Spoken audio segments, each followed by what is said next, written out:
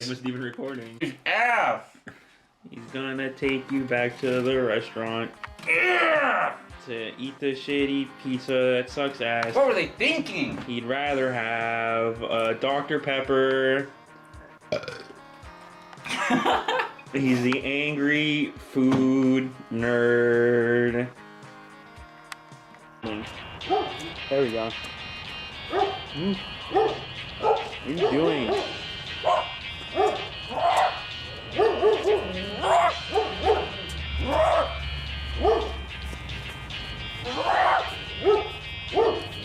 Get a load of this guy.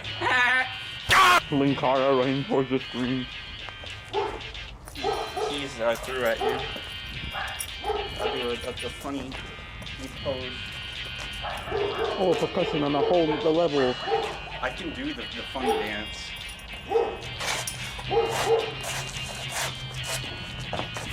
Oh my god.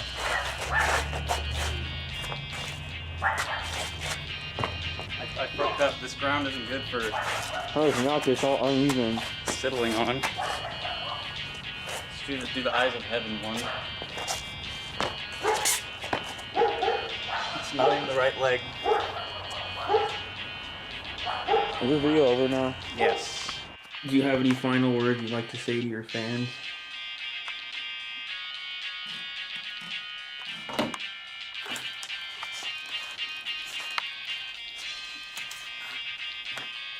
Get it?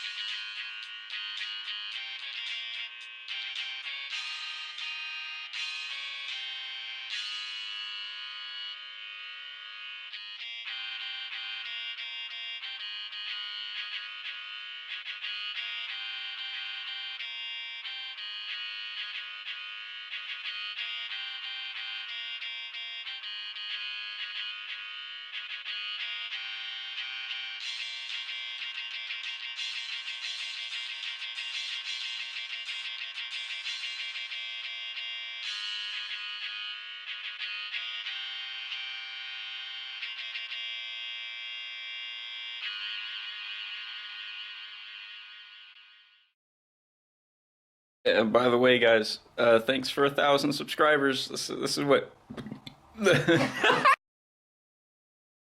E3 2019 is right around the corner, and I figure it's no better time than to make a video talking about what I want, just like everyone else is doing. So, I'm gonna get this started with things that I know that's gonna be there, things that I want to be there, and things that I really don't care about. So, let's get started.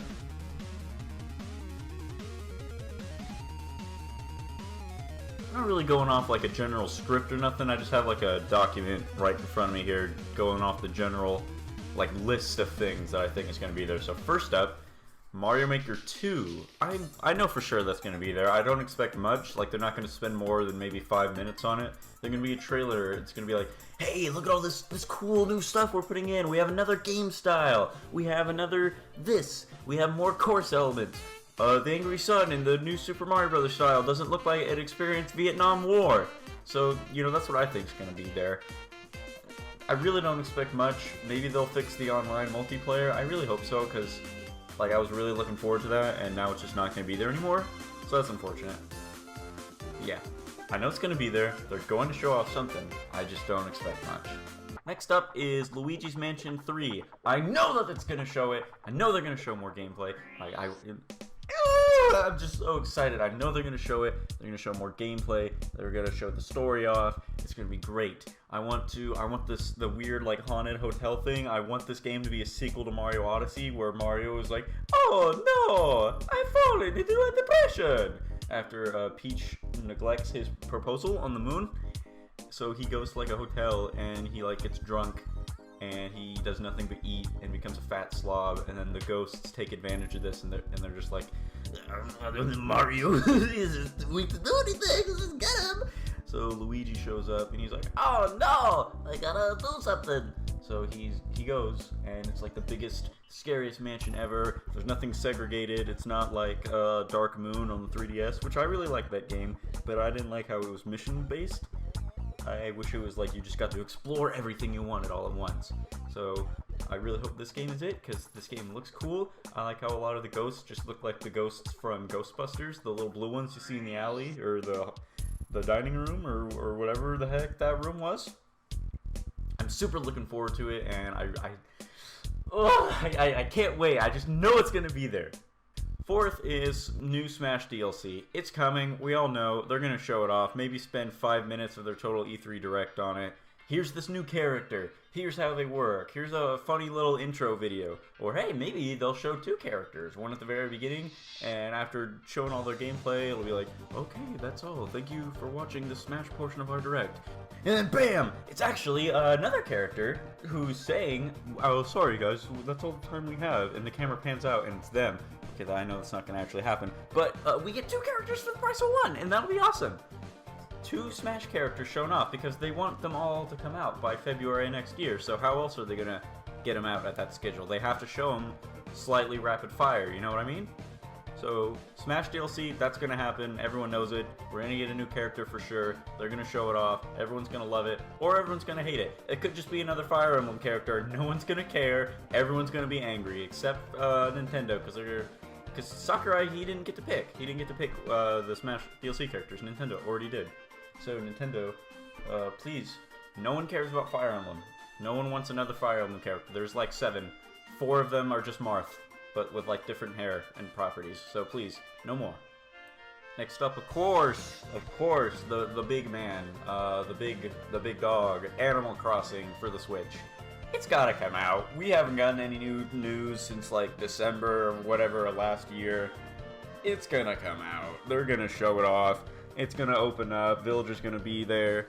Gonna come out of his house. It's gonna show off the graphics, or it's gonna start with like Tom Nook or Isabelle or something, because everyone loves Isabelle now.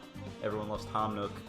So it's gonna start with that, or they're gonna come off of like a train or like a boat or something. But the point is, it's gonna open up, and it's gonna be Animal Crossing. Everyone's gonna love it, and they're probably gonna show off the new features, or it just might be like a normal trailer. So yeah, you know, they're gonna show off Animal Crossing. Everyone's gonna love it. It'll be cool. And then maybe they won't show it off again until like the treehouse. That is, if it's like in a playable state. Or they won't show it off again until they have like another Direct in, I don't know, a month. Point is, it'll be there. It's gonna be there. And it's Animal Crossing. Everyone's expecting it. Everyone's gonna throw a hissy fit if it isn't there. We all know that too. So Animal Crossing, it'll be there. Next up on the list is Link's Awakening. Now, Link's Awakening, it's in my top 5 Zelda games of all time. I love this game. It's one of my favorites. It's one of the first games I ever played back when my dad gave me his old Game Boy. Not Game Boy Color, just Game Boy. And then I bought the DX version on the 3DS many, many years later. And I loved it even there. I loved it there even more because it was in color.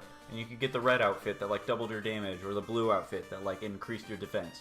It was cool. I love Link's Awakening. It's so unique.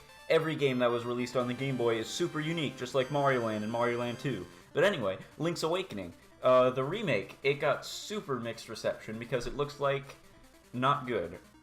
The art style is very weird. It looks like they're all a bunch of toys. They're like claymation, like how Kirby and the Rainbow Curse was.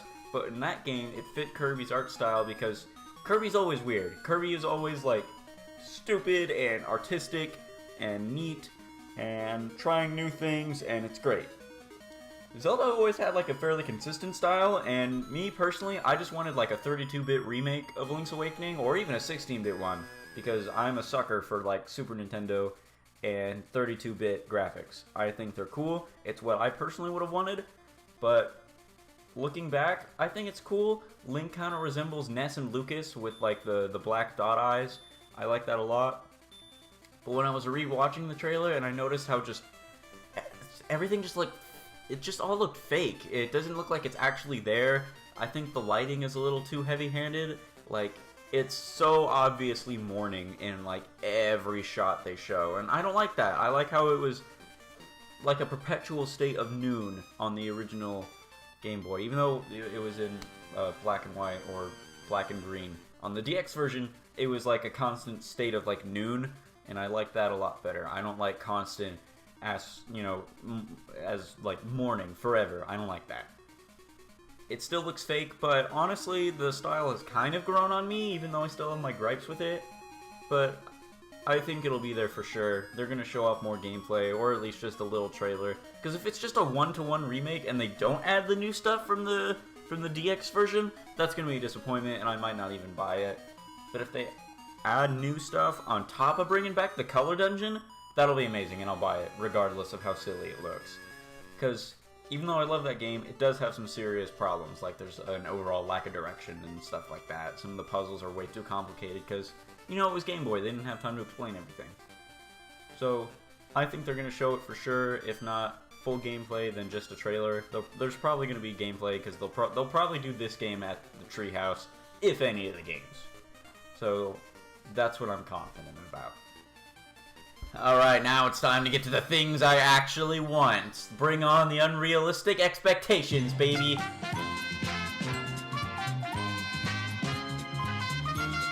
I want Pikmin 4, baby! Come out! It's been in development for like 4 years. Miyamoto, you're a fraud. Please stop saying games are nearly complete when you announced this when we were still in the Wii U era. Please stop that. Pikmin 4, please? Please. I want more Olimar antics. I want more Louie antics. I want to see more of Alf and Brittany. Maybe not Charlie, but definitely Brittany, and maybe Alf. Actually, just a Brittany solo game would be cool. I really like Brittany. No, I want HD Pikmin. Pikmin 3 was awesome, but you could only have one save file. It was short, it was very short, there was next to no replay value. It was not like Pikmin 2, that was like the perfect game because it had all the overworld stuff and it had all the cave stuff. There was tons more treasure, there was more story. Actually, I don't even want Pikmin 4. I want a Pikmin 1 through 3 HD remaster collection for the Switch. It'll be perfect. The Joy-Cons are one-to-one to focus, to imitate the Wii pointer aiming. It'll be perfect. I want Pikmin 4 to have a map level editor for when you play in multiplayer. It'll be cool. I just want to see HD Pikmin, man. It'll be so cute. You all want it too.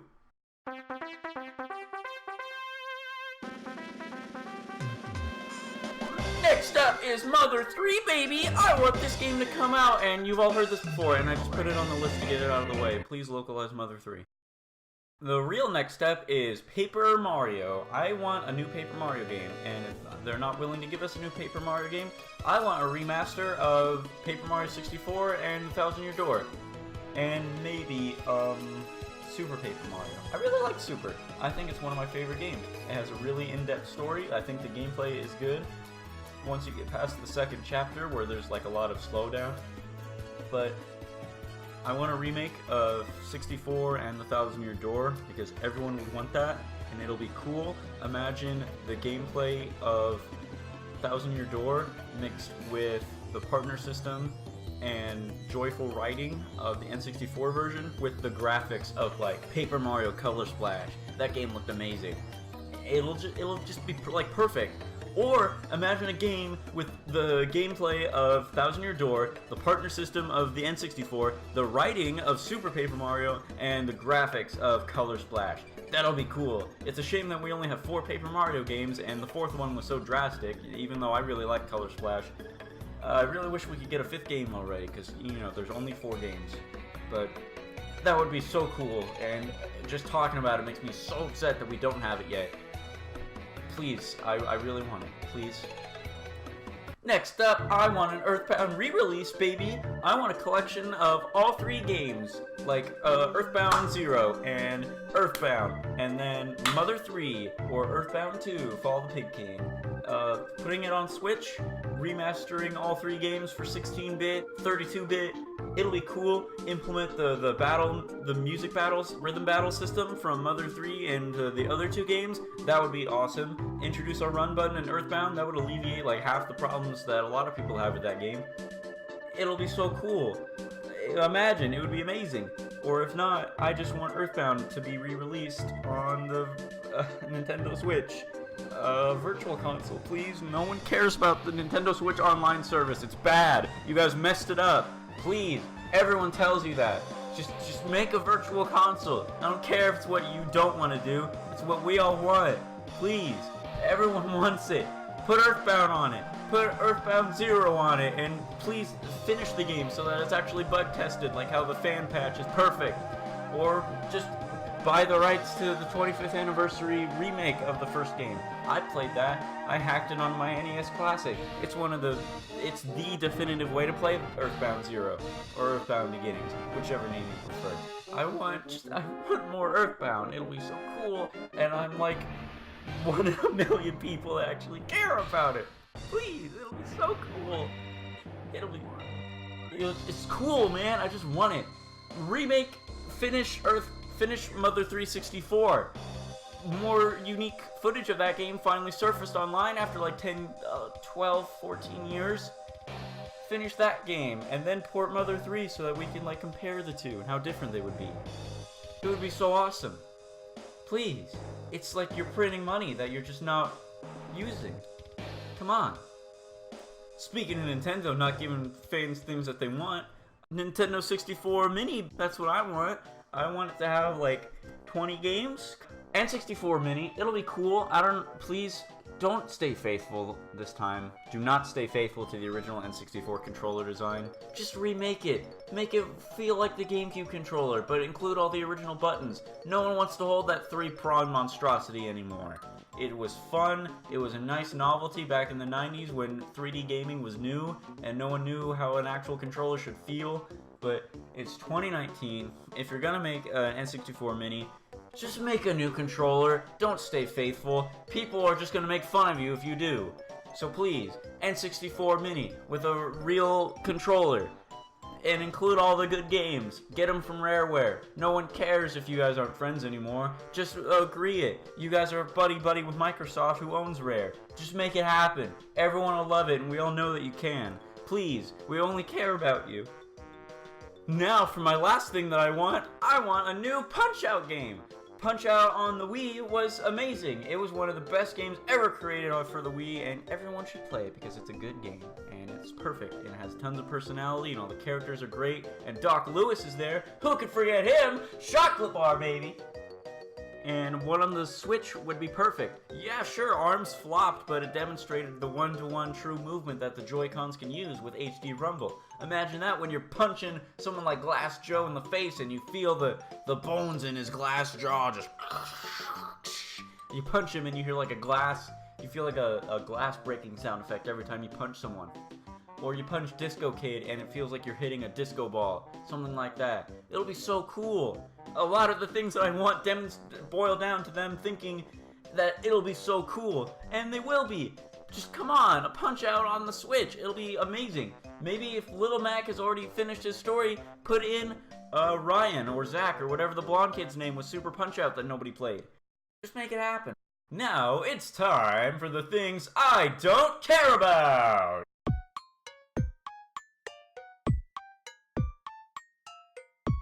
First off, all the anime games that they showed off at like the last Nintendo Direct. I don't care about Astral Chain. It doesn't look interesting. I don't care about Platinum Games. I don't care about all the other anime games that were shown off. There were so many of them that I don't even remember. They're not on my list.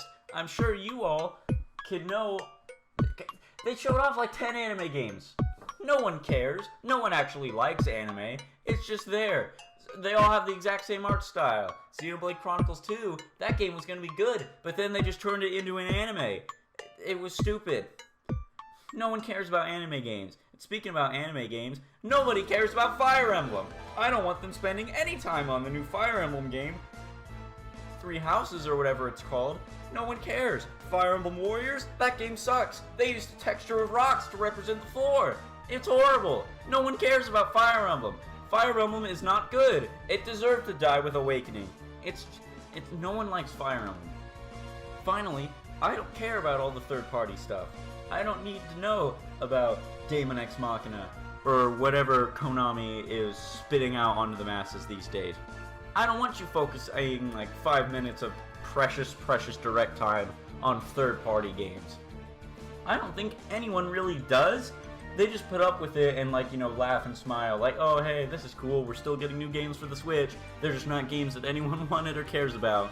So please, third parties are healthy for Nintendo. I'm glad they're here, but I just don't care about them, and I don't want them to spend more than maybe 3 minutes, more than 2 minutes on third parties. I want them to just be like, snap, snap, snap. Here's a third-party game. Here's a third-party game. We're not going to focus on them, but here are the third-party games that are coming out. They're cool, I'm glad they're here, but I don't care, and I really doubt anyone else really cares. So yeah, that's everything I wanted, everything I know will be there, and everything I don't care about. This video is dragging on a bit longer than I thought it would. I didn't think I would be staring at the 19-minute, 30-second mark right now. But I was able to get everything I wanted out, even if I wasn't following the script and I was just following the basic list that I have here about things that I want. Things I don't want, things I don't care about. You watched the video, maybe you didn't. Maybe you just skipped to the end to get my final thoughts. And my final thoughts are, I really want certain things to be shown at E3, but they always spend like 5 minutes, 10 minutes of precious direct time on things nobody cares about. But it's time for my real thing. The real final thing that I want this E3. I want a Reggie cameo. Yeah, he's retired. And he deserves his retirement because he's a good man. Just imagine how cool it would be if, like, it opened and it was Bill Trennan doing his thing. Like, they filmed something about filming people, like, out on the streets reacting to their game, and one of them just happens to be Reggie. Like, he just happens to be walking by, and they don't treat it as, like, a special thing. It just happens to be Reggie, and they don't acknowledge that it's actually him. Man, that would be so cool. I miss Reggie, and I just want to see him one last time on a big Nintendo event, you know? But yeah, that's all I really want for E3. Thank you guys for watching, and I look forward to E3. World of Light DLC? Not actual gameplay. Well, we're gonna see the new character. Why wasn't any of these cutscenes in World of Light? This is what this needed. It's not good. And World of Light isn't good. Who's this? Is it a Fire Emblem character? It's Impul. It's Ren from Ren and Stimpy. Is it Erdrick from, whatever it's called? No, Dragon it's Quest? Impul. It's the Twilight Princess land. They're bringing him back.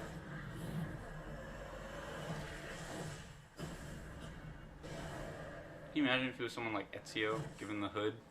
It's not. Unfortunate.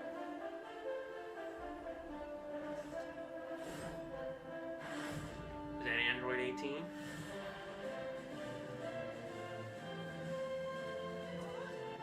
Okay, well this video's over. He's Robin. No animations, good. Well, Wow, this is just Robin. yeah. It's, at least we got Trunks DLC. I already said this is Android 18. Okay, he's dead. Thank you, Dragon Quest Slimes. Okay, another character, maybe. I'd Or hope. Spinal Smash. I'm glad. I mean, Goku's in Smash now. Yeah. Kind of. Who is this? Okay. Oh, is this just his final smash, or is it like his alternate costumes? This is that's Bulma Briefs.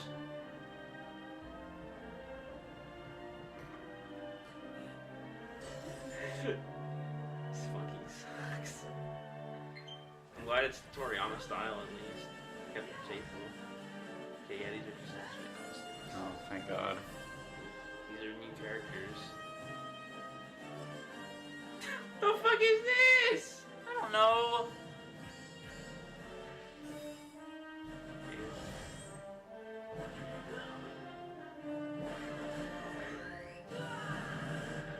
He has a move where he just kills himself.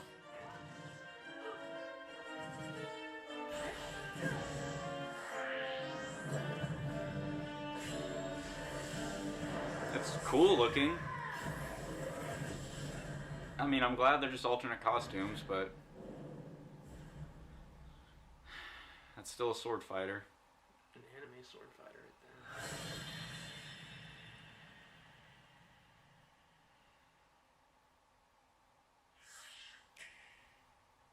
there. We already know this game's coming to Switch! You showed this on the last Direct! Why are they spending more time on this?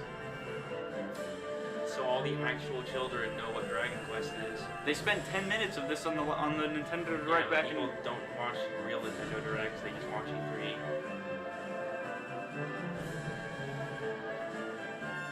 We're just showing this so everybody knows why he got in.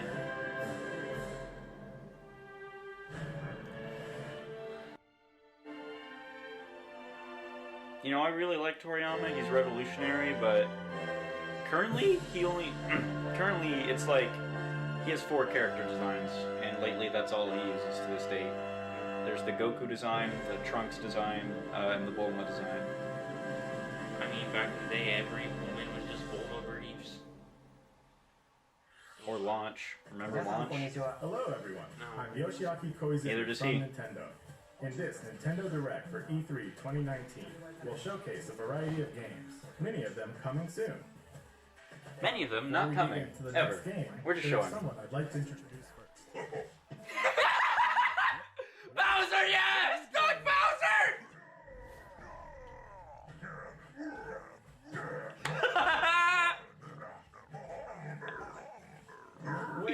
Wait a minute. Let him snap! You're not the right Bowser. Sorry. I'm the right Bowser for this presentation.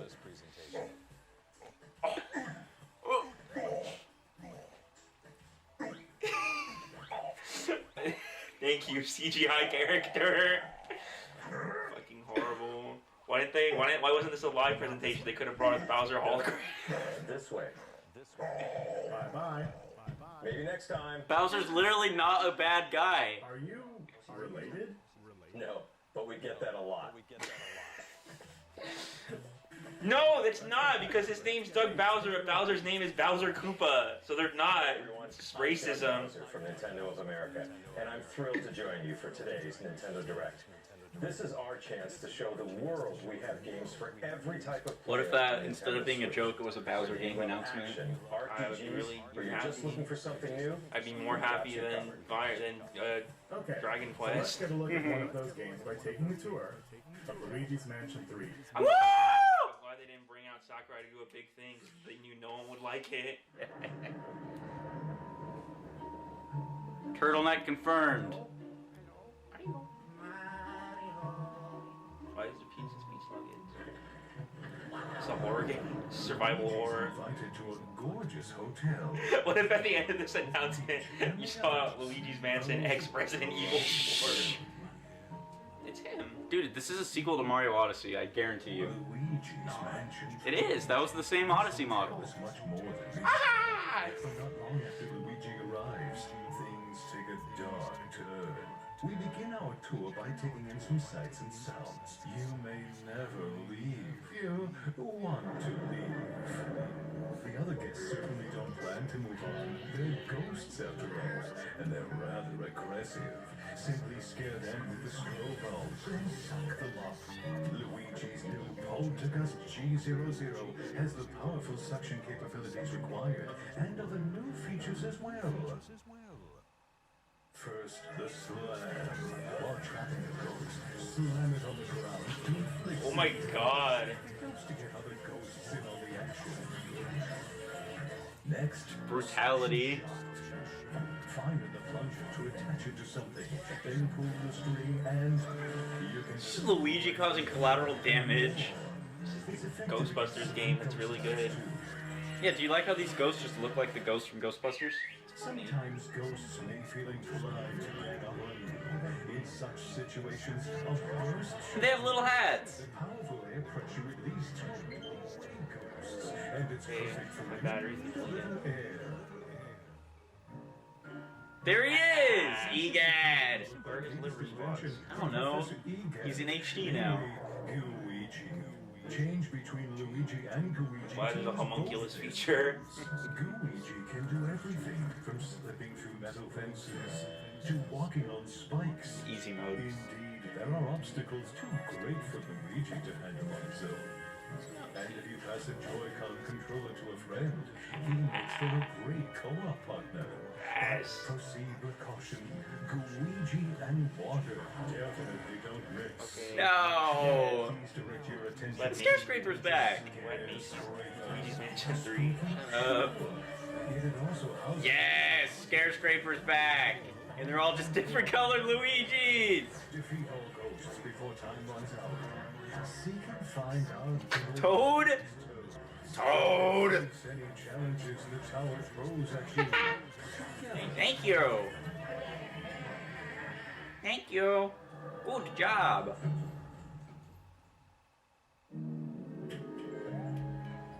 What a place to wake up in. A haunted hotel with floor after floor of oddities. Many traps and mischievous ghosts. Oh my god. Why does he just What get a will gun? our Mr. No, they're all dead. and his dear brother Luigi. Their fate rests. Shit, King Boo. Who's obviously not the final boss since they showed him already. Luigi's Mansion 3. Who would be if it's not King Boo? Dry Bowser even. Perhaps. So that was Luigi's Mansion 3, the latest game in a series that I personally love. And we can look forward to seeing some of the new gameplay elements that await in this strange hotel as we dive deeper into this title on Nintendo Treehouse live at E3 2019. We'll be streaming content, some you've never seen before, right from the show floor, including live gameplay of Super Mario Maker 2. And on day 3, our Treehouse staff will get their hands on some promising indie games that are new to Nintendo. Do you care about Switch. indie games? While you watch today's Nintendo Direct, keep an eye out for this icon to learn what other games will appear on Can't Nintendo fucking Treehouse see it, quality's live too at low. E3 2019. You won't want to miss it. Or this. Have a look. Netflix. Ogre slept Is this a too Dark long. Crystal game? Far too long. Sing me your story. He's a puppet. What has become of... Should have been a Labyrinth game so we can get a 3D model of David Bowie in HD. What the fuck? What is this game? For an age, evil takes root.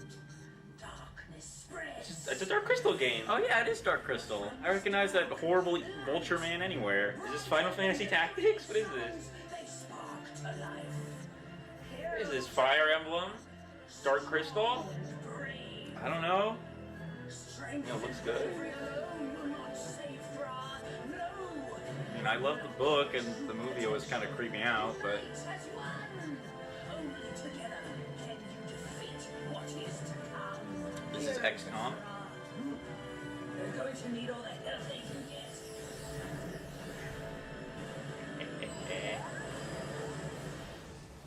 Tactics, even. Why are they making a Dark Crystal TV show? Because it's fun. It's nostalgic. I guess. His Happy Time Murders failed. Link's Awakening! Why is she Breath of the Wild? I don't know, but it looks better. Doesn't look all fake. It's fun. It's like a random chance. It's like- Not even anything.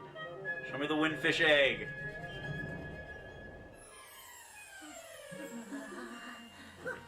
Dude, it's Mario. He's in this game. It's literally Mario, you're not even wrong.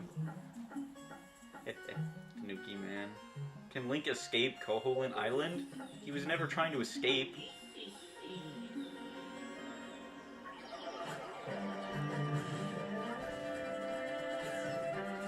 Can still use only 2 items.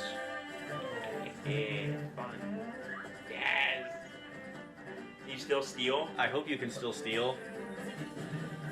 Why can you just throw bombs like that? Oh my god.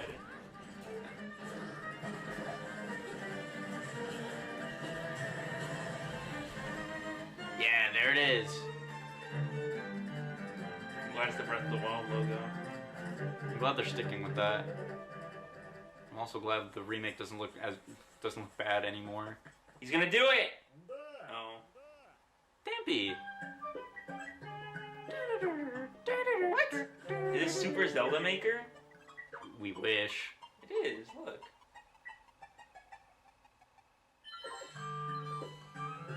See? It's Super Zelda Maker. They just weren't sure how to make it, so they made it as a mini game. They're testing it. There he is, Dolby. There's Wiggler. There weren't even bottles in the original Link's Awakening. That makes me wonder what they're adding. Boy, you gotta do it. What? September? Should have been on 9/11.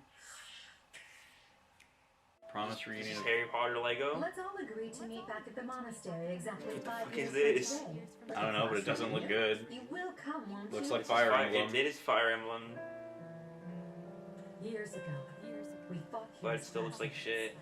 As big class reunions go, Looks like fucking Reserve 2017. what should we do, teacher? Kill every last one of them. Okay. Looks like those fucking Godzilla movies on Netflix that aren't good. Still, we have no choice. Remember when Fire Emblem actually looked good? No, I do. When When it was on the Game Boy Advance. Looked better than this. You're not wrong. Remember when it was on the NES? No, no one else does, but Marth had a skirt.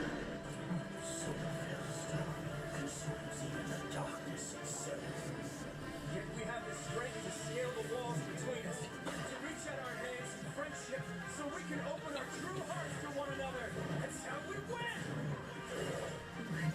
Teacher, both sides of time are revealed to you.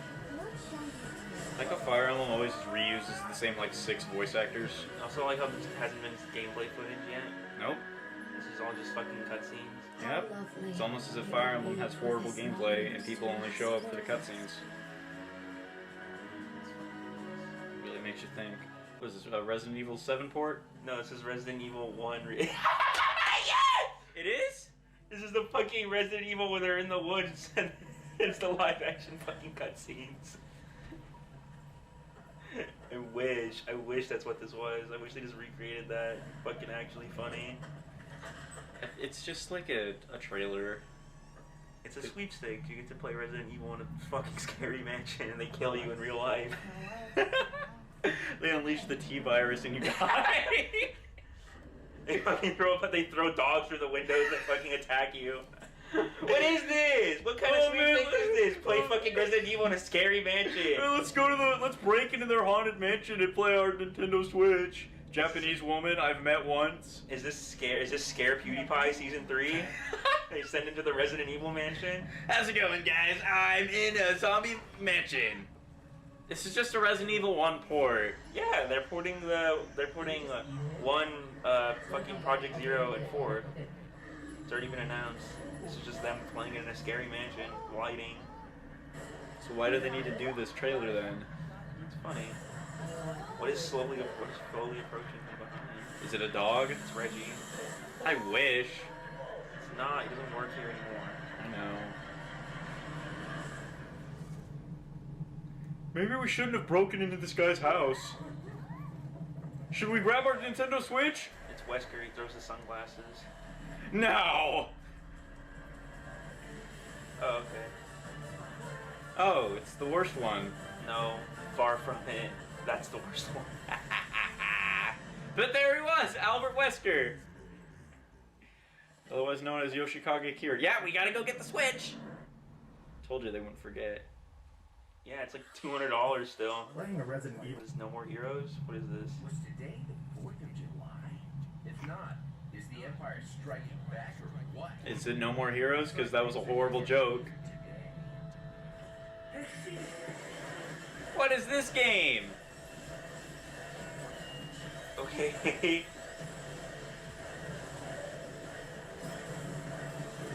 What the fuck is happening? I feel like they're gonna reveal something where we're gonna look like really stupid for not knowing what this is. Probably, but who knows? It is just Travis! Why did he look like that? It's just No More Heroes 3. Because he was Fat Thor. Oh. Yeah. There he It actually was just No More Heroes. I was actually right. Wait, what is this? Is there funny... It's gameplay. This is what the HUD looks like, I imagine.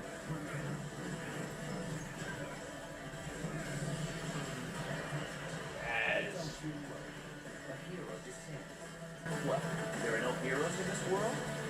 Oh, but they're totally. He led an elite team of Contras during Oh my the war. god, is this Contra? I think. HB is actually a cyborg. It's Overwatch. This is Miss Harakiri and her alien gut bucket. This is Katana. She's got my back. So we some sort of suicide. The sweetest So this is the kind of world where there's no more heroes. So we're some sort of Contras, huh? Fucking sucks. This is just Contra. Have you got the guts? And then Guts shows up. Is there any good? Is that Rapalm? Yeah, it's This is the Contra game they showed off 4 years ago. Yeah, In 2011. it's fun. No, 4 wait, years ago. seven. I was 7 years ago. Online multiplayer. Oh, Super C. Oh my 10 god. Contra games in one? Later today. Alright, what is it?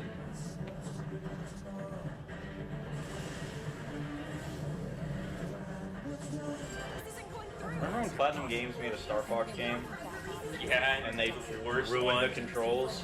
Literally the worst fucking one ever. And they haven't made one since. They don't. Why would you get Platinum Games to make a Star Fox game? They make games like this. Yeah, exactly. Remember when they were gonna make Star Fox Zero and it was gonna be at least decent? Then Miyamoto came in and said, "Make them use the gamepad, because we haven't justified the fact that it exists yet." Same reason why the same thing he did with Skyward Sword ruined a perfectly good game.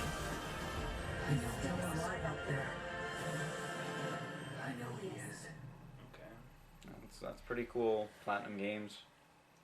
I mean, it is. It's just not really my thing. Games, I like the hat and shoes. It's Mario and Sonic the Special. Is that Eggman in a tracksuit? What are they surfing? Join Mario, Sonic, And friends, Yoshi, Which skateboarding, Which Knuckles, Which Thanos is in this game? Knuckles, soccer. Oh my god! Tails killed Princess Peach. White Eggman what? Eggman, what was that? Eggman beats Sonic in a foot race. There's Bowser. Bowser has clothes on. Only on Nintendo Switch. Okay, I'm glad that they are in this game. Is that Mike Pollock looking distressed? Should have been Jim Carrey. It's a movie tie-in. It was going to be, then they delayed the movies, now they can't. So far. Now for some follow-up information on a game that fans have been waiting for. Ow! What game have we been waiting for? Is it Animal Crossing? Can you imagine if it was like a really dark trailer and then it's just It is! It's Animal Crossing! I was right! Just 9/11. I've had enough! Yes?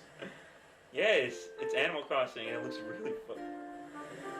Nook Inc. I'm not sure how I feel about that. The Deserted Island Getaway. It's a commercial for the Deserted Island. Yes! Yes! It looks like New Leaf, but HD! Ah, yes!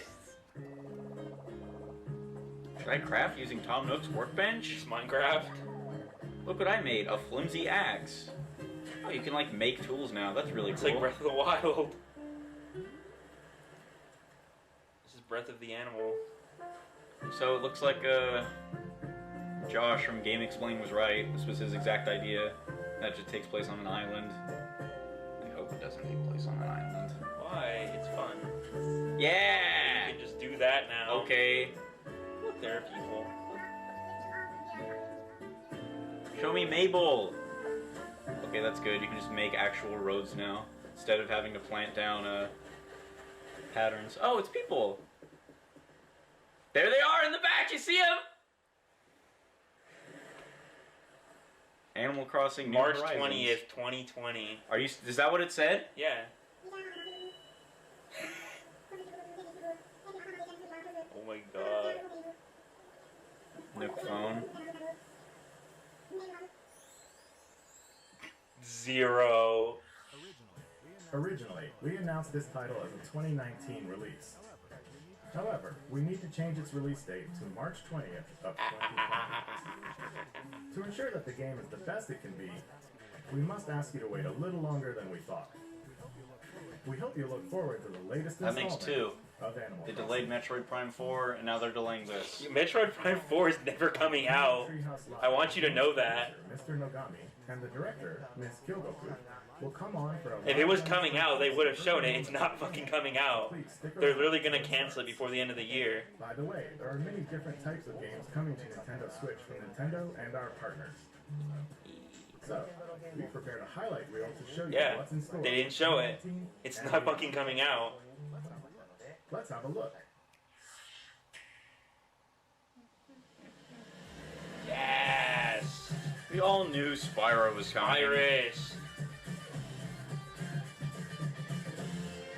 It's pretty good. Isn't that the sequel to Hollow Knight? Yeah. What is this? It's a Studio Ghibli I game. didn't even know that was happening. Neither did I. Why didn't anybody tell me that? Minecraft Dungeons. What is this, a Minecraft roguelike? Yeah, you didn't see it. No. It's funny. Look. It's horrible. It's evil.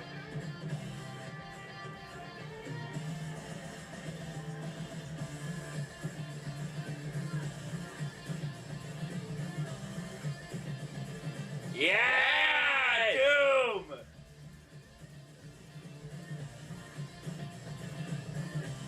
What this serious game has this upbeat music is on Nintendo Switch. Got him.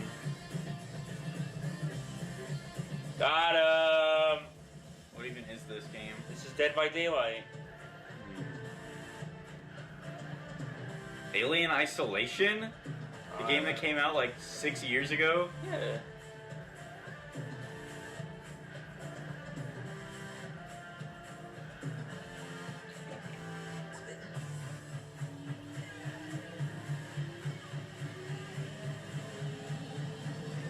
It's Aerial.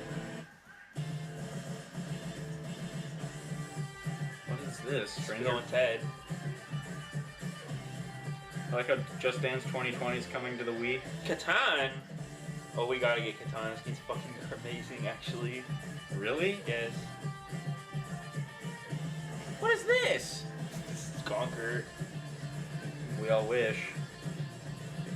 I mean, they deliberately made it look like that.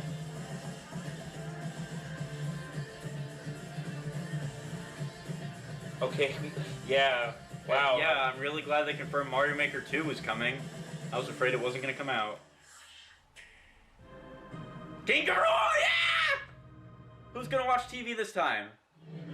It's Donkey Kong again? Ha! King K. Rool's there! They're friends. Banjo! It's Banjo! You saw it!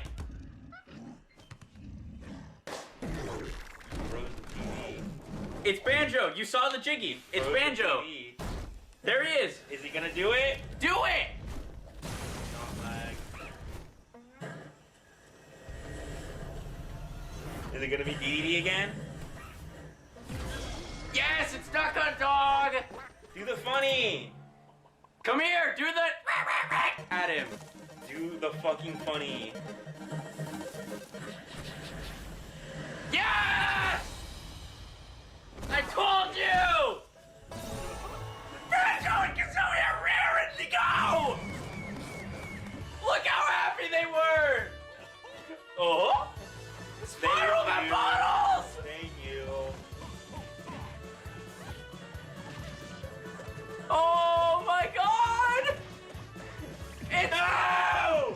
They did it! Go hot, go hot! Oh! You like how that was That was their upbeat. That was the jump pad. Spiral Mountain, my old friend! Grunty! Gruntilda! Super Jinjo! Good lord. Why did they do that to Karul? Oh, that's really funny.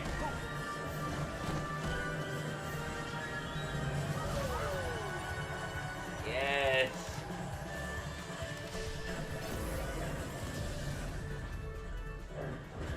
Banjo-Kazooie! Do-do-do-do-do-do.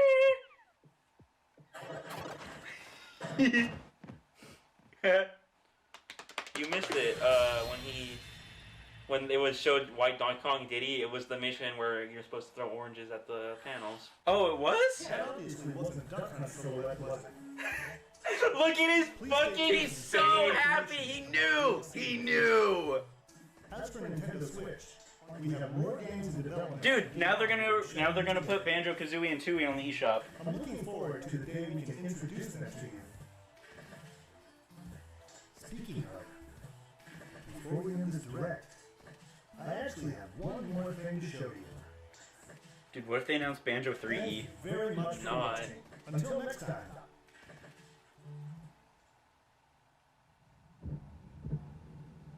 What is this? Worm game. What is this? Is this Spore 2?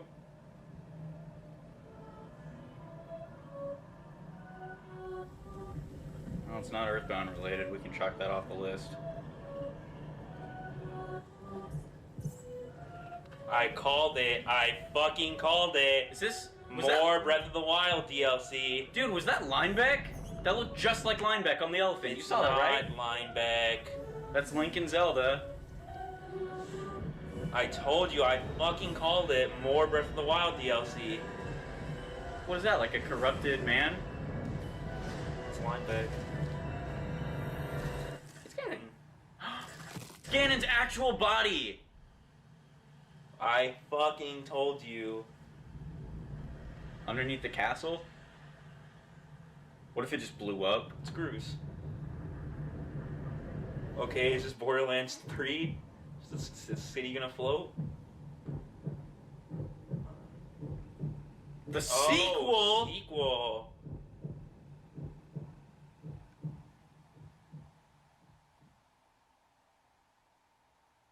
I'm glad they're,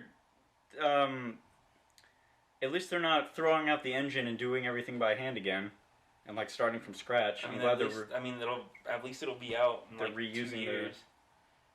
the same engine. I hope, Hey, good morning, everybody. There's Bill Trennan. Welcome to E3 2019. I hope, It's really I'm sad Doug that he didn't get Bowser to from be the new Nintendo of CEO of America, Nintendo. Look at and him. he is Bill Trennan from Nintendo Treehouse. We're here at the Nintendo booth. We're going to spend a couple minutes talking about what we just saw in that Nintendo Direct, and we're going to give you a sneak peek. I hope they don't ruin the story. I Like don't how know all the about you, but I cutscenes think were there's locked a lot behind of random folks out there memories. that are pretty Those are excited that's about funny what though. they just Everyone saw. likes that. I I know no one likes likes it. that, but it's funny. It's more mysterious that way. They advertised it as having the cutscenes in the actual game, They are not, in the actual game. you know what I mean, being integrated through the gameplay, not Turn this little off. side Nobody wants to missions. watch Nintendo Treehouse. We're not getting new DLC. We are getting a full sequel, Oh, he's talking a brand about- new game in development for Nintendo. I guess that's why they didn't do any DLC because they were already going to work on the Hopefully everyone out there sequel. is excited as well. Certainly, if you're a Zelda fan, there was a lot to like in this Nintendo Direct. A lot of other things as well. What do you mean if you were a Lots of Nintendo games fan? for They showed players, one game. Dragon Quest Showed two 11 games. S Showed Link's to Awakening and they showed Breath of the things like Wild. Panzer Dragoon, Perhaps. the Dark Crystal, Astral Chain, looking great. Was there anything? Honestly, in this the is pretty Direct that stood out satisfying. to you? For me personally, I'm looking This is pretty forward good. to I Luigi's really Mansion enjoyed this 3. actually. I'm a huge fan of the series. I'd say this is better than And I last look year's. forward to being able to You walk think through that? this, the Yeah. various levels of Last year this was basically just hotel Smash Brothers with for my 40 sidekick, minutes. Luigi. Because I mean, Odyssey was already What I'm out. looking forward to Right. is the new Poltergust and its updated capabilities, including. Shut up, Doug Bowser. Take Piss a lot of off. fun killing- I wanted killing Bowser to come back on stage. Bowser. I wanted Bowser to snap. Yeah, Why don't they played get? this game Why for don't they a while. announce Skyward Sword Sucked up a little HD? bit of my time. Literally everyone wants that game because if they do it, there's no motion controls on the fucking Switch. Ow! Just go get the Joy-Cons and turn it Turned off. it Okay. All right, thank Um, you everybody for watching. So what? This How video would is over. how would you rate that? I give that a solid 8 out of 10. What letter grade would you give it? Okay, nobody cared that Dragon Quest was in it. Yeah, not one person. That's why they didn't say anything. They just showed it and then ended it. There was Did the no next- build up, and then they just ended it and didn't talk about it again. Everyone knows we wanted Banjo. Alright, thanks for watching, you guys. I'll, come talk at you later. Let me take you back to the 1980s. This was the era of basic video games like, you know, the Atari 2600, the ColecoVision, and the Magnavox Odyssey. After the video game crash of 1983, a little company called Nintendo would shock the world with their Donkey Kong and Mario Brothers line of arcade games. Now, they had already created their own home console video game player in Japan known as the Famicom Family Computer. However, it wasn't until 1985 did they truly shock the world again with the release of the Nintendo Entertainment System. This was marketed as a toy and was sold in the toy section of stores like Toys R Us and Sears. Now, I could make an entire separate video talking about the details of the crash of '83, but there's tons of other videos out there that have already said everything I ever could, you know? The point is, Nintendo was now on top and was revolutionizing the market with how video games could really be played. Then, of course, Super Mario Bros., a semi-sequel to the arcade game that was just Mario Bros. Now, of course, they're super, running around through multiple levels, collecting power-ups, gathering coins, stomping on enemies. It wasn't about the high score like in the Atari era, it was about having fun and playing through a world. Nintendo certainly knew that. The Mario Bros. Fame skyrocketed Nintendo and helped them create other games like Metroid, Legend of Zelda, Balloon Fight, Kirby's Adventure, and helped pave the way for other studios to create games like Mega Man and Castlevania. However, when one product becomes famous, there are others who would, of course, like to take advantage of such a thing. This brought on things like, of course, toys, TV commercials, more games, TV shows like Super Mario Bros. Super Show and The Adventures of Super Mario Bros. 3. But what else came out was something that was a bit lesser known, and that was the Nintendo Comic System. Yeah, during this era of gaming is when Nintendo Power was rising to fame, giving you all the hot gaming tips like an extra live code or password that gave you infinite energy or helped you skip to the end of the game. Inside Nintendo Power, you'd often find comics relating to a specific game as well. There was comics based on Metroid, Zelda, and even Star Fox. However, those weren't as well loved and remembered as the Super Mario Adventures comics. You know, the one where Princess Peach charges on Bowser with a small army, she's kicking ass and blowing up bombs, she's dressed as Luigi and fools the Koopa kids, there's the fight on top of the big wedding cake, and Yoshi shows up in the ghost house therapy scene. It's a great comic, but that's not what I'm here to talk about. The Nintendo Comic System was a series of Mario-related comic books that ran from 1990 to 1991. It also featured a Zelda comic and Captain N, which nobody gave a shit about. It had about 9 issues as far as I could tell, because as I'm doing the research for this video, I couldn't find much, if, like, any information about what the number of issues was or what was in them. It was hard for me to even find pictures or videos about them on YouTube. All that ever came up was the Mario 3 cartoon and the Super Mario Adventure series, which had a very good dub on YouTube. I recommend you check them out. But let's talk about the comics themselves. I happen to own 6 issues, but they're not exactly in order. They haven't aged well, and with comics this old, it's expected, especially when they've spent the better half of their lives in my garage, then shoved into a drawer in my desk. I own issues number 1, 4, 5, 7, 8, and 9, and I've owned them for most of my childhood, ever since my dad showed me them when I was, pretty young.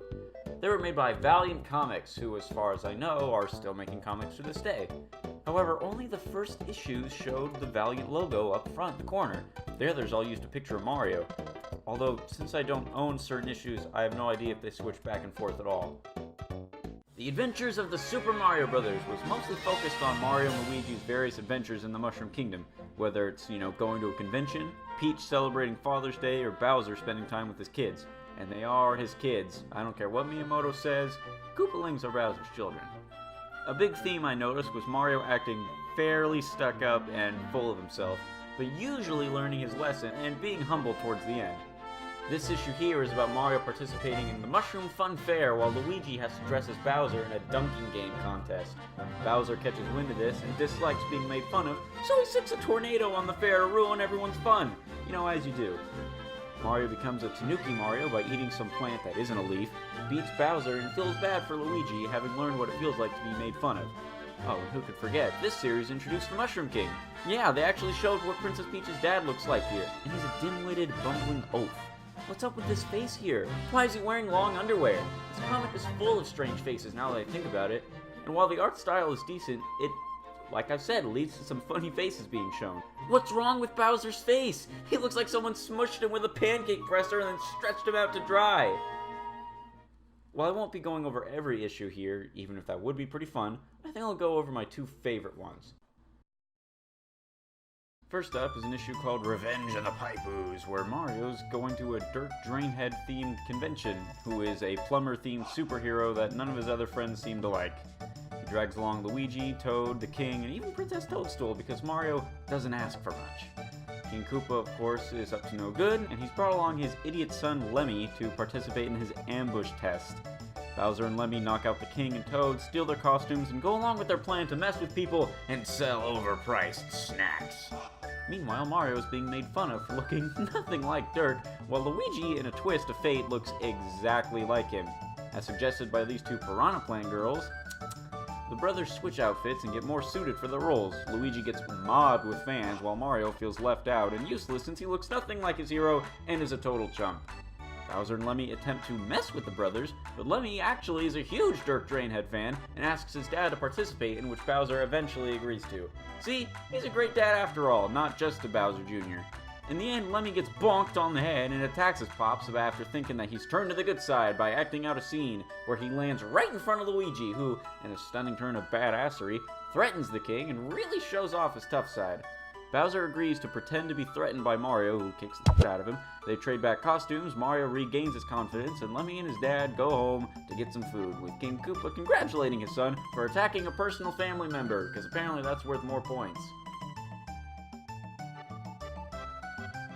Another issue that's a personal favorite of mine is number 8, in which the castle's plumbing is all messed up, and once again, it's Bowser's fault, with Lemmy in tow again, though he doesn't stay very long. I seem to like issues with these 2 together.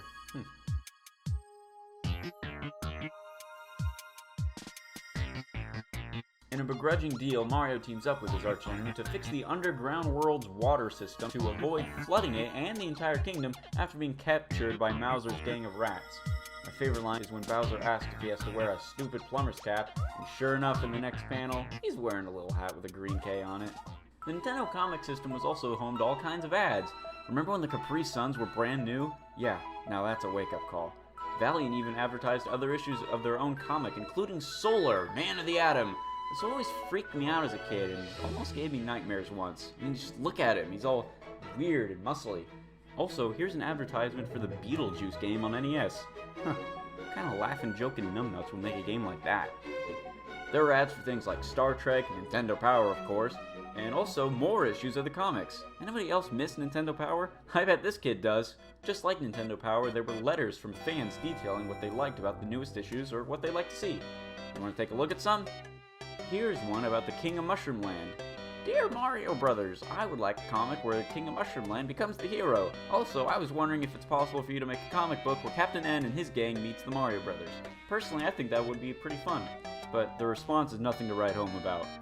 The King of Mushroom Land may seem a little muddle-headed, but beneath that crown lurks the soul of a hero. We just know it! Maybe? Like, what kind of response is that? As far as I know, neither of this kid's requests ever came to fruition. He pretty much just ignored his Captain N request, too. But let's read some more. Dear Super Mario writers, I have been waiting for a comic with Boom Boom and the Koopalings in it. I love your comics, but not enough to marry them. You know, I'm glad he clarified, and a later issue did in fact have the Koopalings in it, but once again, no Boom Boom as far as I know.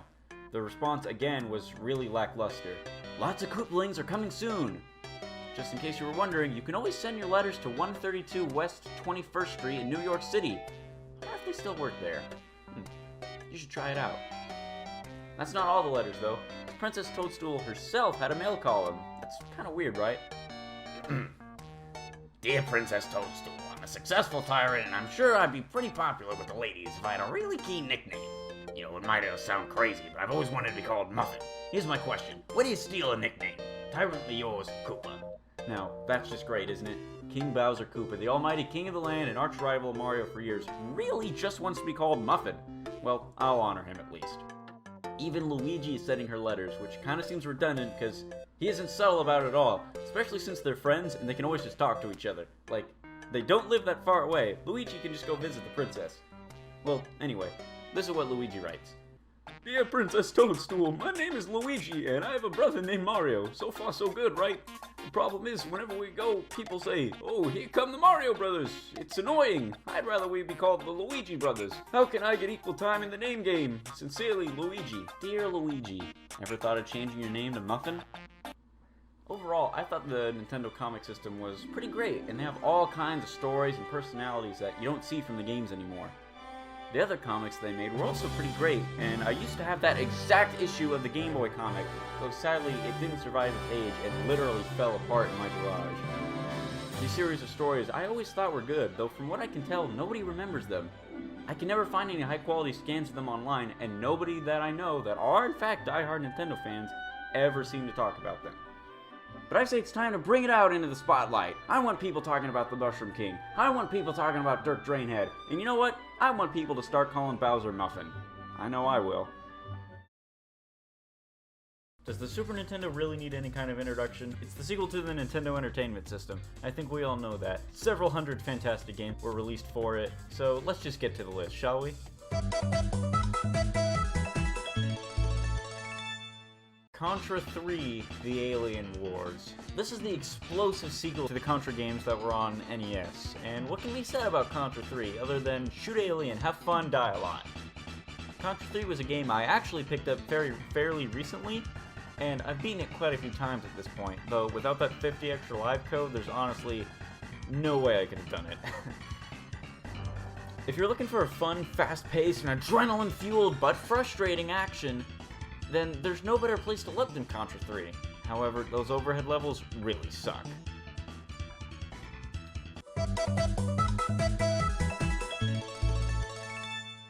Is Super Mario Kart just too slow for you? Then how about blasting over oceans and cityscapes going over 500 miles per hour? F-Zero was the explosive debut of Captain Falcon, which we all know today as the incredibly fast and powerful Falcon-punching maniac from Super Smash Bros. However, you of course got to start here. The first F-Zero game can be a little hard to master in terms of the controls, but once you get it down, it is non-stop fun from beginning to end. The games that would follow would do nothing but improve on the formula that the original started, especially F-Zero GX. And you know, I just can't wait for the inevitable Nintendo Switch version to be announced.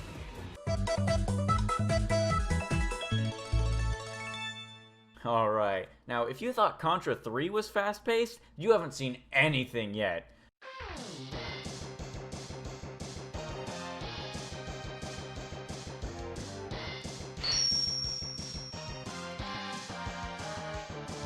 Mega Man X picked up where Mega Man 5 on the NES left off, and took its gameplay and cranked it up to 11! The boss fights, the setting, the special weapon, the badass upgrades you can get, and obviously the soundtrack make this my favorite Mega Man X game out of all of them. Yeah, you know, it might be cliche to say that the first is the best, but that's how I feel.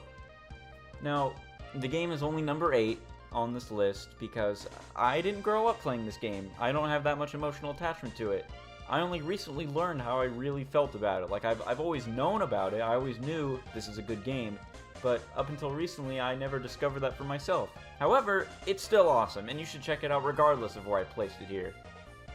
So, yeah, it's still a great game.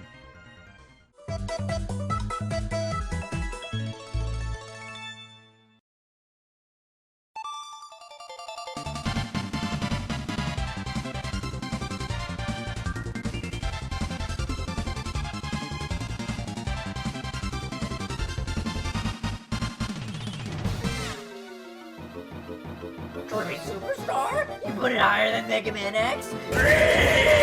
Yes, I like this game more than I do like Mega Man X, but for different reasons. When I went to speed through levels, knocking out robots and jamming to awesome metal tunes, I play X. When I want to relax and play through a colorful, energetic, and fun romp through grassy fields, caves, and different planets, I'll play Kirby. Even though the remake on the Nintendo DS would grow to become my favorite and go-to version to play nowadays, I somehow find the original more charming. The music is catchy, but also very atmospheric, the gameplay is addictive, and everything is just so fun to look at. You know, if I can sum up this game in one word, I'd say fun.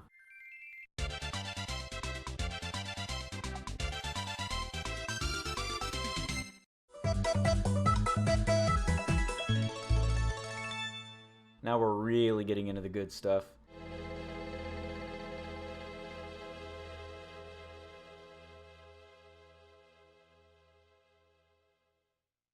Super Mario RPG was the first RPG I ever played. I didn't understand the controls, I didn't know why I couldn't just jump on enemies, and I didn't understand what RPG meant. It didn't help that when I was younger I had trouble reading and understanding big plots too. I also played this game on a tiny black and white TV, which also didn't help my lack of overall game sense. I put it down and forgot about it until I was in junior high when I discovered the Wii's Virtual Console, and I suddenly had access to all the old games I used to play when I was but a wee little child. I could go over the Wii's Virtual Console and everything else in a whole separate video, but wow, was it amazing to me when I was a kid. All kinds of old games, new ones that I hadn't discovered yet, oh, it was amazing. But Super Mario RPG, that was the first game I tried out. I downloaded it and I just loved it. It has become one of my favorite games, period. Not even one of my favorite Super Nintendo games, my favorite games of all time. From the characters, the writing, the amazing attack animations, the delightful soundtrack, and of course the setting, this version of the Mushroom Kingdom is one of my overall favorites. All the unique races like the mole people, or how all the toads have really distinct designs like old people, or young people, or children toads that want to marry Mario for some reason, to all the weird enemies that shouldn't fit in the Mario universe but somehow still do. That's just the magic of this game. A beautiful partnership between Nintendo and Squaresoft. It gave birth to this amazing game. And you know, Super Mario RPG, I can confidently say, should be your first RPG. It's just that good.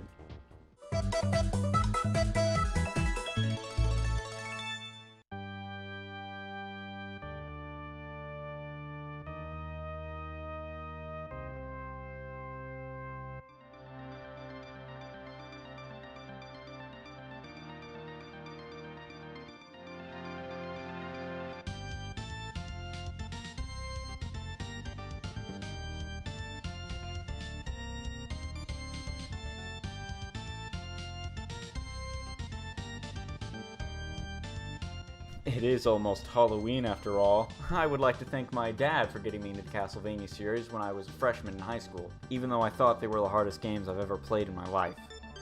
This game, however, takes the original 8-bit trilogy, buries it, and dances on their graves. Being a remake of the original game, it takes full advantage of its spooky setting and really shows off what the Super Nintendo was capable of in its early life. It's really the little things that make this game so good to me. While the music is the first thing that comes to mind, like many people, like the legendary theme of Simon Belmont, I think the minor things like moonwalking upstairs, doing that little whip twirl thing, and having the convenience of the many buttons the Super Nintendo controller has, just to help the gameplay. There's really not much I can say about this game that other people haven't already, so I'll keep it short. This game is the pinnacle of the original Castlevania.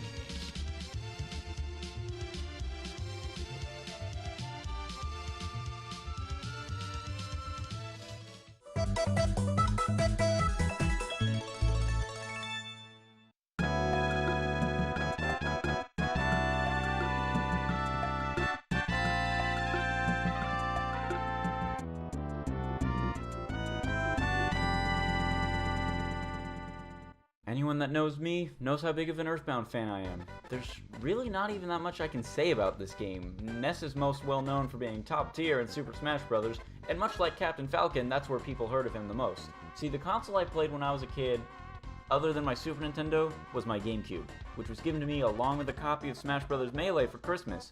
I liked pretty much every character, but Ness always stuck out to me.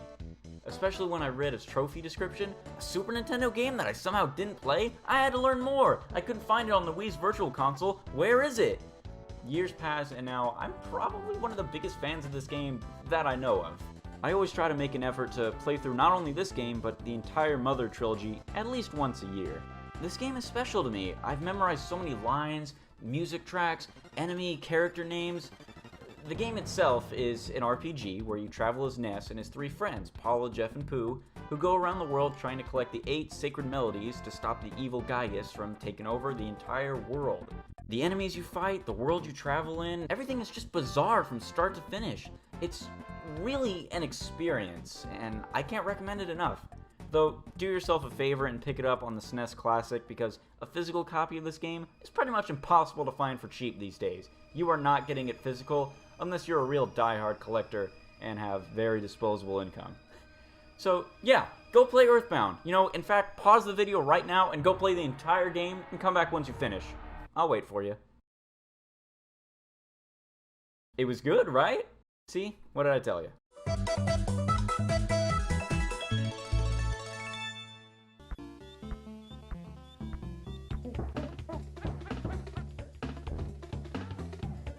Are you guys ready to go ape? Donkey Kong Country is a game that I have so many memories with. My sisters and I would spend hours up past our bedtime playing this, always doing stupid shit like getting hit on purpose just to see DK's animation, or just swinging around the ropes on Ropey Rampage. There was something special to me about this game. It sparked my interest in gaming as a whole. It wasn't just a video game. Everything felt real to me.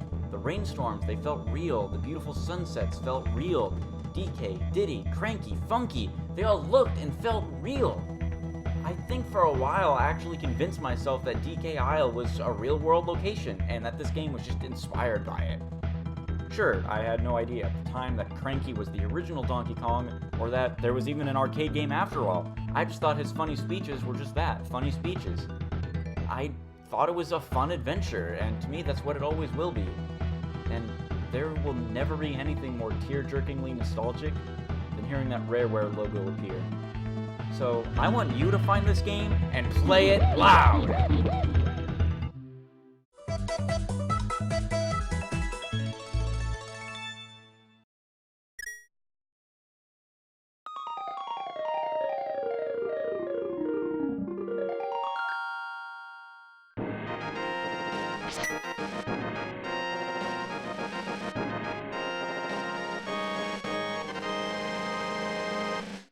Yeah, it's time for the legend to come and be told. A Link to the Past is a game I can confidently say is what made me not only a Zelda fan, but a Nintendo fan. Just from playing this game, as a kid, I knew that if I saw the Nintendo logo on something, it would be good. In fact, when someone asked me what makes me think of the Super Nintendo and what it means to me, I tell them this game. Not even so much for the gameplay or music, but for the sound effects. The chime of collecting a rupee or solving a puzzle is just so Super Nintendo to me. Don't you feel it too? As soon as you hear a sound effect, you just think, yeah, that's from the Super Nintendo. That brings me back. But that is without saying the opening theme always brings a tear to my eye. This is probably the most special game of all time to me. My dad and I bonded over this game time and time again, and just thinking about those moments brings a tear to my eye. We'd always replay the game, trying to die as few times as possible. I'd make him get the Pegasus boots just so I could chase the turkey in the Flute Boy's grove. We'd get the shovel and dig everywhere looking for rupees and other treasures. We'd give unique names to all the enemies. We always cheered whenever we found the red boomerang for some reason. And I remember giving him the controller just for the boss fights because I couldn't do them. I remember one time I played the game, I tried to very stealthily get the Master Sword and all the pendants, thinking that if I was somehow careful enough and didn't let any enemies see me, that Princess Zelda somehow wouldn't get captured. Of course, now I know that that's not how it works, but to me, I was a young kid and I thought the adventure was real. I thought if I really did it without getting seen, no one would know that Link was even on this adventure. They wouldn't know to look for Princess Zelda. However, no moment in my life will ever be more special to me than my dad making me fight Aghanim in his tower by myself and me beating him on my first try with only half a heart left. We fought Ganon together, and I cried when I found the Triforce.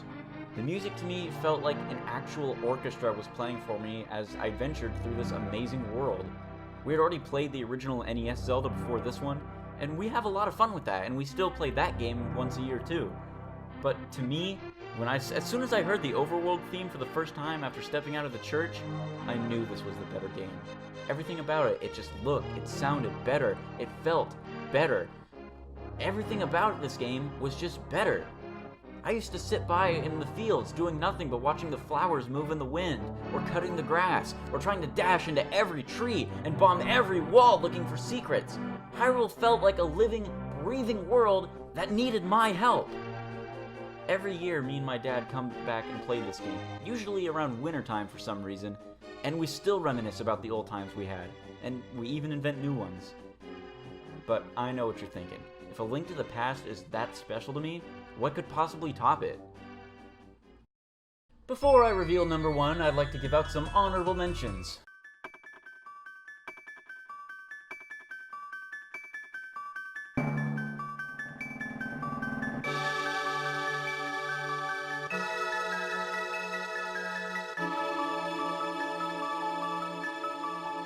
First goes out to Chrono Trigger. This is a game I only recently started playing a few months back, and honestly, I really wish I played it sooner.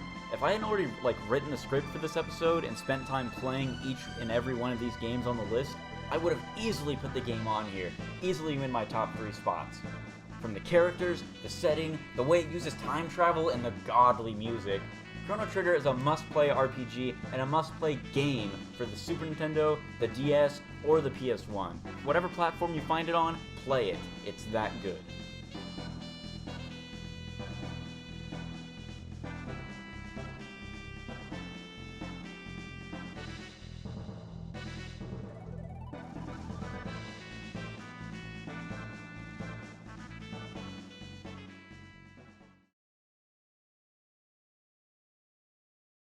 My next very honorable mention comes from my very first top-tier Patreon supporter, Mr. Meyer Lurking.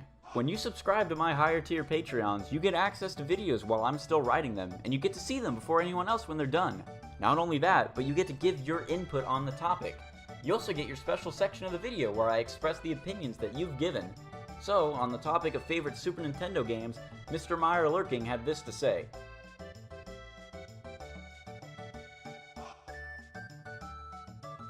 But, with all that out of the way, let's get to the one game that can personally beat A Link to the Past.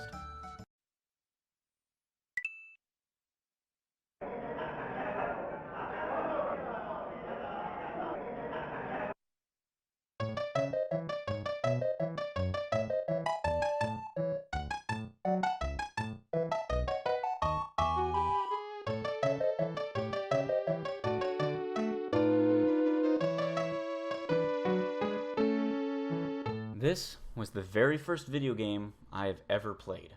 When I was in kindergarten, I would come home every day and play this. When I was a kid, I had my Super Nintendo until I was in about 5th grade. I had this game, Donkey Kong Country, A Link to the Past, Bob the Robot, and Super Black Bass Fishing. Very diverse library of games, huh? But Super Mario All-Stars plus Super Mario World was the very first video game I ever played. This was the game that brought me and my sisters close together at a young age. Staying up late, eating pizza while trying to beat Mario 2 was a very frequent effort. We often called fire flowers flower power, and sometimes still do to this day. I remember my cousins coming over, and we'd all take turns trying to beat Mario 3, but for some reason never got past World 4. I think the most fun we ever had was just messing with Birdo and trying to steal her bow and throw eggs at her. And I still remember trying to tell one of my sisters that she had to get the mushroom to get more health, and her telling me, "I'm not eating no mushrooms, those things are gross," as if she actually had to eat it. My dad would play with us whenever he got off work, and he liked Mario 1 the best since he grew up playing the 8-bit original. Whenever there was an underground level, we'd always go, "Beto, Beto, Beto," in time with the track. And it's silly, yeah, but it's just something we did. This game holds a very, very special place in my heart, above all the rest, for the memories attached to it alone. But as for the games themselves, oh, they're just great. Super Mario Bros. 1 through 3 and the Lost Levels, beautifully remastered in 16-bit, along with Super Mario World, it was amazing! I think Mario 1 benefited the most from the step up, because it was just more fun to play. The controls and the physics of the 8-bit original just aren't as fun to play these days, but this version completely removes those issues. The 16-bit makeover made every world feel very unique. The music they added for boss fights, bonus rooms, and the added levels make this the definitive version to play. Mario 2 benefited from the added graphical flair and more delightful music. Mario 3 though? Oh baby. If you had told me this game was just a remake of Mario 3, I wouldn't have any issues with it. Super Mario Bros. 3 to me is even better than Mario World in terms of level variety, power-ups, the soundtrack, and the level design itself. Everything about that game only improved with the jump to 16-bit, and I can't stress that enough. This really is the most special game to me, probably of all time, and I don't think anything will ever top it.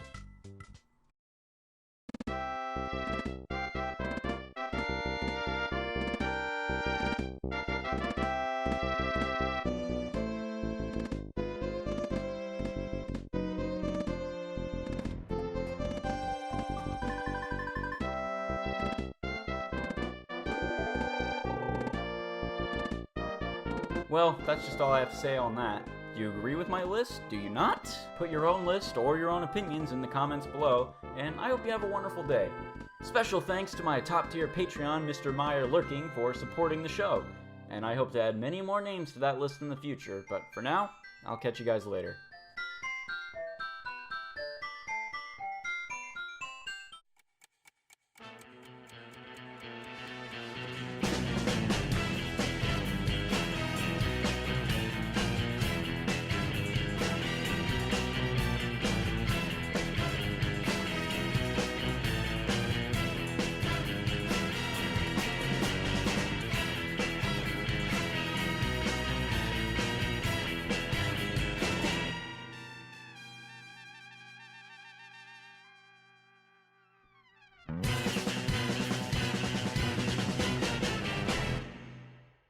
Team Fortress 2, what do you know about it? Well, it was made by Valve, and you know Valve, they don't make games anymore.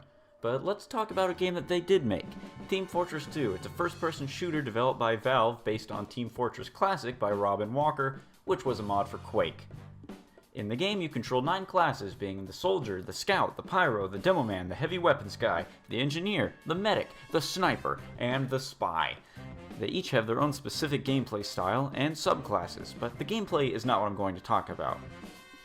What if I told you that this game, the Hat Simulator, sparked Shakespearicles, the strongest writer known to man, who also invented the 2-story building and rocket jumping, or that Abe Lincoln was also a mercenary who mastered rocket jumping and then also invented stairs because Shakespearicles forgot to build stairs because people just rocket jumped up to the 2nd story of their house.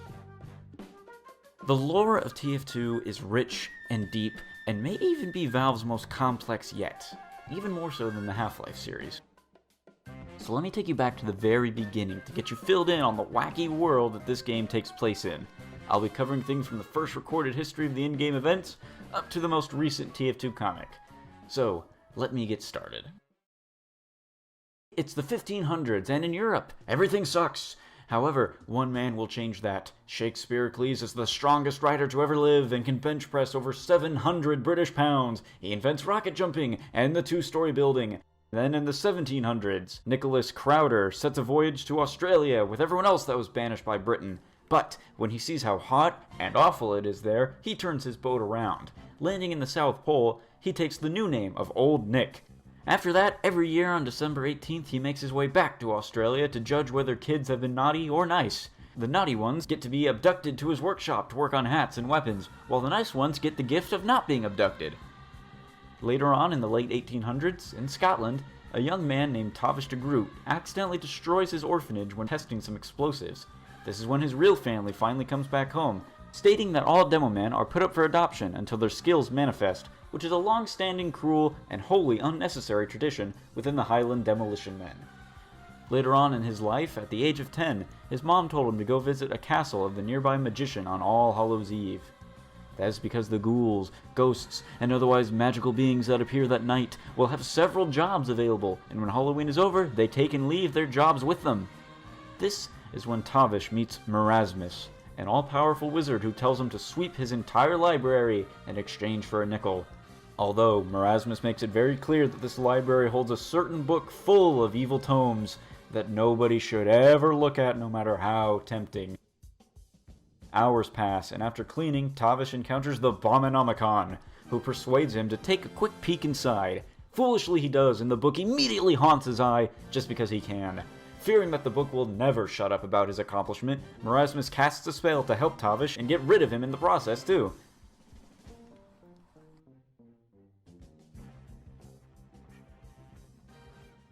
Later on, in 1822, in England, Zephaniah Neodemus Man and his wife give birth to 3 children named Redman, Blutarch, and Greyman, respectively. Greyman is unfortunately born small and weak. He can also somehow speak. Right as his father's ready to get rid of him for being weird, he's kidnapped by an eagle. This was, of course, during the Great Eagle Scourge of 1822. Years pass, and Grey's forgotten about by pretty much everyone. Later on, Zephaniah is running a store titled Zephaniah Man & Sons Munition Co. Quarterly Concern with his brother Silas and his 2 sons, Redman and Blutarch Man. Meanwhile, over in America, big things are happening. George Washington invents America, with the help of Shakespearicles, of course. However, This victory is overshadowed by the fact that George Washington was never able to fully become invisible, thus shaming him forever.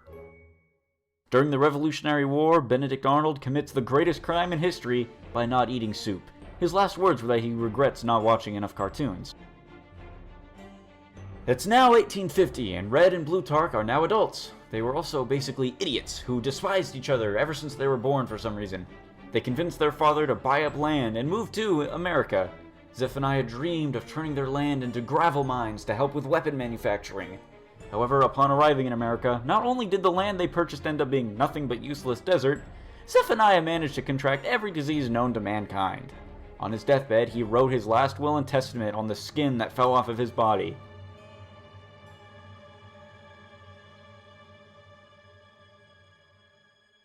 To his maid, he left his mansion and stockpile of miracle gravel.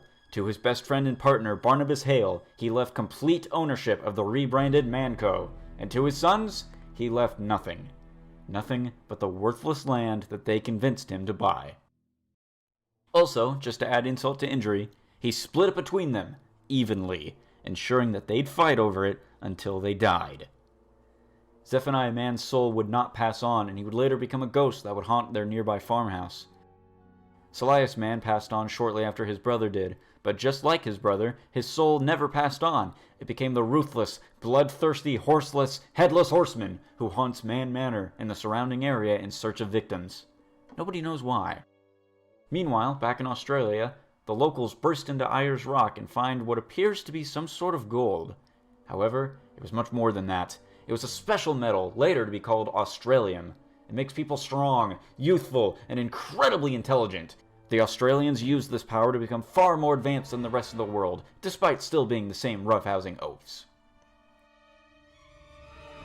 Now, in the year 1870, Redmond, wanting to take his brother's land for himself, hired a team of 9 mercenaries to steal the land.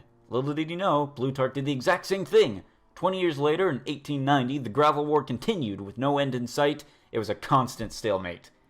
Plutarch, old and gray, hires a man by the name of Radigan Conager to build him a machine that would not only keep him alive, but to never let him die.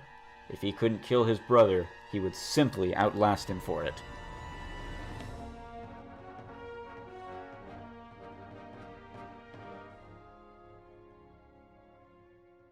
Radigan agrees, but as he arrives back home and in his workshop, he meets a woman named Elizabeth. She tells him of Australium and what its full potential is, along with promising Radigan over 100 pounds of the stuff.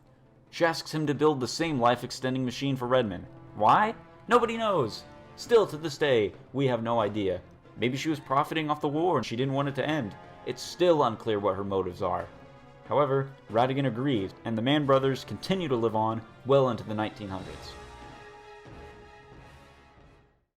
Short break of trivia here. Despite being a mercenary, Abe Lincoln was still president and was still, unfortunately, shot in the back by John Towering Pillar of Hats Wilkes Booth. John sought to add Abe's hat to his collection and killed him to get it. He was bravely killed when the son of Barnabas Hale, Bilious Hale, captured him and held him down to let people take turns shooting at him. Bilious stole John's hat as a trophy and proudly wore it until he died. During the Revolutionary War, William Prescott famously said the words, "Don't fire until you see the top of their heads." This, of course, was said because he famously only fired at poor people that did not possess hats of any kind. During the 1800s, segregation was rampant against the hatted and the hatless. The Irish were often persecuted, often to them being poor and Irish. They had no hats to rest on their smelly, presumptuous, and unfortunate heads. Around the same time is when Francis, the Talking France, is introduced, with his vast knowledge of cinema and the task of judging the new Saxy Awards. But with that taken care of, back to the main story. The current year is now 1930.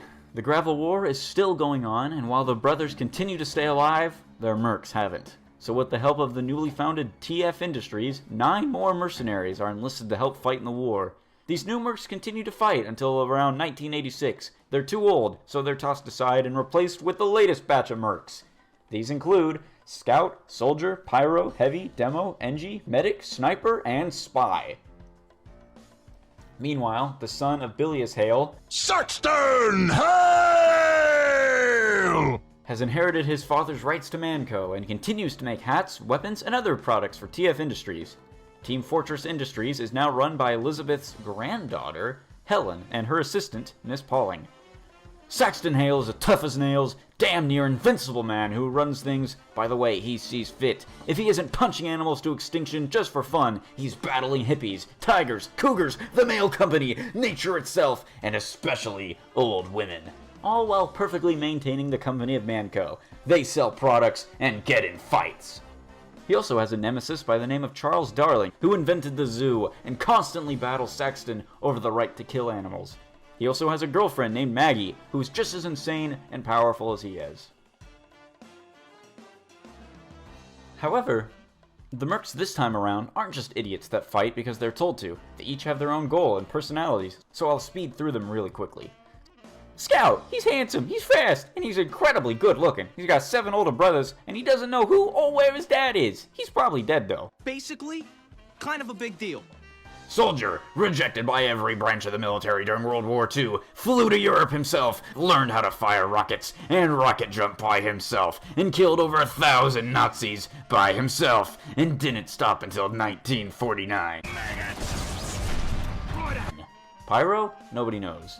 Demo Man, the same Tavish de Groot from before. He lost his eye, he's a master of explosives, incredibly wealthy, and constantly buzzed. What makes me a good demo man? If I were a bad demo man, I wouldn't be sitting here discussing it with you, now would I? Heavy weapons guy. Or Misha, incredibly intelligent, several PhDs in Russian literature, incredibly strong, incredibly loyal, and knows a lot about what goes on behind the scenes. He likes to shoot his gun. It costs $400,000 to fire this weapon for 12 seconds. Engineer, or Del Conager, grandson of Radigan Conager, incredibly intelligent. He has over 11 PhDs. He's soft-spoken, but strong. Personally, he's my favorite class. I solve practical problems.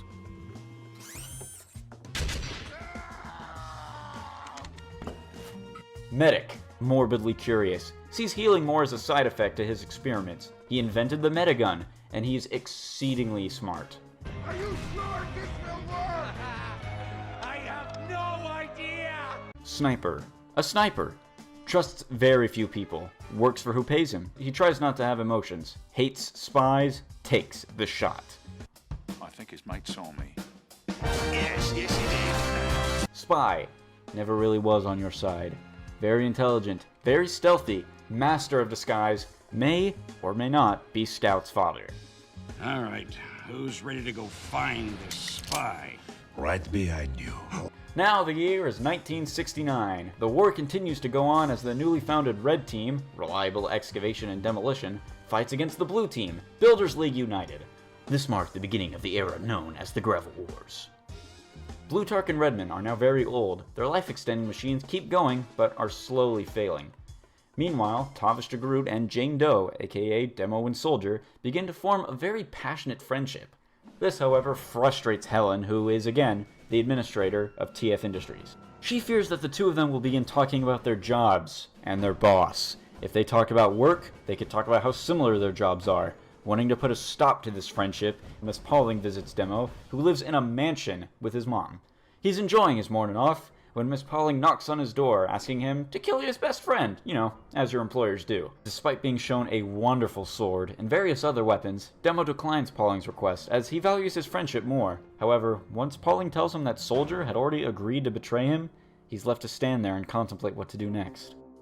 Later that night, the administrator, attached to her messenger, visits Soldier, who of course tries to kill him. After failing to do so, she gives him the same proposition. Soldier of course disagrees, as he too values their friendship more than any other gun.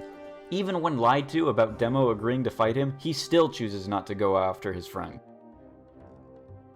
That is until she shows him totally legit footage of Demo calling Soldier a civilian. That being the straw that broke the Soldier's back, he flips into a rage and ensures that he is a dead man. Soldier ended up winning the war between the two of them, although they ended up secretly making up and remain friends to this day. Once that mess clears up, an emergency arrives when Blutarch calls an engineer to fix his machine and tells him the story of his grandfather. After giving him the blueprints that were buried with Radigan, Engie gets to work on repairing Blutarch's machine to make it run more efficiently. After finding the materials necessary to fix up Blutarch's machine, NG also found some blueprints for various guns and weapons. Very handy. Small footnote. It's around the same time that Saxon Hale invents the internet, a year earlier than it was supposed to. He also buys all of England. A second proclamation written by Abe Lincoln is also discovered, which details his love for arena mode. Saxon Hale also plans on building a Yeti park in a random jungle island. Everything is ready, except for the Yetis, of course, which have broken out. The Mercs go to capture them. They're split up and overwhelmed. Saxton himself appears and kills the Yeti. No more Yetis, though. No more park. Saxton instead turns it into a fighting park, where Mercs from all around the world can come to fight each other. It's unknown how well this turned out, or how long it lasted. If I don't have a Yeti, it's just a fighting pack.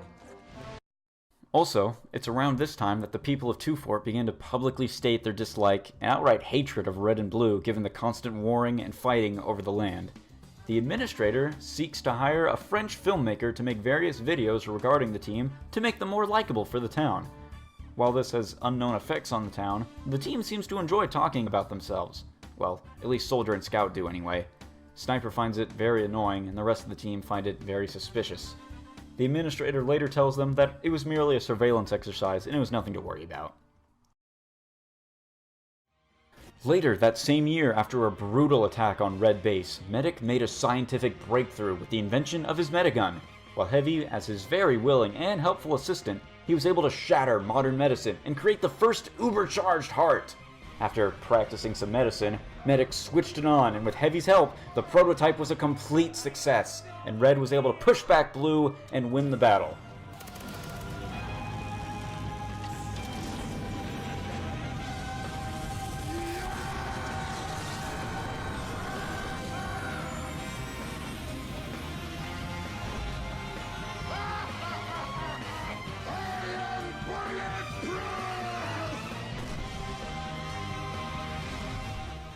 However, his quick fix shortened out after its one Uber as a result, and Medic would later go on to refine the Medigun to make it much more reliable.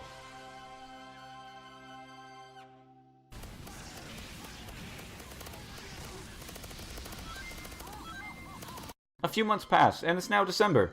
Scout is on trial for blowing up a Mall Santa training facility with Soldier as his lawyer and Spy as presumably their ride home. As punishment for their crimes, Scout and Soldier are tasked with community service, acting as a Mall Santa and his elf. Spy, of course, sits this one out, as presumably he just supervises. Scout sets up a nice line for single moms, and Soldier gives one little boy the gift of manhood. Spy tries to reason with Miss Pauling to get them out of there as soon as she can, but later gives up as soon as he notices Soldier beating up little Jack's father. The promise of beating up his father, though, is interrupted with the sudden return of Old Nick. He exclaims to everyone that he has come to abduct their children for use in his workshop. I guess this means the children of Two Fort are all little rotten brats. Scout is quick to fight back, while little Jack tells Spy that he's afraid. Spy naturally has a plan that he tells Jack about, while Soldier attacks Old Nick after Scout stuns him with the Wrath Assassin. Old Nick is quick to recover and grabs Jack to take him back to his lair. Despite warnings from Scout, Jack stabs Old Nick in the neck, killing him instantly, and receives praise from Scout as being Spy's best kill, thinking that Spy was disguised as the child, of course. The real Spy returns with a camera crew to award Soldier and Scout the title of Smithsmas Heroes, and all is well.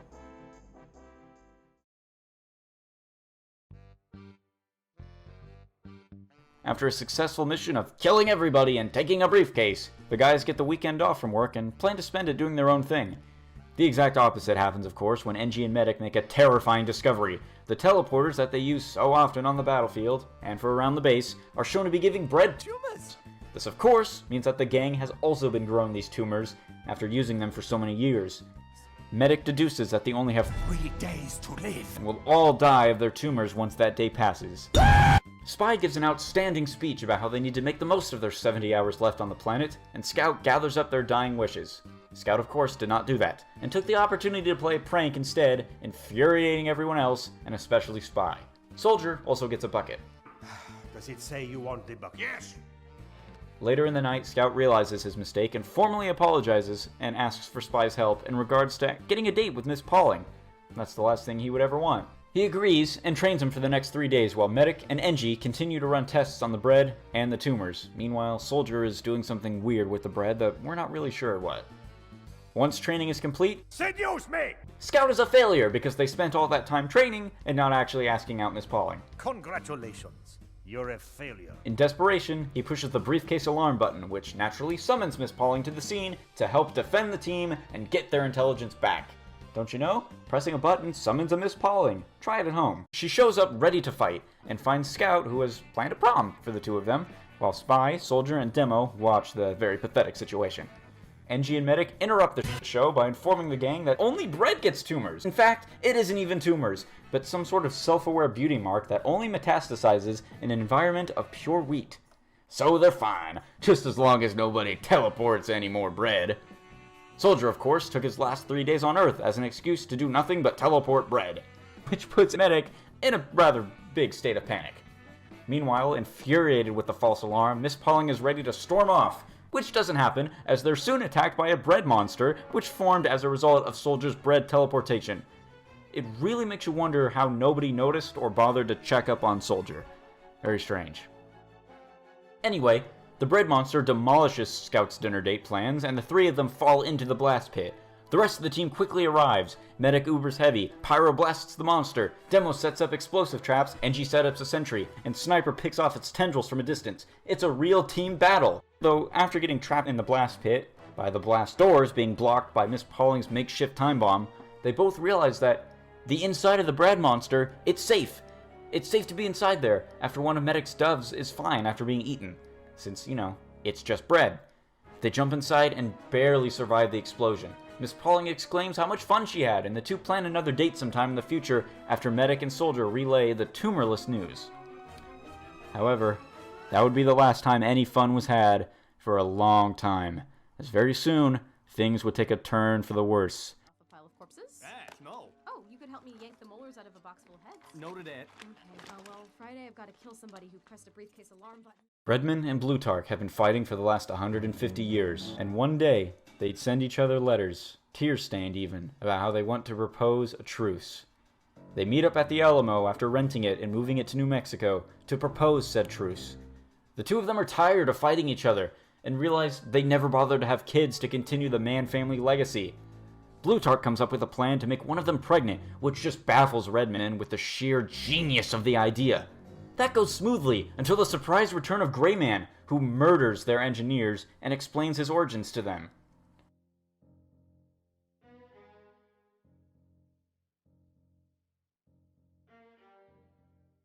However, not very shocked or worried about their third brother coming back, they plan to go on with their initial idea of pregnancy after Redman comes back from being momentarily dead. However, Gray sees that him becoming permanently dead would be a better option. He kills both of his brothers, seeking out his next goal, conquering Manco. Hale finds out and tells the Mercs that their new job is not fighting each other, but killing robots. And for some reason, the robots also run on money, so they don't need to be worried about being paid, because he wasn't going to pay them anyway. Weird to think how they wouldn't even care that this is happening if they weren't being compensated for it. Sure, go fight a deadly robot war. Don't worry though, you're getting cash for doing it, so hey, go risk your lives fighting robots. This marks the beginning of the Grey Gravel Wars and the assault on Manco.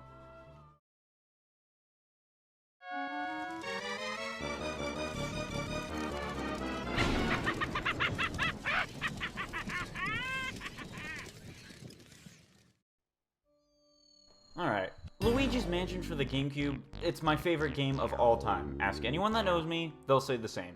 I've played it for hours at a time, and the first time I played it, it took me like over a month to finish. I wasn't very good. My cousin and I would spend days looking for secrets, finding treasure, and always trying to find the fastest way to beat it. He once told me that he heard a rumor that if you beat the final boss a certain amount of times, you would fight a new version of King Boo. This was before I had reliable access to the internet, and this, in my opinion, was the last true age of playground rumors and discussion regarding video games. I lost my GameCube and my copy of the game until around 2002 when I bought it at my local retro video game store for only $20. And I got a used GameCube from my mom's friend. I knew what the first thing to do was. I played that game for 8 hours straight and stayed up all night to do it. And when the sunrise was coming up, with Luigi crying over Mario being okay, and the music was kicking in, it was perfect. So, when the next year arrives and Nintendo announces Luigi's Mansion 2, I lost my mind! I practically exploded with excitement. My friends at the time had to avoid me during recess because I wouldn't stop talking about it. Yeah, I grew up with Xbox friends. Why should they care about a sequel to a game from 2001 for the GameCube? Well, even if they didn't, I sure did. But as I watched the trailer again and again and read the comments from people, something finally clicked. I don't know why it took me this long to realize, but it was on 3DS and not Wii U. Let that be the first sign that something was wrong. Alright, flash forward to 2012 and Luigi's Mansion Dark Moon is formally announced, featuring 5 different mansions, a new lab from Professor Egad, and a new Poltergust. Dark Moon looked even better than it did in the reveal trailer, and I just got even more excited. So the release date comes out, and after about a month of it being out, my dad took me to GameStop after begging him. I brought it home, I played it, and it just pissed me off! I remember my initial reaction being something like, why can't I just walk around? Why are they missions? Why didn't the collectibles do anything? So, yeah, it wasn't the sequel I was hoping for. My first gripe with the game is that it was on the 3DS. The original was made to show the graphical power of the GameCube, and I feel like there just wasn't a similar attempt here. The graphics are very appealing, do not get me wrong. I love this game's art style, it has really grown on me. But gone was the spooky atmosphere and high level of detail from the original. But let me save my rants and any complaints I have until the end. For now, let's just jump into the review with a little bit of backstory. This game was developed by Next Level Games, and if that name sounds familiar to you, then I'm glad! They're famous for the Mario Strikers series and that one Punch-Out game on the Wii, which was, very good. They're also the devs for the upcoming Luigi's Mansion 3, which I am unbelievably excited for. I already pre-ordered it and I regret nothing. Development for the game started in 2010 when Miyamoto was going around looking for trouble in Canada. He visited NLG's office and said, hey, you want to make a new Luigi's Mansion game? We can't be bothered to since we're a little busy with Kirby's Epic Yarn. So the task fell onto them to create a game that would utilize the 3DS's capabilities that the original couldn't. You see, for some reason, they wanted the original game to be in 3D, but the GameCube just couldn't do it. I see this as a big reason people defend this game, but I don't really care. Miyamoto would check in on them every few weeks and do his thing with what they could and couldn't do with his character. He even at one point threw out all the design bosses they had for the game just to encourage the team to come up with bosses that could only appear in Luigi's Mansion, whatever that means.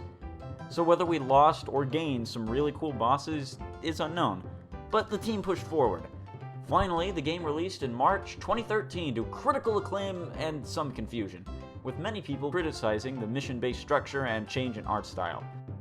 But with the history out of the way, let me talk about the gameplay. Much like the first game, you control Luigi going around blasting ghosts with your Dirt Devil 5000 and gather treasure along the way. Due to the mission-based structure, freeform exploration of the mansions really isn't possible, save for a couple missions, so it's impossible to gather certain treasures on your first go-around. Speaking of treasure, their value was greatly reduced, again due to the mission-based structure. Money is now tallied per mission rather than in one big pot. You certainly aren't going to become a billionaire this time around, let me tell you. Because you aren't working towards grabbing as much money, cash is instead rewarded to you in the form of upgrades for the Poltergust 5000. And this, I really gotta give them credit for, is really great and gives all the cash you have a real purpose to it. Yeah, in the first game, it was primarily bragging rights, but it still felt great to uncover things like gold bars and jewels. Here, gold bars are given out like dollar store candy and can be found in most chests, and when you suck up ghosts if you have a high enough upgrade. But hey, speaking of ghosts, what is a ghost-catching game without them? The ones here are pretty good, and like the first game, they share some basic designs. People always seem to harp on the ghost designs here in this game, but I like them. Sure, they do look kinda generic due to the basic shape and facial structure, but you can't act like the first game also didn't reuse the same multicolored ghosts. Anyway, the ghosts. You got your standard enemies called greenies. They love pulling pranks and are basically the orange ghosts of the game. Then you got your slammers, which are big red brutes that hit like a truck and have the brain power of one too. Then you've got hiders, which are thin blue cowards that, take a guess, hide from you. Those are the 3 basic types, but then there's mini-boss type ghosts like the Gobbler, which eats everything in sight and are a real pain to fight. They're kinda like Slimer from Ghostbusters. Then you have Sneakers, which are not shoes, but are pink ghosts capable of turning completely invisible to sneak up on you, and they're also total jerks. You've also got the golden, and sometimes blue, poltergeists, which are intelligent and powerful spirits that can play the piano and are a general annoyance. Just like the first game, there's also rare ghosts, like the golden greenies that drop boatloads of cash upon capture, and there's also the creeper, which is a weird purple gelatinous blob thing that sucks you up and you can split apart. Kind of like the blob. A lot of the time, greenies fight you with various tools or sunglasses to avoid your new strobe bulb attachment. The ghosts, this time around, can't simply be stunned with your flashlight like in the first game. You gotta stun them with the ultra bright light and then capture them. The ghosts can also get involved in puzzles, which this game really shifts towards. Unlike the first game where the puzzle element was relatively minor, here you can pretty much call it a puzzle, platformer, action, adventure game. Trademark. Copyright. Practically every room has some kind of unique puzzle in it, from turning a switch, flashing a light, cranking a wheel, finding a hidden object with your new dark light device, or simply capturing all the ghosts in the area. The music this time is also largely different. Unlike the funk synth sound from the first game, this one takes on a more orchestra-like vibe, with a big emphasis on clarinet, violin, and piano. It took some time for me to get used to it, but even now I miss the more electronic design of the first game, especially since the third game, super hyped still, seems to be going in the same musical direction. Also, I've said it a couple times already, but this game is mission structured to fit the more handheld, pick-up-and-play nature of the 3DS. So it's designed to be played with short bursts in mind, and I can get behind that, but it still bothers me. I really miss the free-flowing exploration aspect of the first game, which luckily the third one is going back to. It was like my favorite aspect of the first game, going around looking at the atmosphere. I think I spent like 5 minutes on that topic alone in my initial review from like 4 years ago. This game also has a multiplayer mode called the Scare Scraper, where you and a team of 3 different colored Luigis must work together to climb a tower, fight ghosts, collect treasure, find ghost dogs, or just find the exit. I'd say it was really fun, but it shortly fell out of fashion, and I could never find a consistent game. Too many people would quit after the first match, and trust me when I say this, it's impossible to complete by yourself, especially the later missions. Overall, it was fun, yeah, but it had a lot to be desired. So, now that the gameplay has been talked about, let's finally get a move on with the main story. After the events of the first game, Professor Egad moves his lab from Boo Woods to Evershade Valley in order to study a unique phenomenon of ghostly behavior. Basically, all the ghosts in this valley are nice and not evil. In fact, they're very friendly and helpful, and are more than willing to help Professor Egad with his research. This is all thanks to the Dark Moon that hangs over the sky. It's a special crystal-like thing that has a pacifying nature of the ghosts that is magic and hovers in the air on top of the normal moon. That is until a mysterious figure, King Boo, breaks the Dark Moon, causing every ghost to go into a frenzy. The professor retreats back to his lab to ask for help. Meanwhile, Luigi is sitting at home, relaxing in his armchair, after munching on some cookies when his TV starts getting all poltergeisty. He investigates and is met with Egad, who teleports him back to his lab, much to Luigi's dismay. He informs the Green Man on what to do, shows off one piece of the shattered Dark Moon, and teleports him to the Gloomy Manor, where his makeshift lab is, along with the new Poltergust 5000 model that he was working on. In no time, Luigi gets suited up and gets back to business. A little ghost busting here, a little puzzle solving there, and a whole heap of spider webs to clean up. Luigi eventually makes his way to the basement of Gloomy Manor. This is when he's attacked by a giant mother spider who's been sending an onslaught of her kids to take over the mansion. Her being the source of the Dark Moon energy, Luigi is tasked with becoming an exterminator and handling the problem. He promptly does so, but when he attacks, a strange white ghost appears that was seemingly controlling the spider. After beating it, collecting the second piece of the Dark Moon, and avoiding an arachnophobe's worst nightmare, Luigi is told that he captured a possessor ghost who was given a fraction of the Dark Moon to guard. After being upset that his adventure isn't over already, Egad sends him to a nearby hotel known as the Haunted Towers. The Haunted Towers boasts awesome music, water-based power systems, and a lot of plants. After restoring power to the hotel, grabbing some windmill handles to open a gate, rescuing a trapped toad who was stuck in a painting somehow, battling the 3 sisters, the closest thing this game gets to having portrait ghosts, and viewing a trans-dimensional security camera photo, they learn that inside the photo was a rooftop pool, which is holding the special key needed to enter the hollow tree and claim the Dark Moon piece of the area. The 2 of them also notice that a new strange pink ghost is there, which is the Sneaker, along with the presence of Booze holding a strange sack With Booze being involved and encouraging the Valley Ghost's bad behavior, they know their quest just got a whole lot harder. In any case, they need that special key to open the door to the hollow tree. Luigi then makes his way up to the top, battles that sneaking ghost from before, and grabs the special key.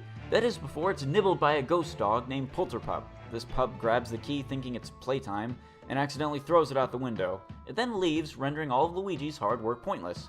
After a long and tedious chase, Luigi's able to get the key back, fixes it, and makes his way to the top of a hollow tree after climbing 40 flights of stairs.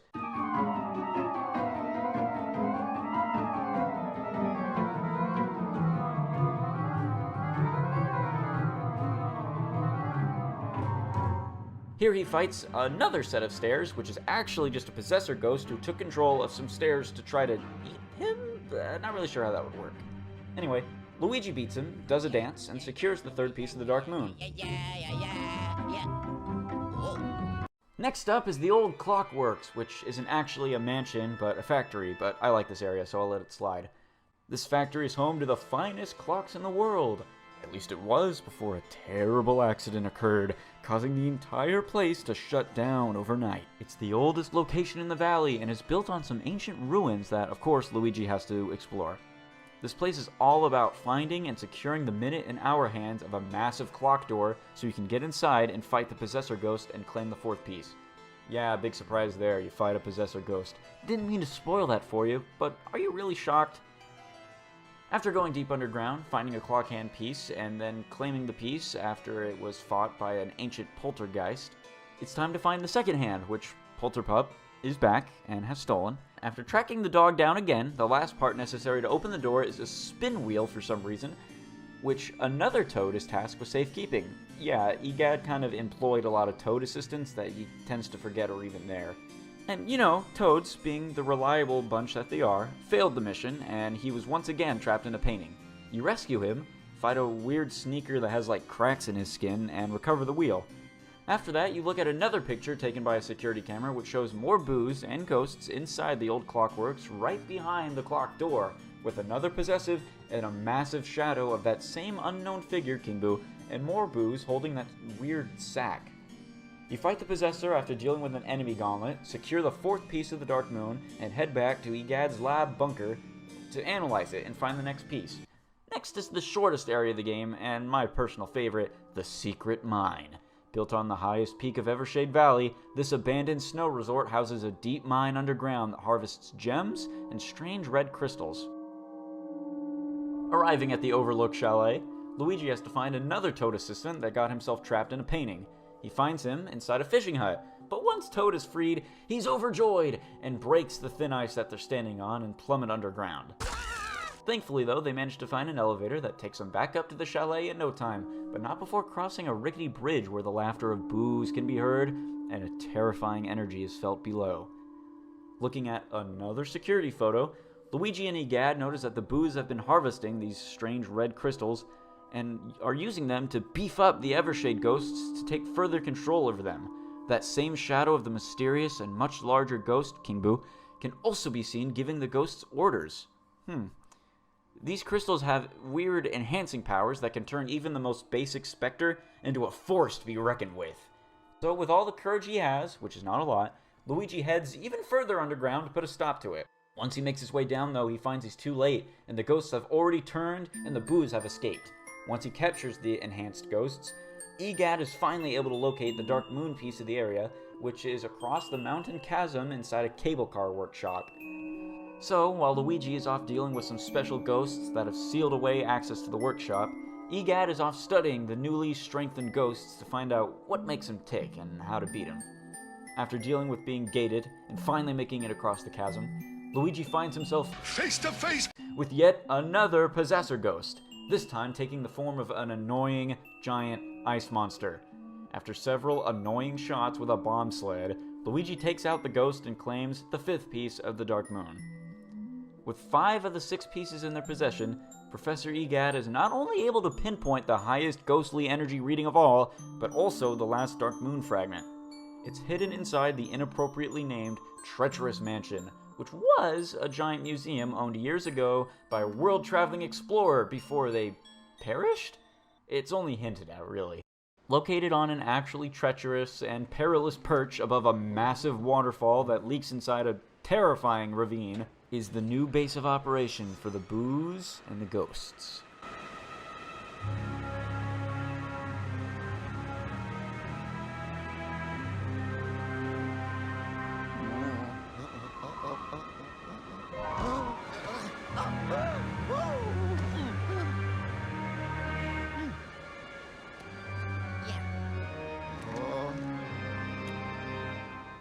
With another special key from Egad, Luigi makes his way across the very thin path to the fortress, almost losing his hat and his life in the process. At the front door, I want you to guess what happens. Go ahead, guess. I will wait. I'll wait for you to guess what happens. In fact, I'll pause the video right now. Are you done thinking? Because if you guessed that Polterpup steals the key and you have to go back and get it, then you guessed correctly. What is your prize for getting the answer right? Why, a long, drawn-out chase through catacombs and a dungeon, of course. After sealing up Polterpup for good this time, Luigi is sent back to the front door where the ominous stare of King Boo greets him from the main doorway.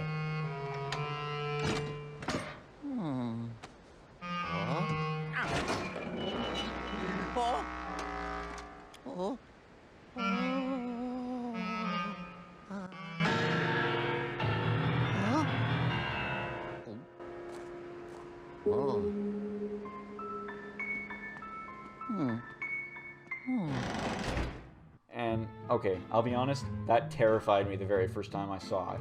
The way the music blares and how huge he is, it was really scary for young me to see. Playing this game at night with no light in the room but the glow of my 3DS? Yeah, needless to say, I was creeped out. Anyway, once inside the mansion that is really not treacherous but is actually kind of calming, hence the inappropriate name, you're tasked with saving not one, but two Toad assistants. The second one having been completely forgotten about Egad altogether. Really, I know. What a great manager. To find out more information regarding the final Dark Moon piece.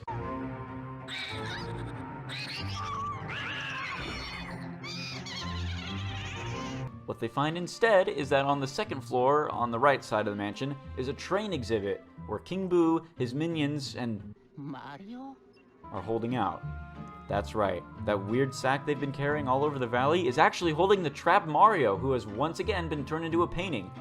You know, I'd say I was surprised as a kid if they didn't straight up show the M on Mario's cap in like 2 of the security camera tapes.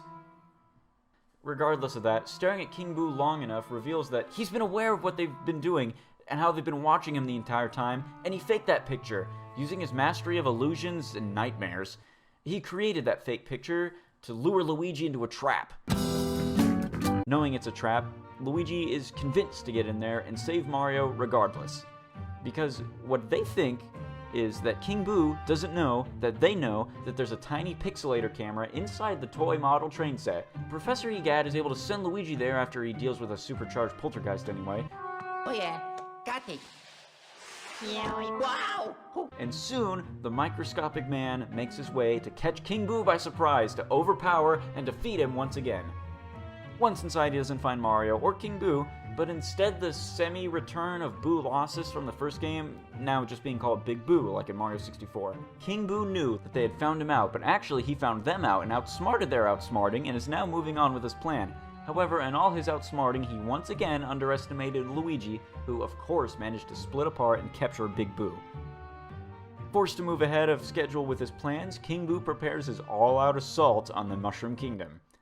On the terrace of the treacherous mansion lies a portal that opens a gateway to another dimension, one inhabited strictly by ghosts. So in other words, he opens up a portal to hell, and is ready to take over the world by flooding the land with ghosts as his unstoppable army. Also, there's a chance that by bridging the 2 dimensions, it will cause a total protonic reversal, and the universe will collapse due to the high amounts of paranormality. Ready to take on the perils of hell itself, Luigi Guy reluctantly straps on the poltergeist once more and heads back to clean house. And clean house he does, as literally hundreds of ghosts spill from the portal. You're tasked with going room to room and getting rid of every single ghost. This culminates in a massive battle on the terrace with dozens and dozens of powerful ghosts coming to stop you. In the words of Egad, Luigi defeating Big Boo caused King Boo to flip out and move ahead with his plans and sent that small army as a last-ditch effort to hold off Luigi so he can have a little more time with his plan. That also failed, and with no other option, Luigi heads back to the terrace to enter the portal and find Mario, the last Dark Moon Shard, and beat King Boo. Entering the portal, he finds himself in some kind of nightmare dimension where he's attacked by another possessor. This time, it splits itself into 5 copies possessing a massive suit of armor that would make even Bowser look tiny.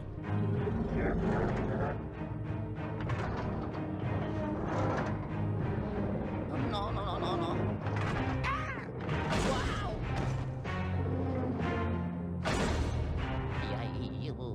Wow. Thanks to cartoon physics, though, Luigi's literally able to pull the rug out from under him and take him out. Claiming the final Dark Moon piece for his own, Luigi is snatched by Egad to pull him safely out of the bunker, but that doesn't happen. Only the Dark Moon fragment comes back, leaving the professor horrified.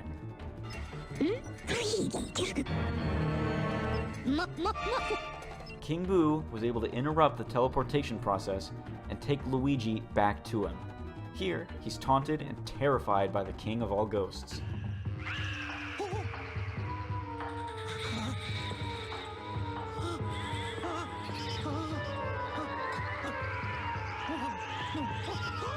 He reveals that he was the mastermind behind everything. He was the one who broke the Dark Moon and took control over the Evershade Valley ghosts.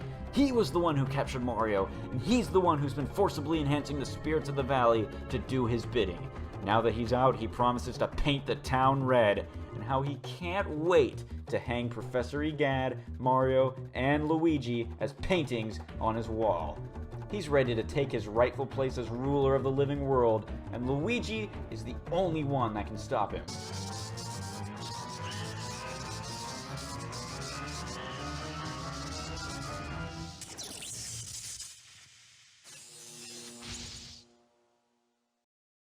A frightening battle takes place as King Boo creates several illusions one after the other and attempts to squash, electrify, and bury the plumber boy, but thankfully none of them work. After barely managing to resist the pull of the poltergeist twice, King Boo is finally sealed inside once again, never to show— oh wait.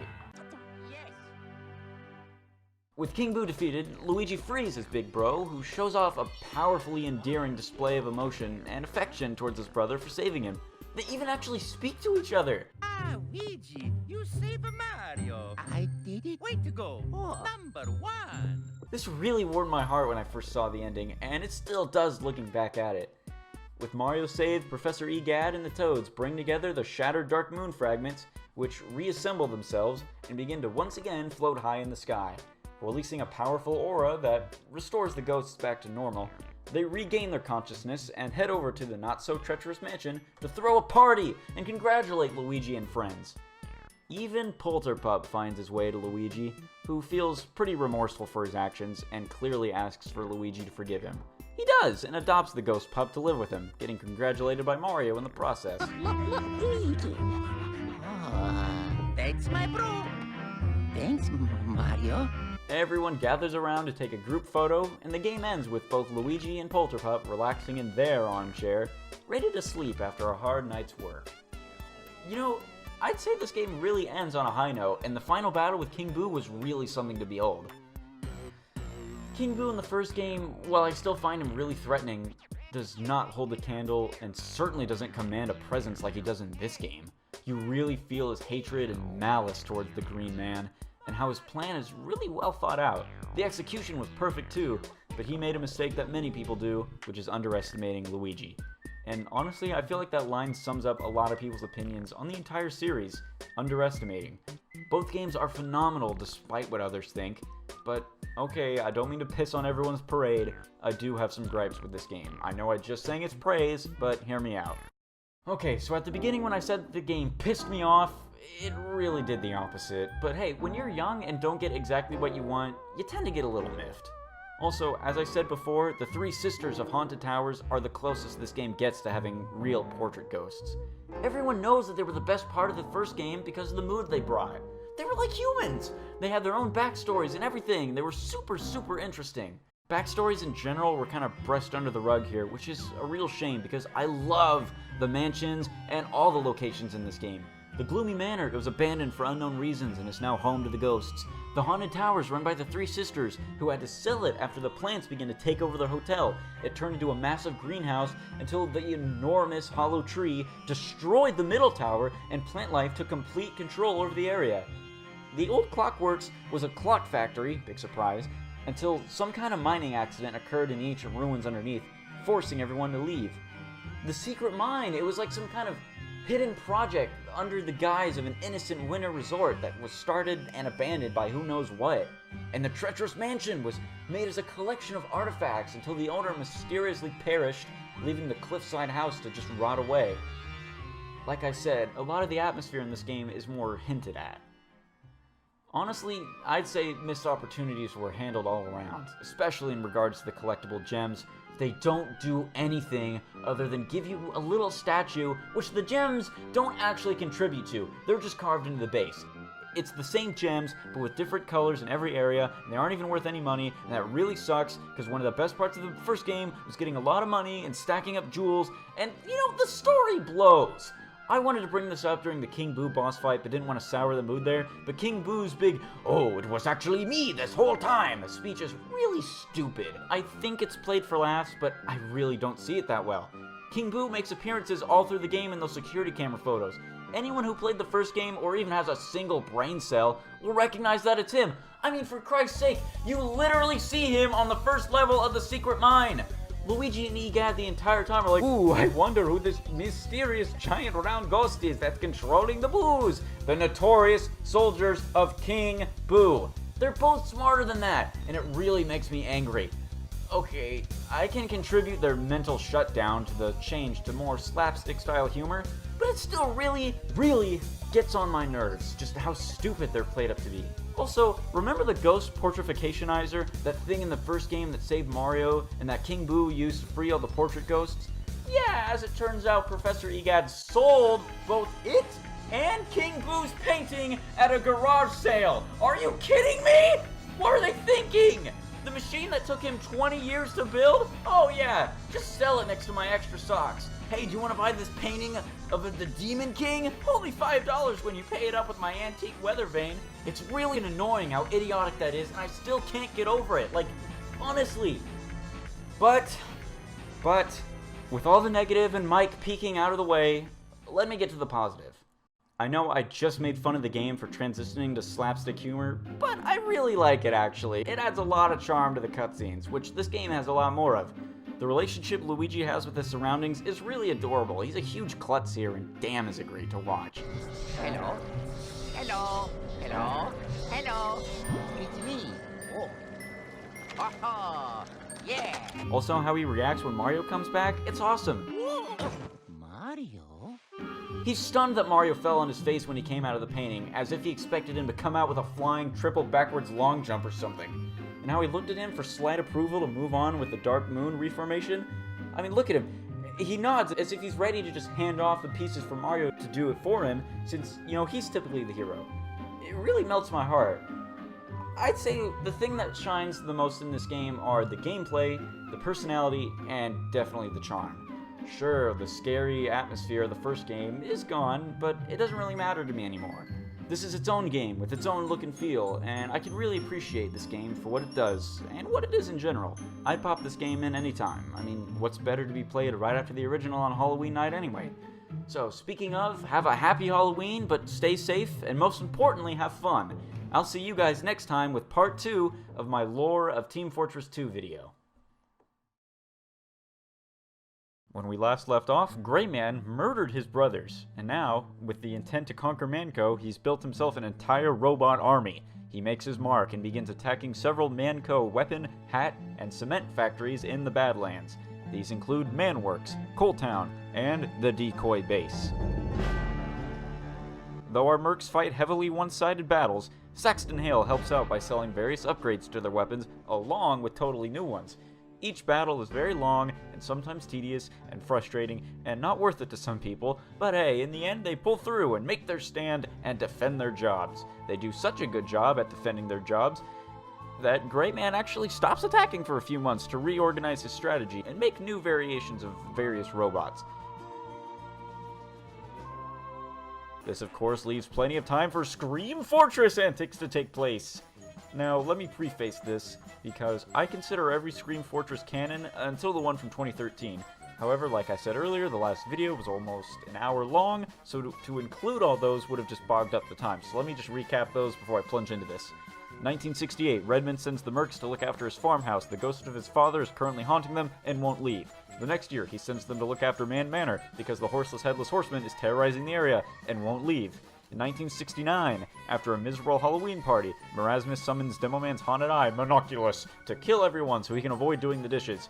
Now, with that out of the way, let's avoid any comments saying that I forgot about them. Halloween of 1970 was very interesting. During the short break from Greyman's attacks, Soldier thought it would be a good idea to return to the castle that he and Marasmus used to live in. I guess they upgraded from that apartment they used to have? Anyway, as it turns out, raccoons have invaded the castle in pursuit of sour cream. Soldier filled the castle with sour cream. Soldier tried to remedy this by putting all the sour cream in the fridge and then burying it in the front yard. Marasmus is coming back from some sort of trip at WizardCon, and he was appalled at what he found. His castle of ostrich horror had turned into a raccoon sanctuary in the short time that he was gone. Still trying to process all that information, a police officer arrives and tells Marasmus that he no longer lives there, Soldier owns the property, and also he's a park ranger. This angers the wizard beyond just summoning a demon eyeball. He vows to murder Soldier and all his friends, even if he has to kill Soldier twice. Despite his best efforts, though, Marasmus is still incompetent and is defeated. Months went by, and the attacks continued well into December. At a meeting in Coal Town, Miss Pauling discusses with the team how they can possibly continue to fight without knowing exactly where the robots will be ahead of time. That's when Soldier tells everyone that he knows exactly when they will attack ahead of time. Nobody believes him, especially not when he unveils his tactical espionage, robot-proof disguise. Miss Pauling and Heavy both journey to Grey Gravel Co. along with Soldier to see if it really was that easy. It was that easy, and they're live to see Grey's newest robot, the Mecha Engineer. Mecha Engie quickly manages to point out that our heroes are there since he is incredibly intelligent. Somehow they manage to escape and make it back to Coal Town to plan out their next move. In 1971, not much happened other than Grey launching an attack on Medic's hometown of Rottenburg, Germany, along with Manhattan in New York. Apparently Manco had some locations overseas as well. In any case, the Mercs triumph thanks to Medic's new scientific breakthrough that allows him to bring back the recently deceased people from the dead. The Reanimator proved to be a very useful tool in the robot war that turned the tide of battle. If they died about 5 seconds ago, Medic can simply bring them back to life! It also helps that he had invented some sort of shield powered by his Medigun that can deflect damage as well. After this defeat overseas, Grey took the loss heavily and caught off the attacks for a while. All became quiet, and the Mercs remained cautiously optimistic. It was around Halloween of this year that things took a rather dark turn, and this seems to be a running theme, isn't it? Spy himself comments this on a voice line of his. Why is it always this time of year we get assignments like this? Now, okay, this is where I'm going to be breaking the rules a bit, because canonically they treat this event as if it's happening right after the deaths of Redmond and Blutarch. However, the update page and all the voice lines all treat the event as if it was happening later. The 5th Scream Fortress happened after Marasmus' fight with the team, so I'm presenting it as if it happened the next year. With that out of the way, let me continue. After Greyman killed his brothers, their ghosts emerge. Blutarch was confident that since Grey had stabbed Redmond to death before he stabbed him to death, that means Redmond died, and he gets all the land that they've been fighting over for the past 100 years. Redmond says otherwise, so they take a trip to Soldier's castle, who is also a lawyer because of magic, so they seek his official law-binding help. After he points out that because they're both ghosts, neither one of them is actually dead, and they need to go to heaven or hell in order to fully pass on. They both get the idea to send each other to hell themselves, so they hire the Mercs again to push the other brother to hell for them.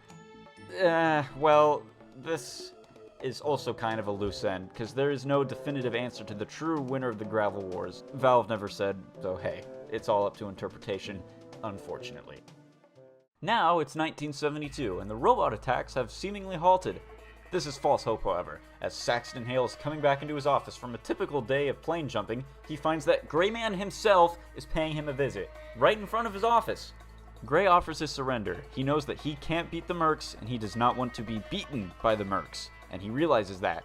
So, he resorts to the Manco Challenge. If you can beat the current CEO of Manco in hand-to-hand combat, you automatically become the one in charge. Hale has no problem with this, and easily mops the floor with him. That is until Gray reveals that he isn't the CEO of Gray Gravel Co., his daughter Olivia is.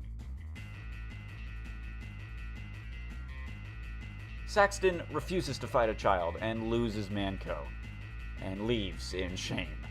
Miss Pauling rushes to find the administrator, who has already fled the scene, and in her office, only a warning for her assistant to hide is left. Flash forward 6 months and the team has disbanded. Soldier has become a tour guide for old women of the Badlands. He takes them to Tom Jones's house, who he then murders. Marasmus also lives with Tom Jones now. Miss Pauling arrives, arrests Marasmus for the murder of Tom Jones, and informs Soldier of her plans. The team is gone, and she only has vague ideas of where everyone is. Heavy went back home to Siberia, Medic has some new important job that they don't know about, Sniper went back home to Australia, and nobody knows where Engineer or Spy is. Soldier gets the idea that Scout is at the crying hospital since he accidentally broke both of his arms somehow. Hey, who knows? Anyway, they get the idea to head to Frontier Engineering, whose new president has made everyone rich and successful. And as it turns out, Pyro is their new president, who is apparently very intelligent and has mastery over engineering. I guess that's what helping get rid of sappers all day with the homewrecker will get you. Try it out sometime. Miss Pauling and Soldier find Pyro and bring him back with the help of Fire. The next person to recruit is Demo Man, who's become a fat drunk over the loss of his job, much to the dismay and anger of his mother. After explaining the situation, Demo is overjoyed, quickly donning his Mert gear and heading out.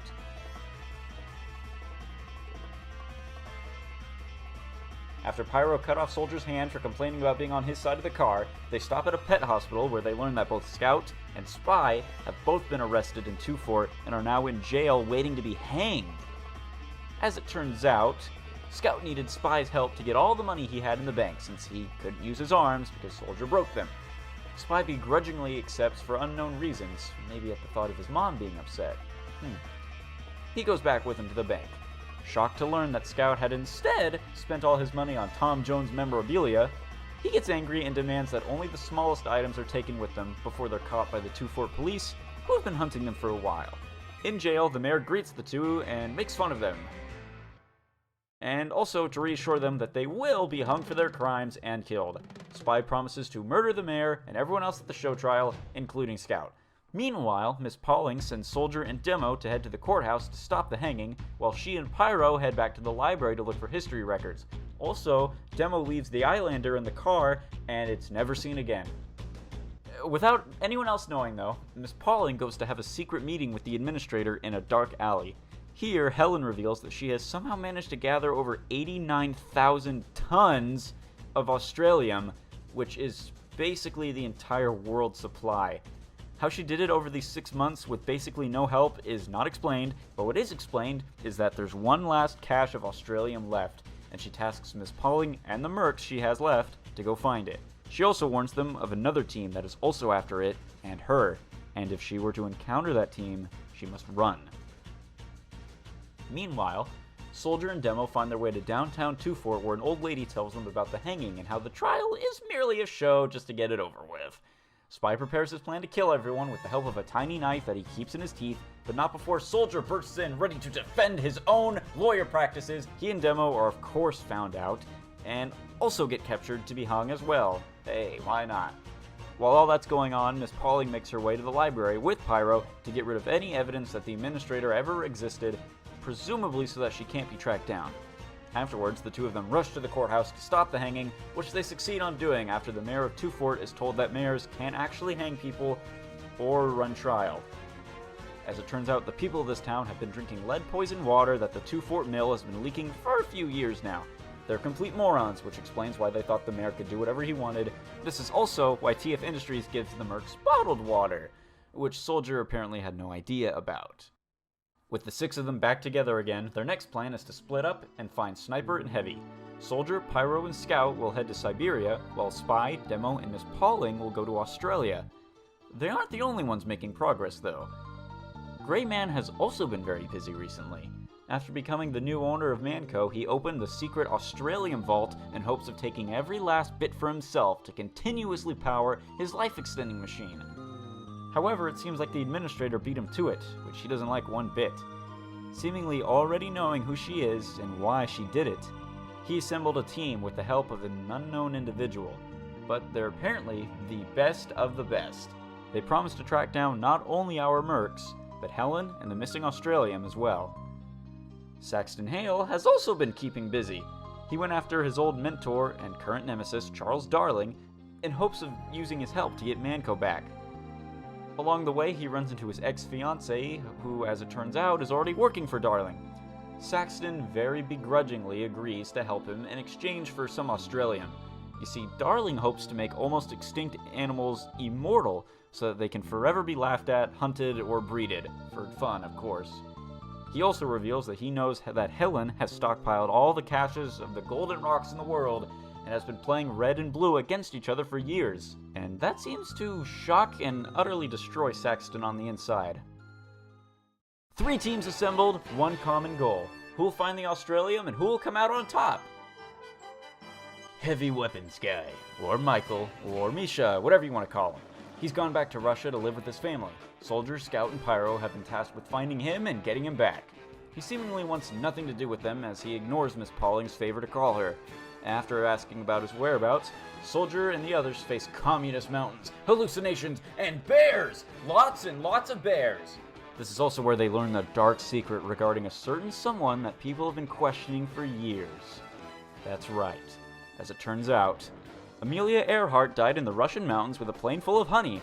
The honey attracts the bears that I mentioned earlier, who have come to satisfy their sweet tooth and kill everyone.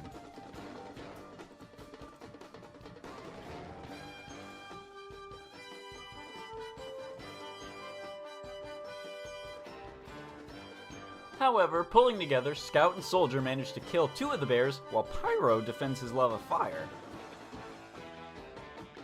Heavy arrives just in the nick of time to announce that they only killed baby bears. The mother bear arrives, resulting in a climactic battle between herself and Heavy. We cut away from that to learn that Greyman and his daughter Olivia have come to Two Fort to search for records regarding Helen. The same records that Miss Pauling burned already. We also learn how Two Fort was originally founded as Hugginsville, as the founder hid under the dead bodies of his family members after a bear killed all of them. After being forced to rename the town to Two Farts, he eventually renamed it to Two Fort instead. You know, I would have included this in the first part, but given how unreliable the town is, I wasn't sure if it was worth including. So hey, threw it in here. Anyway, back in Russia, Heavy and his mom have cooked the mother bear for dinner and saved his friends. Soldier faces a boring moral choice. Scout learns the value of the waiting game. We learn that Spy and Sniper are hot, and Soldier signs a Russian peace treaty. After being persuaded by his very attractive and very Russian sisters, Heavy decides to come back to the team. This time with his family by his side, never to be forced to run or eat bear meat ever again.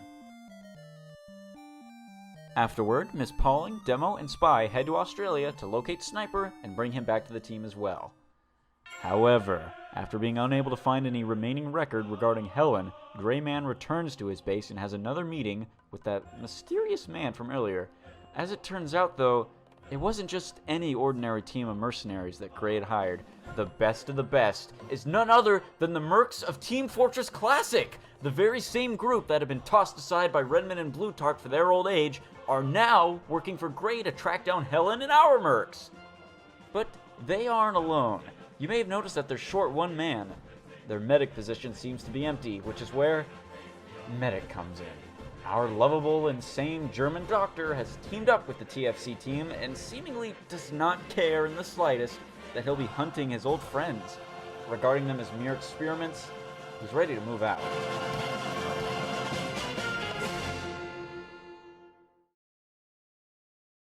Everyone is now heading to one common location, Australia, where the strongest and most powerful fighters on the planet and the smartest minds to ever be born call home. This mystical land of muscular men, where gleaming utopias are real, are all thanks to the power of Australium. That's what all 3 of our teams are after, so let me get on with it. Heavy and Scout are heading out to Ayers Rock to recover any Australium that's left there, because that's where it was originally found. Heavy feels like there isn't to be found, and the 2 of them have a slight bonding experience anyway. Soldier and Jana, Heavy's sister, who is now married to Soldier and is just as powerful as her brother, have infiltrated an Australian submarine base to steal their sub and gain access to the magical land of New Zealand, where there's supposed to be some Australian as well. Spy is also there to presumably babysit the two of them. Like I said, he just supervises. Miss Pauling and Demo have gone to look for Sniper, who seems to have ended up at his childhood home. At Ayers Rock, Scout and Heavy have no luck informing Miss Pauling that they made it, so they decide to just check things out without her. Shockingly, Ayers Rock is a facade, used to just cover up the mining operations of the natives. The two of them enter, but are quickly attacked by the return of Saxton Hale! After remembering who they are, he and Maggie free Scout and cue our favorite mercs in on their plans and situations. Double shock! There is no Australian left in all of Australia! So Heavy, Scout, Maggie, and Saxton agree to team up and take down the men that stole it and beat their heads in. In case you were wondering what happened with Miss Pauling and Demo Man, they had indeed traveled to Sniper's house and were knocked out and captured by the professional killer. He wants answers. His parents died 6 months ago, and when he was looking through their stuff, he found nothing related to himself when he was a child. It was as if he just fell out of the sky one day. No trace. Everything has a trace except for him, and he knows that if anyone has the answers he's looking for, it's Miss Pauling. She very easily goes along with him, stating that they were traveling to meet his real parents anyway. His parents somehow ended up in the fantastic mystical land of New Zealand that sank around 40 years ago. They came to not only grab him for their adventure, but take him along with them to find his parents and the last of the Australian. The two of them head out, dragging Demo along with them to meet up with Spy, Soldier, and Jana to take the submarine that they've procured. Soldier and Jana brief one another with how dangerous the mission be, with Soldier stating that his bride should use extreme prejudice when fighting the Aussies. Spy interrupts, so Jana uses her extreme prejudice skills against him. He reveals that he already has the keys to the submarine they wanted. He didn't have to fight or do anything. The sailors simply gave the keys to him. It's not like they're going anywhere. Not convinced that the strongest fighters in the world would just give something away, Soldier, with the help of Jana, snaps the neck of a sailor, but are stunned to realize that nobody really cares. Performing a tactical neck fix, the three of them board the submarine, eventually picking up Miss Pauling and the rest of their team. Miss Pauling, Sniper, Soldier, Spy, and Demo Man, and Jana, and Pyro, no idea where he was during all this by the way, make their way to New Zealand while Miss Pauling unveils the history of the Lost Country. 40 years ago, the artists, the intellectuals, basically all the introverted smarty pants decided to move to New Zealand to be left alone. They built a dome over the city and sunk it into the ocean. This bewilders Sniper, who at first doesn't believe them, but soon comes face to face with his real dad. Sniper's dad, a man by the name of Bill Bell, convinced the Council of New Zealand to sink the city for fear that the entire world would soon be covered in magma. He now realizes that they have to go to space, but the council wasted all their money, so he built a rocket just for himself. But his wife didn't like that, so the two of them fought over it. Their little baby, Mundy, climbed into the rocket himself and crash-landed in Australia, where he was found by Mr. and Mrs. Mundy. That means Sniper's full name is Mundy. Weird. Also, New Zealand is completely flooded. Also, the stunning realization is met. Sniper is not actually Australian. He's a New Zealander. However, Mundy doesn't have time to be shocked because there's more pressing matters to deal with. You see, the last cache of Australium was there, but Bill Bell used it to paint all of his prototype rockets that blew up, and the last rocket that he hasn't tested yet. Sniper's mom, Larna, gathers all her wine and boards the rocket herself, blasting off into space and taking the last remaining supply of that golden magic rock stuff left on Earth with her. All is lost when the land around them begins to flood once again because she crashed through the dome again, and Bill Bell steals their submarine to save his own skin. Just when the idea of his dad coming back with a change of heart comes up into his mind, Sniper is shot to death by the sudden arrival of the Team Fortress Classic team with Medic on board with them. Everyone is captured and brought to Greyman's fortress. Greyman pays the TFC Classic leader, who I will be addressing as TF Classic Heavy, or just Classic Heavy from this point on. Classic Heavy, however, begins to question Greyman and realizes that his team isn't getting any younger. Meanwhile, Soldier is tortured by Classic Pyro, who is a woman. So there's your answer to the is Pyro a boy or a girl theory. Classic Pyro is in the middle of torturing Soldier when, accidentally, he reveals that only Miss Pauling knows where to find the administrator. Classic Heavy comes in with Gray Man ready to have him tortured for no real reason other than fun. However, he does remember that he wants his backpack, so he rips off Gray's life-extending machine to use for himself.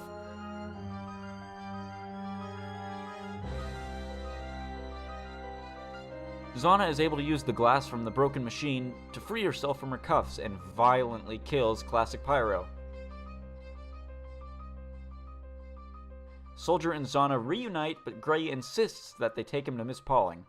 Miss Pauling, Spy, Demo, and Pyro are all locked up in the same cell waiting to be tortured by Classic Pyro. Demo Man, though, seems to be going through his own torture, a side effect of only eating bread and water. Miss Pauling laments how she failed the one mission the administrator asked her to do and how she's gonna die. Spy attempts to comfort her in the only way he knows how, with a suicide pact. Cracking a cyanide molar, he prepares to spit half of it into her mouth when Heavy bursts into the room! Our Heavy! The two of them rejoice, but not for long. Heavy tells them how he had to fight through a horde of robots to get here, and will only manage to buy them a little time so Miss Pauling can escape and get to the administrator. This is Gray's Island after all, it's covered in robots. That is when the classic Demo Man opens the door with a phone call for his friend.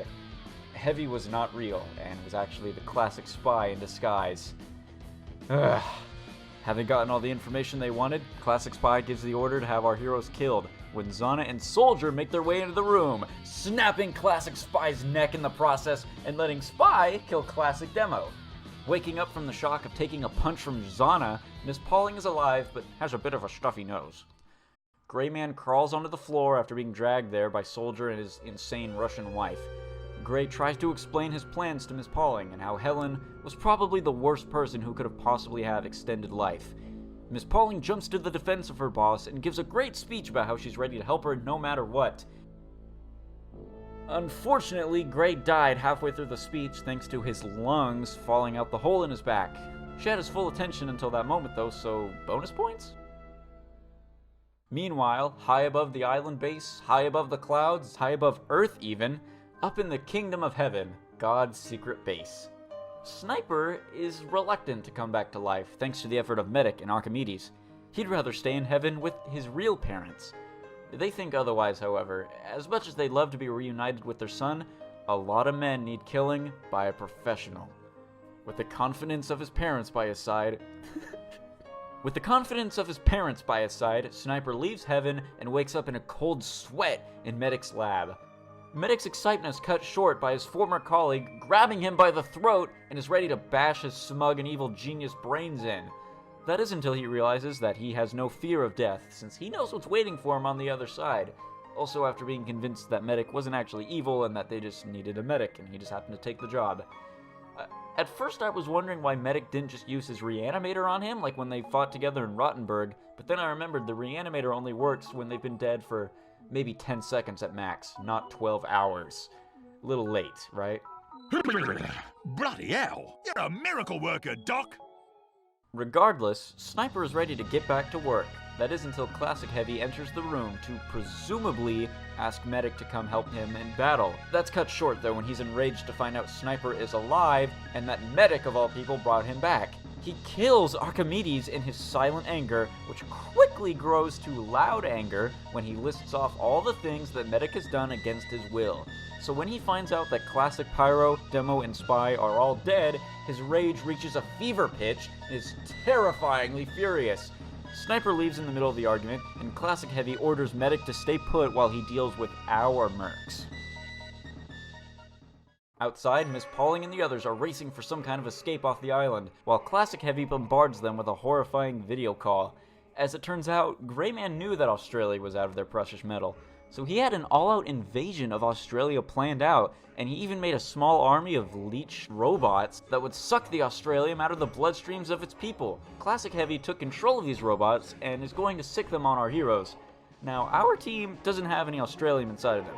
They know that, and Classic Heavy knows that, but the robots, they don't know that. So they're just gonna keep digging in their blood until they find some. Classic Heavy lets those robots loose while he tries to figure out how to use Gray's life-extending machine properly. our mercs are left to defend themselves while getting strangled to death by leech robots. Now, while that's all going on, allow me to address something that I was ignoring. Back when the gang was fooling around in Australia, a meeting between the administrator and Del Conager, or rather the engineer, took place. Yeah, I bet you've been wondering where he's been, huh? Anyway, he's been helping the administrator with her own life-extending machine, presumably this entire time. Truthfully, he's already built her 4 versions of a life-extending machine, and is now placing the 5th version on her. However, he realized that once the supply runs up, Helen's gonna die. She brings up that she doesn't need to live any much longer, only long enough to settle an old debt. Whatever that debt is, I'm not sure. I didn't bring this up earlier because I didn't want to break the pace, seeing how this came right after funny sniper antics and right before funny soldier antics. Didn't want it to break the mood.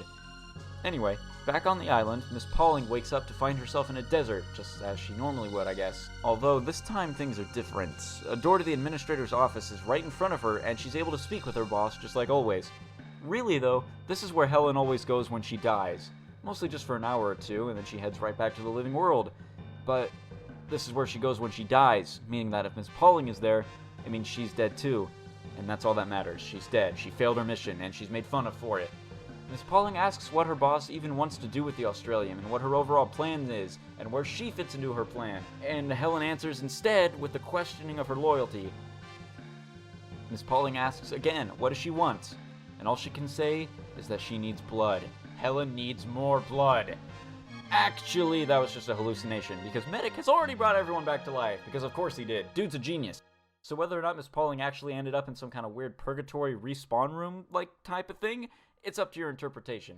But what is important is that she's alive, and so is everyone else. But what about the blood-sucking killer robots?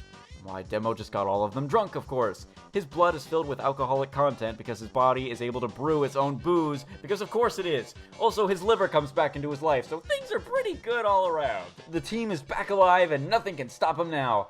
Actually, I lied. I seem to have a bad habit of doing that to you guys. Classic Heavy's been watching them the entire time and is planning on the next phase of his attack. He's also been going slowly insane with the idea of becoming immortal and making his team the same way. Also, he's talking to the machine as if he's actually talking to another person. Classic NG has been listening to this the whole time, and he and the remaining survivors of the Classic team, they don't want anything to do with that, and they just want to get paid. The thing is, Classic Heavy has never killed the guy that's paid them before, so they're all kind of on edge. They don't really want to do this, they just want to leave. Classic NG is also unable to make any more life-extending machines because they're beyond his skills, and the overall lack of the material. Classic Heavy orders his engineer to unleash the last of Greyman's stock horde of robots to murder the TF2 mercs. Before any of that can happen, the real Heavy and Scout parachute into the battle thanks to a plane ride from Saxton and Mags. Scout gives Miss Pauling a big hug, calling blood to squirt out from her eyes. Heavy and Jana reunite as well, though he's concerned that his little sister is missing a hand and is now married to Soldier, who of course plans on having kids. I guess a neck of human ears is just a common wedding trope. Who knew? Scout catches Miss Pauling up to speed on the status of Saxton Hale and the Irish Rock having no more Australium, but before they can talk about anything else, a massive horde of robots comes in to butt in on the conversation. Wondering where Saxton is, they're left to fight for themselves, but as you can see, Saxton and Mackie, they were too busy reminiscing to jump out of the plane in time. So now, with no weapons and no Australian muscle, they're trapped on both sides with nothing to help them. Basically, they're all gonna die. Again. However, once Sax and his former lover realize they need to jump, they prepare themselves and all the weapons they brought with them. Saxton asks Maggie to run Manco with him once he gets his company back with the help of Charles Darling. Not sure how that's gonna work out since there's no more Australian. Also, Maggie doesn't reply to that. Bad move, dude. That is not how you get your ex-girlfriend back. Trust me, I've tried. Surrounded on both sides, our heroes don't really see a way out of this. That is, until Scout is bonked on the head by a crate full of sub-machine guns, and a glorious entrance that can be rivaled by none. Saxton Hale and Maggie fall out of the sky with a plane crashing next to them, and crates of dangerous weapons floating beside them. Even an old familiar friend is dropped off, leading to what was about to become a heap of blood and guts is instead a new scrapyard. They're not the ones trapped in a facility full of robots. The robots are all trapped in there with them.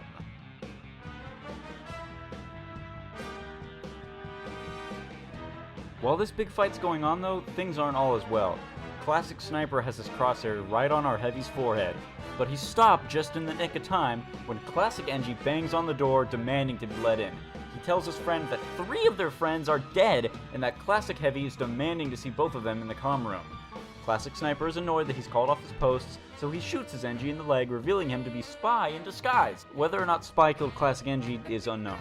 But for what it's worth, Spy did a pretty good impression of Classic Sniper's best friend. You see, he had Classic Engie implant robotic eyes that can see through the disguises of spies, so naturally he wasn't fooled whatsoever. Meanwhile, our Sniper is running across the building thanks to their plan failing. Classic Sniper congratulates Spy and even offers him a cigarette, because professionals have standards. What professionals don't do is monologue. They take the shot. Sniper reminds Spy of that, and all Spy can say is that he hates snipers. The two of them collapse beside one another and have a cigarette before moving on. Once the fighting stops, or at least in another corner of the island where there aren't any robots, Medic is healing Demo while telling him about how he saved Sniper. That's when Demo asks the most obvious question of the last 12 years. If Medic can do all these amazing things, why doesn't he just heal Demo Man's eye? Medic responds with a very simple answer. He has healed his eye before, and it's a very easy procedure. However, every time he does so on Halloween, the eye always turns into some sort of monster, creature, or beast they have to fight, like a vampire or a time-traveling pirate or something. The Bombonomicon did not just haunt Tavish's eye, it haunted the eye socket as well. So obviously, he just can't have an eye anymore. In order to make him stop asking him to do so, Medic just removed the part of the brain that makes Demo want his eye back. Sadly though, brain scooping is not an exact science, so Tavish will eventually remember sometimes. But with his injuries healed, he's back in the battle. While Medic's cleaning up, he's found out by Classic Heavy. Classic demands that Medic goes back to his lab and sews the life-extending machine into him. Or rather tells his guy how to do it, because he knows that if Medic puts him under for surgery, he'll just kill him. Not like Medic is known to put his patients under anyway. He insists that he would never let him die on his operating table. Instead, he'll die right where he stands. In a stunning turn of badassery, Medic stabs Classic Heavy in the face and chest with his Uber saw.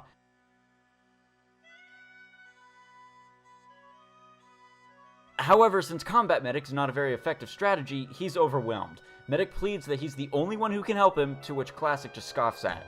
Medic was just the closest, and now that he knows where the administrator is, he can find her himself and take whatever he wants. The fight, though, is broken up when our Heavy finally arrives and has no hesitation to kill the insane former team leader. Being an honorable man, though, Heavy's willing to give his opponent a fair fight. Seeing this as his chance, Classic Heavy pulls out his side piece and fires 2 shots in a Medic's chest, killing him instantly.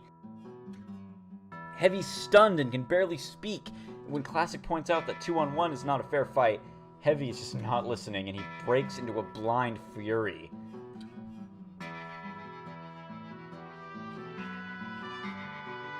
Hey, are you wondering where Pyro was? Well, of course not! Well, let me tell you where he is anyway. Because as it turns out, Classic Scout and presumably the Classic Soldier are gearing up to go kill our mercs. Greg doesn't want to go through with this, and he instead brings up Ross's old dream of starting up that orphanage together. They aren't getting any younger, and this is obviously a suicide mission at this point, so why go out and fight? So they agree to found a new orphanage to gain access to all the free children they could ever want to presumably use for slave labor. Because their dream is interrupted when Greg realizes that Ross is covered in gasoline. Thanks to our pyromaniac friend. Pyro murders them, which catches the attention of Scout and Miss Pauling, who seem to have been stranded by themselves. How the team managed to split up like that is unknown to me. Scout and Miss Pauling seem to be all by themselves. That is, until they look slightly to the left and into the event horizon. Because they get to witness the most American murder spree of all time. Full frontal honey-covered nudity in its most concentrated, patriotic form. Soldier and Jana are having a blast destroying the robots, while Scout decides that he'd rather be somewhere else that's less naked. Saxton Hale seems to be surrounded by robots, which is not a problem if you ask me, but Mags, of course, comes to his aid, primarily to mock him and how much he'll miss these bare chest brawls when he gets Manco back. Miss Pauling also gets a phone call from the engineer who asks about the status of the missing New Zealand cache of Australium. Unfortunately, the administrator is temporarily dead and can't come to the phone herself. Having to deal with the bad news, Engie prepares himself for what he'll have to tell his boss when she eventually wakes up. However, back to the fight you actually care about. Heavy is beating the life out of Classic Heavy, who even for a moment tries to negotiate with the Russian man. However, his doctor was killed, and all Heavy and Medic mains know what that feels like, so the beating continues and becomes more and more intense.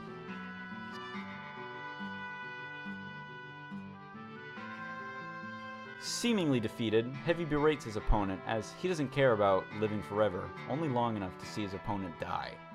When his back's turned though, Classic Heavy grabs Grayman's life extender, life extending machine and jams it into the open side of his chest. It powers on and fills him with the raw power of Australium, and round 2 of the fight begins.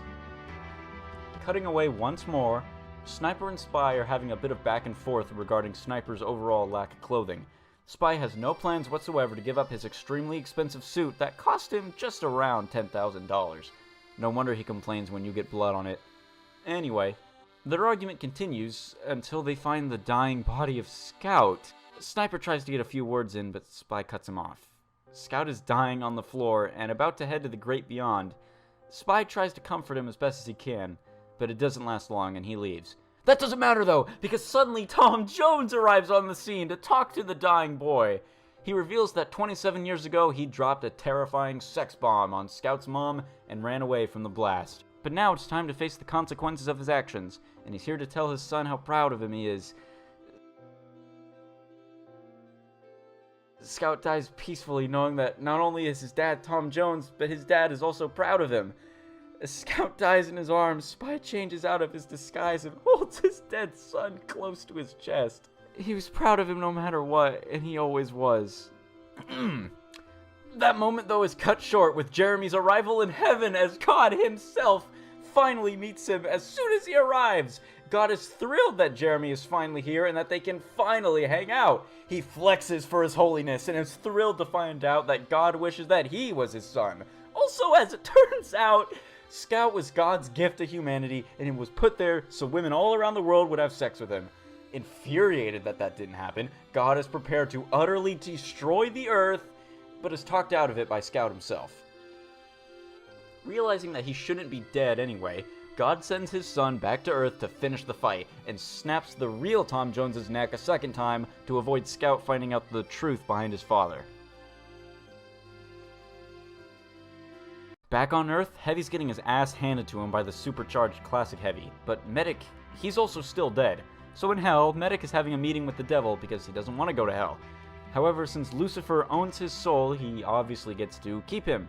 That is until Medic points out that he has surgically added 8 more souls to his body so that the devil now only owns a stake in his soul supply.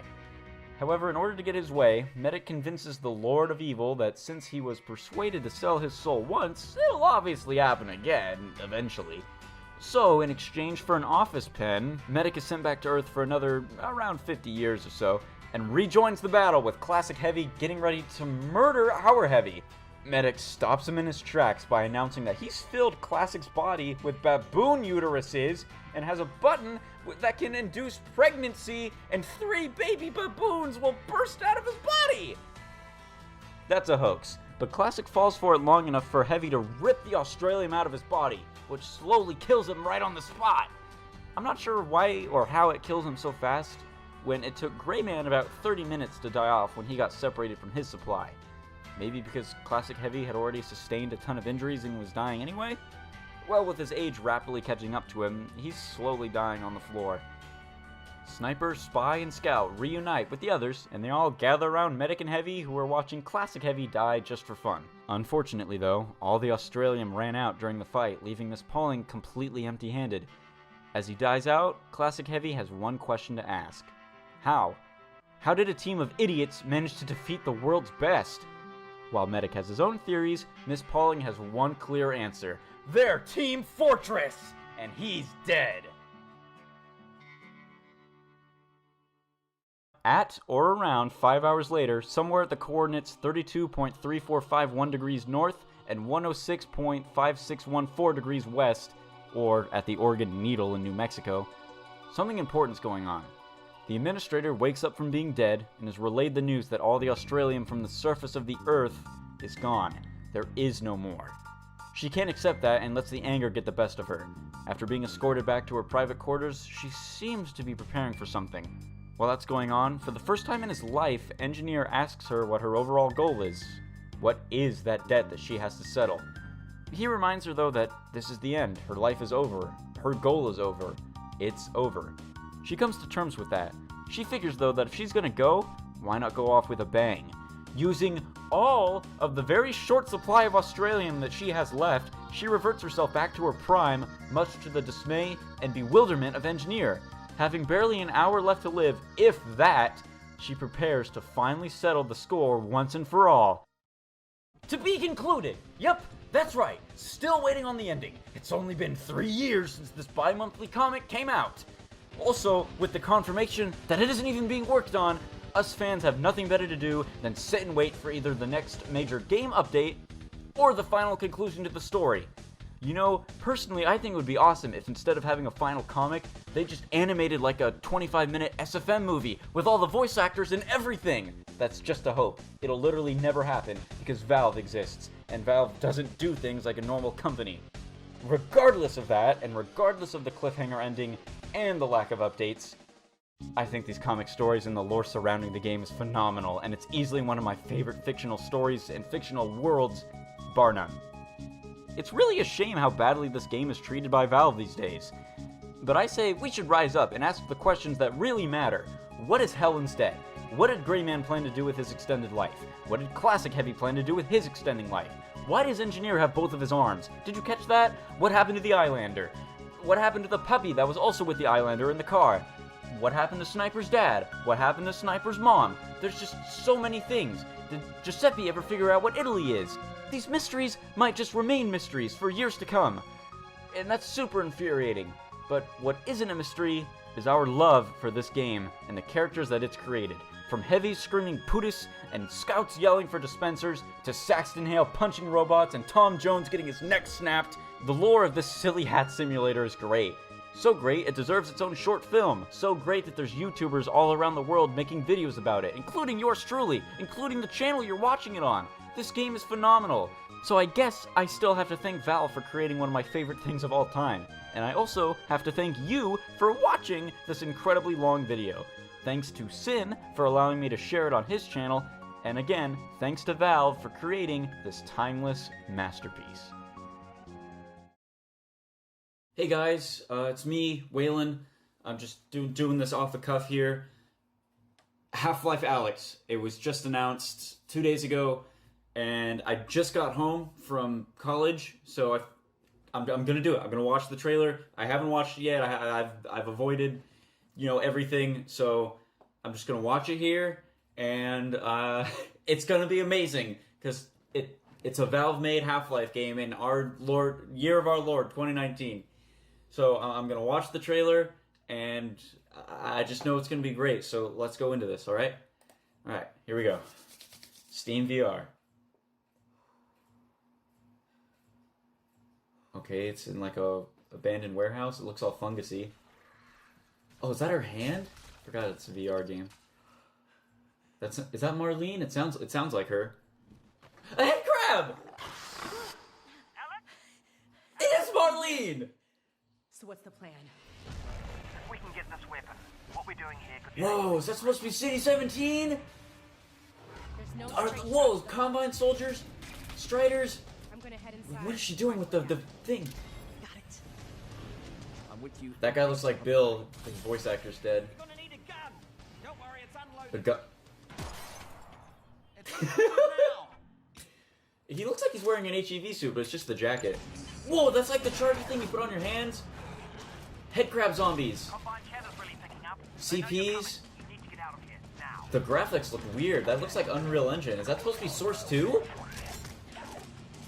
She shot it. The Combine death sound. They've got...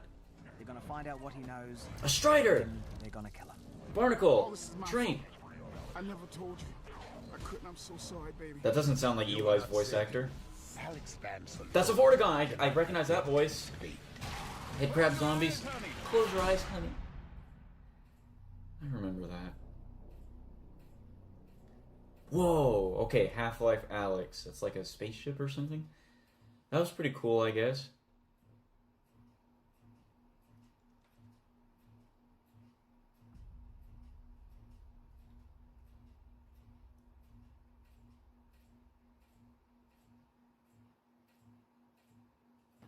Was that the G-Man? Was that the G-Man? I forgot. I forgot this isn't Source Engine anymore. That's so weird. He looks like a real person. He didn't speak. So I don't know if it's the same voice, but that smug smile, that's all you needed. That's all you needed. It was the G-Man. Alex is Alex. The Vortigaunts sound like themselves. Sound like they stepped right out of episode 2. Eli's voice actor sounds weird. I don't think that's the same guy. I don't know why they didn't get him. The game looks amazing. If that is Source 2, the graphics look awesome. I guess they're not just being wasted on Dota 2 or CSGO, whatever it is. That's amazing. That part with like the spaceship, the helicopter in the air. That's awesome. The building, the construction of City 17. Is Dr. Breen going to be in the game? The setting order with the Striders and they're not CPs, they're the Combined Soldiers with the shotguns that you encounter on Highway 17. It's them. Who's that? I don't know who that Australian guy is. The hands look weird because it's like VR gloves, so she has like stuff on her hands. I'm gonna head inside. Picking up the gun. The movement looks too fluid.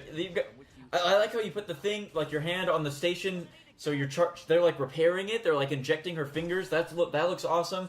Pushing all the rubble things away from the shelf to get ammo for her gun. That doesn't look like the same gun she used in Half-Life 2, but I like the multi-TV monitor setup that they used to have. That looks like an apartment raid from City 17. Those aren't CPs. That much is obvious. They're definitely the Combined Soldiers, but find out what he knows. Because I forgot this is a prequel. So Eli Vance is he's not yet the leader of the Resistance yet. Is Dr. Kleiner gonna be in this game? I hope so. Don't close your eyes, honey. You know. If you know, you know. And then it closes out on like the spaceship in the air, and then and then he walks up. And it gives you the smile. March 2020. That's next year. Doom Eternal. Animal Crossing New Horizons, Half-Life Alex. I look like screaming neat Wojak, but oh my god, a new Half-Life game, and it's coming out soon. It's coming out soon. 18 years or something like that since Half-Life 2. I was born and raised in the time it took for this game to come out from Half-Life 2. 12 years since Half-Life 2 Episode 2, 18 years since the original Half-Life 2 in 2004. Or maybe 16 years since, 2020. But anyway, a new Half-Life game. A new Half-Life game.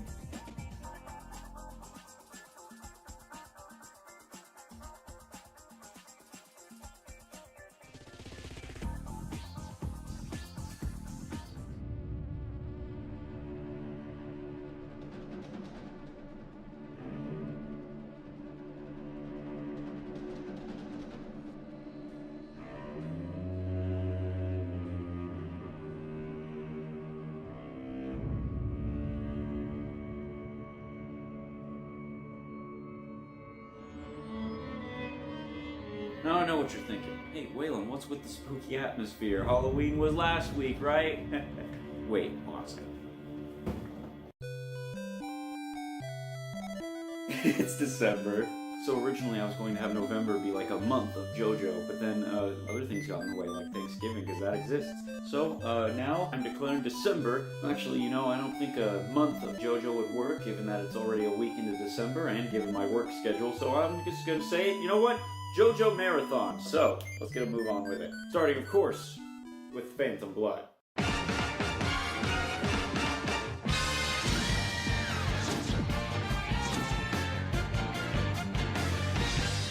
JoJo's Bizarre Adventure. What can I say that hasn't already been said by hundreds of thousands of other people? It's the story of Jotaro Kujo and his journey to defeat Dio Brando, all while mastering the power of his stand Star Platinum. Well, yes, but actually no. We have to go back to the very beginning. The Stardust Crusaders is part 1. It has stands and everything. I hear you getting ready to type in the comments. No. Stardust Crusaders is actually part 3 of JoJo, but I know a lot of people who think it is the first installment. Whether it's because they only watched the anime, or only know of it because of the big popularity surrounding part 3, it doesn't really matter. But what does matter is setting the record straight. So let me talk to you about JoJo's Bizarre Adventure, Phantom Blood. It's 1987, a time of video games, weird hairdos, and muscular men, and one young man named Hirohiko Araki is fresh off of making Bao the Visitor and Gorgeous Irene. Araki was fairly successful in these, among other shorter mangas he made, but he wouldn't hit the big time until he released JoJo's Bizarre Adventure Part 1, Jonathan Joestar, His Youth. What a mouthful. JoJo's Bizarre Adventure, Phantom Blood, is the story of Jonathan Joestar, a 12-year-old brown, or blue-haired boy, who is the heir to the Joestar fortune and the only son of George Joestar. It takes place in 1880s Victorian England. This video is special. I've never really reviewed a book or anything like that before. Sure, the first real video of the channel was on the Super Mario Bros. Super Show, but that was still semi-video game related. Oh, I know! I can review the PS2 game that only came out in Japan. You know, that 3D brawler where you can regain stamina by posing, and even features the voice actors from that movie that never came out. Oh, and you can play as Speedwagon, Dio, Mr. Zeppeli, and, a lot of Jonathans. Maybe not, never mind. When he was inspired by the works of Fist of the North Star by Burnson and the look of various action movie stars like Sylvester Stallone and Arnold Schwarzenegger, he would go on to create a legacy. Oh, and as for the sub versus dub debate, there is no debate. If you want broken English and more screaming, you watch the sub, but if you want a more serious take on the dialogue along with appropriate accents, you watch the dub. I don't know why people make fun of the dub and call it bad. People asked for accents and they got them. I was introduced to the series with the dub, and yeah, I've watched both in English and Japanese. I typically go for the English dub. It has a charm that I think is lost with the sub, and conveys more emotion in my opinion. I can relate to it more. Okay, so for this video, I went back and reread all of Part 1 through my JoJonium books. These are really awesome, by the way. It's the only way to read the manga. All nicely wrapped up in 3 books rather than tracking down all 44 individual chapters, which is expensive and probably not worth it unless you want to brag that you have a full collection. What do you gain from that anyway? An empty bank account? Well, anyway, because I read through the newest editions of JoJoniums, I'll be using the same names of characters and abilities from there, so unless you're some kind of purist who insists that I use the Japanese names for some reason, then, well, I hope you don't mind. Oh, and as for the anime, yeah, it's fantastic, but listen, guys, Warner Brothers are very stingy and not willing to share even a minute, not even 30 seconds worth of footage without, copyright claiming or copyright striking me. So forgive me if I have to resort to using some weird border or if I don't even get to use anime footage at all. And, that's primarily why I stopped making JoJo memes due to the relentless copyright strikes I keep getting from them. But, with that all the way and the flame war that I've surely started in the comments, let me finally move on to the story. This is Phantom Blood. It's 1868. George and Mary Joestar are traveling home in the rain when their carriage collides off the cliff. Mary and the Inside the carriage is none other than Dio Brando, a young, conniving boy who seeks to bleed the world for all it's worth and become #1. You see, Dario Brando was a drunk who developed some kind of horrible illness. It was Victorian England after all, you'd be lucky to live past 25. Dario got sick and told Dio that when he dies, he should send himself to the Joestar mansion to take everything they've got and find the riches he could never attain as Dario's son. Giving him a letter and packing all of his things, he sends Dio off to live with the Joestars and then dies shortly afterwards. Dio, however, always hated his dad and was grateful for his death, considering Dario caused the early death of his mother and the fact that he had to live in the slums, so Dio is more than happy to join a life of luxury, along with coming into Jonathan's life with the intention of overthrowing and surpassing him. He's kind of a jerk. And in the manga, we get a little insight on how JoJo feels here. He misses his mom and laments that nobody will miss him should he vanish off the face of the earth. But that mood changes when he finds some leftover chocolate and munches down. Are ruined, so he forces himself on her and steals their first kiss. Now their love life is ruined and JoJo will never find happiness. Once JoJo finds out, though, he's blinded by rage, runs home, and jumps over a fountain to confront Dio. A recap of their boxing match happens for a short while until Jonathan taps into the real Joestar secret technique. Bloody his nose. In the manga, you actually see Danny burst out of the furnace covered in flames, so I'm kinda glad we didn't have to see that in the anime. No one wants to see dogs dying. Not yet, anyway. Speaking of Danny, the anime cut out a small scene of Danny saving Jonathan's life as a young boy.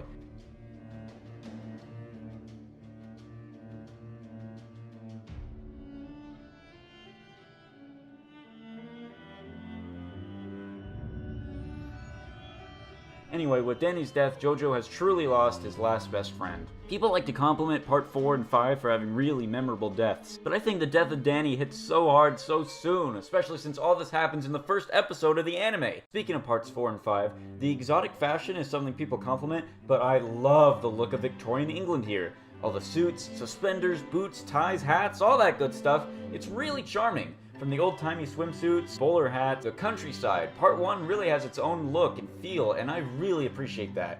Flash forward 7 years. Yep, just like that, in the blink of an eye, all those years pass, and Jonathan and Dio are now 19 and about to graduate college. With the celebration of their last rugby game, the two bond over their win like the true bros that they are. JoJo is set to become an archaeologist, while Dio is set to be a lawyer. While their friendship is of course a facade for the public, JoJo still has a hard time of letting go of Dio's early villainies, while Dio considers Jonathan everything but a friend, and is ready to throw the final curveball of his master plan now that they're both of age and ready to inherit the Joestar fortune. Speaking of the Joestars, back at the mansion, it seems that George Joestar himself seems to have come down with an illness. He's coughing up a storm and pretty bedridden. Well, it's more like Dio doesn't want his dad to go to a hospital since all they care about is money. Convinced by his son, George stays in bed since, he prefers being home with his family as it is. Though Jonathan is slightly suspicious of Dio's actions. Later that night, in his study, Jonathan is analyzing a strange stone mask that his mom brought home from a trip to Mexico one year. It seems to have strange effects when blood is applied to it, like spikes shooting out the back of it. Since he's hoping to become an archaeologist, JoJo hopes to discover the secrets of the stone mask while allowing him to further science and all that jazz. When looking through his books to find anything that could help him on the subject, he stumbles upon a letter from the past. Dario Brando wrote it to George on his deathbed, the same letter he asked Dio to deliver to him. In the letter, Dario described having a horrible cough, swollen fingers, and chest pain. These were the same symptoms that plagued George, and Jonathan, of course, suspects something is wrong. At that same time, though, Dio is heading towards his father's room to deliver his medicine, but is caught changing it with something else by JoJo. He asks him what he's giving to his father before reading Dario's letter to him. As it turns out, Dio has been visiting a Chinese potion seller and has been buying poison from him. This poison kills you in a way that resembles a common illness, so it can't be traced back. Dio, of course, pretended to know nothing about what Jonathan is talking about and stops him from trying to look at the medicine. He threatens him with the end of their friendship and trust should Jonathan take it from him. That is until Jonathan forces his brother to swear on the honor of Dario that he's done nothing wrong and that he'll drop the subject forever. This grinds the devil's gears and flips into a rage, of course. Dario had no honor, so there's nothing to swear on. He goes to punch Jonathan, who takes it like a champ and throws Dio off the stairs. He threatens Dio should he ever try anything again, and demands that several doctors take care of his dad instead. He travels to London to have the poison checked out, seeing as how his college professors couldn't make heads or tails of it, and his quest for justice leads him to Ogre Street, the worst slums in all of London. That's when he's attacked by a gang of 3 miscreants who hope to steal everything he's got, and maybe a few fingers too. Jonathan is steadfast and doesn't flinch at his attackers, even grabbing the blade of his opponent, much to the shock and whimsy of the gang. Before anything can even happen, JoJo lands a swift kick and punch to the face of 2 of his aggressors, leaving just 1 left. The speedy man congratulates JoJo on his moxie, and asks if he really doesn't mind losing 4 fingers. JoJo, of course, asks for the fighting to stop, and asks where he can find an Asian apothecary, but the man isn't listening. He doesn't like taking lies from rich boys. His hat turns into a buzzsaw thing, kind of like a man-hack from Half-Life 2, and launches it at Jonathan. JoJo, in turn, kicks up the knife that he took from one of the thugs, and kicks it at his current opponent. The knife throws him off, but he still aims good enough to slice into JoJo's wrist and cut the bone. Jonathan isn't fazed, though, and pushes through the pain. His resolve is too great, and nothing will stop him from saving his father. So despite the pain he feels, he's able to run towards the thug and deliver a swift kick to the face, sending him flying backwards. As he's flying backwards, that thug just can't believe the sheer mental fortitude JoJo has, and regrets ever picking a fight with a guy like him. As Jonathan is patching himself up, various other thugs arrive to presumably kill him. That is, until the man that JoJo kicked away tells him to stop, and reveals that his name is Speedwagon. Speedwagon proclaims that he'll never allow any harm to come to the gentleman who bested him in combat. Speedy looks around and realizes that his friends aren't dead, and have merely received flesh wounds. Jonathan spared his friends, even though they were trying to kill him, because he's a nobleman who only seeks to accomplish his goals with killing as a last resort. Kind of like Josuke. Speedwagon agrees to help Jonathan and takes him right to the Chinese guy's shop. Meanwhile, though, back home, Dio is coming up with a plan to kill Jonathan in a way nobody would ever suspect. Using JoJo's knowledge and research on the stone mask, he comes up with the idea to activate the spikes in the back and pierce JoJo's brain. Because the injury would be so unique, everybody would think that JoJo just killed himself on accident. It's the perfect crime for the perfect evil mastermind. Nobody would be able to trace the death back to him, Dio! However, once a few days pass and still no sign of Jonathan, Dio assumes that he died in an Ogre Street gutter. He celebrates by putting on some weird outfit and goes out for drinking for hours at a time. He's no different than his dad and hates himself for it. Nothing but a bumbling drunk. After bumbling into some bumbling drunks and getting insulted, Dio breaks his bottle over the face of one of the men, which causes him to start bleeding profusely. The old man's friend doesn't like that, so he goes in for the stab. Which Dio dodges, of course, deciding now would be a good time for the stone mask test. Grabbing the arm of his attacker and making him slice his friend's neck open, Dio takes out the mask and forces it onto the face of the old man. After getting it covered in blood, the spikes sink into his brain. Dio is prepared to solve the mystery of the mask, but is taken aback by a fantastic white light emanating from the mask. However, once the laser light shows over, he falls flat on the ground dead. Disappointed, but otherwise confident that the mask works, Dio starts walking away. That is until the same dead man gets up and starts attacking once more, this time bearing fangs and evil eyes. He sets his sights on Dio, who slices part of his hand clean off with the knife, but doesn't take any damage. In fact, with the swing of the missing hand, he's able to completely demolish half of a building! The shock from the building sends Dio flying backwards, breaking his collarbone as a result. Dio tries to escape, but is captured, and starts having the life literally drained from him. This man thirsts for blood, despite not knowing why, and is starting to take Dio's. His age is also rapidly decreasing, and goes from 80 to 20 in a matter of seconds. Finally realizing the real power of the mask, but is powerless to stop his death, Dio is prepared to take the secrets of the mask to his grave.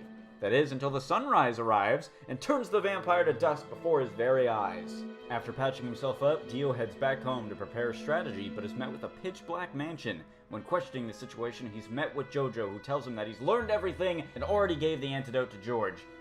He pities Dio and feels bad. Despite never really being close, he really feels remorse for having to arrest him. Even if Dio doesn't believe him, he really feels that way, and that's something I admire about Jonathan. Despite everything, he knows why Dio is the way he is, and still feels bad for him. He's such a great guy with an awesome personality, and it's a shame that he gets a boring reputation. Dio, however, comes up with a plan and starts fake crying and playing the sympathy card. He asks JoJo to let him turn himself in, but really he comes bearing the mask and a knife to murder his brother. JoJo almost falls for it, that is until Speedwagon comes out from hiding and proves that Dio was evil from the very moment he was born. Even George, the police, and the Chinese man Wang Chen come out from hiding. Now, knowing everything, George gets teared up at the thought of his own son trying to kill him and starts to leave so he doesn't see his boy locked in chains. The police prepare to arrest him, that is until Dio asks JoJo to slap the cuffs on him himself. And when he gets close, he tells JoJo that he was caught because he was human and had weaknesses. And unless he can surpass being human, he'll keep making mistakes. Jonathan has no idea what he's talking about. That is until Dio loudly proclaims that he quits being human. He rejects his humanity and whips out the knife and mask in a quick attempt to kill JoJo before getting himself killed. Unable to move from the shock, he finds the knife piercing the flesh of his father, who ran ahead to take the blow for him. However, what's done is done and blood is shed. Dio takes the Joestar blood and wipes it on the mask that he's now donned on himself. A glorious light is emitted. Dio gives an insane and terrifying laugh as he's filled with the power of the ancients.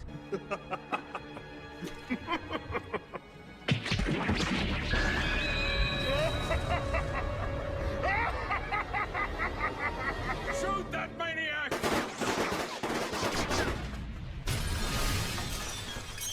And the cops unload all their rounds into him, sending him crashing through a window. Jonathan isn't shocked that his dad took a knife for him and watches George die in his arms.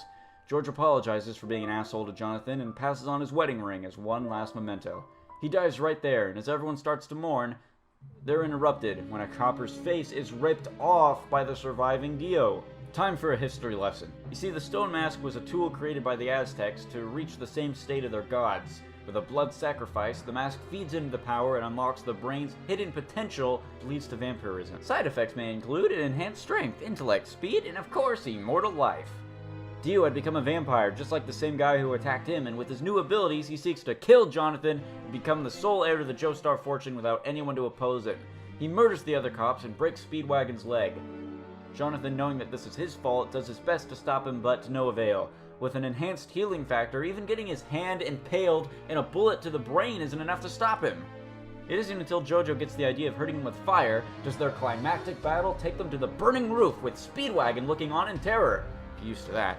Jojo's life flashes before his eyes and he realizes he has nothing left to live for and nothing to lose, so should he die along with Dio, he would be content. Grabbing his brother and crashing through the ceiling, they find themselves falling to their deaths. Dio outsmarts him, says and prepares to make his escape, but Jonathan is also smarter than this and manages to pull Dio back to him and they fall once more. With a kick, Jojo was able to perfectly impale Dio on the statue of the Joestar family guardian. Unable to move, Dio is consumed by fire and seemingly turns to dust right then and there. Jojo is hospitalized, and when Speedwagon goes to visit him, he finds that he's being taken care of by a woman, despite it being like 3 in the morning. He withdraws coolly, knowing that his gentleman friend is in good hands.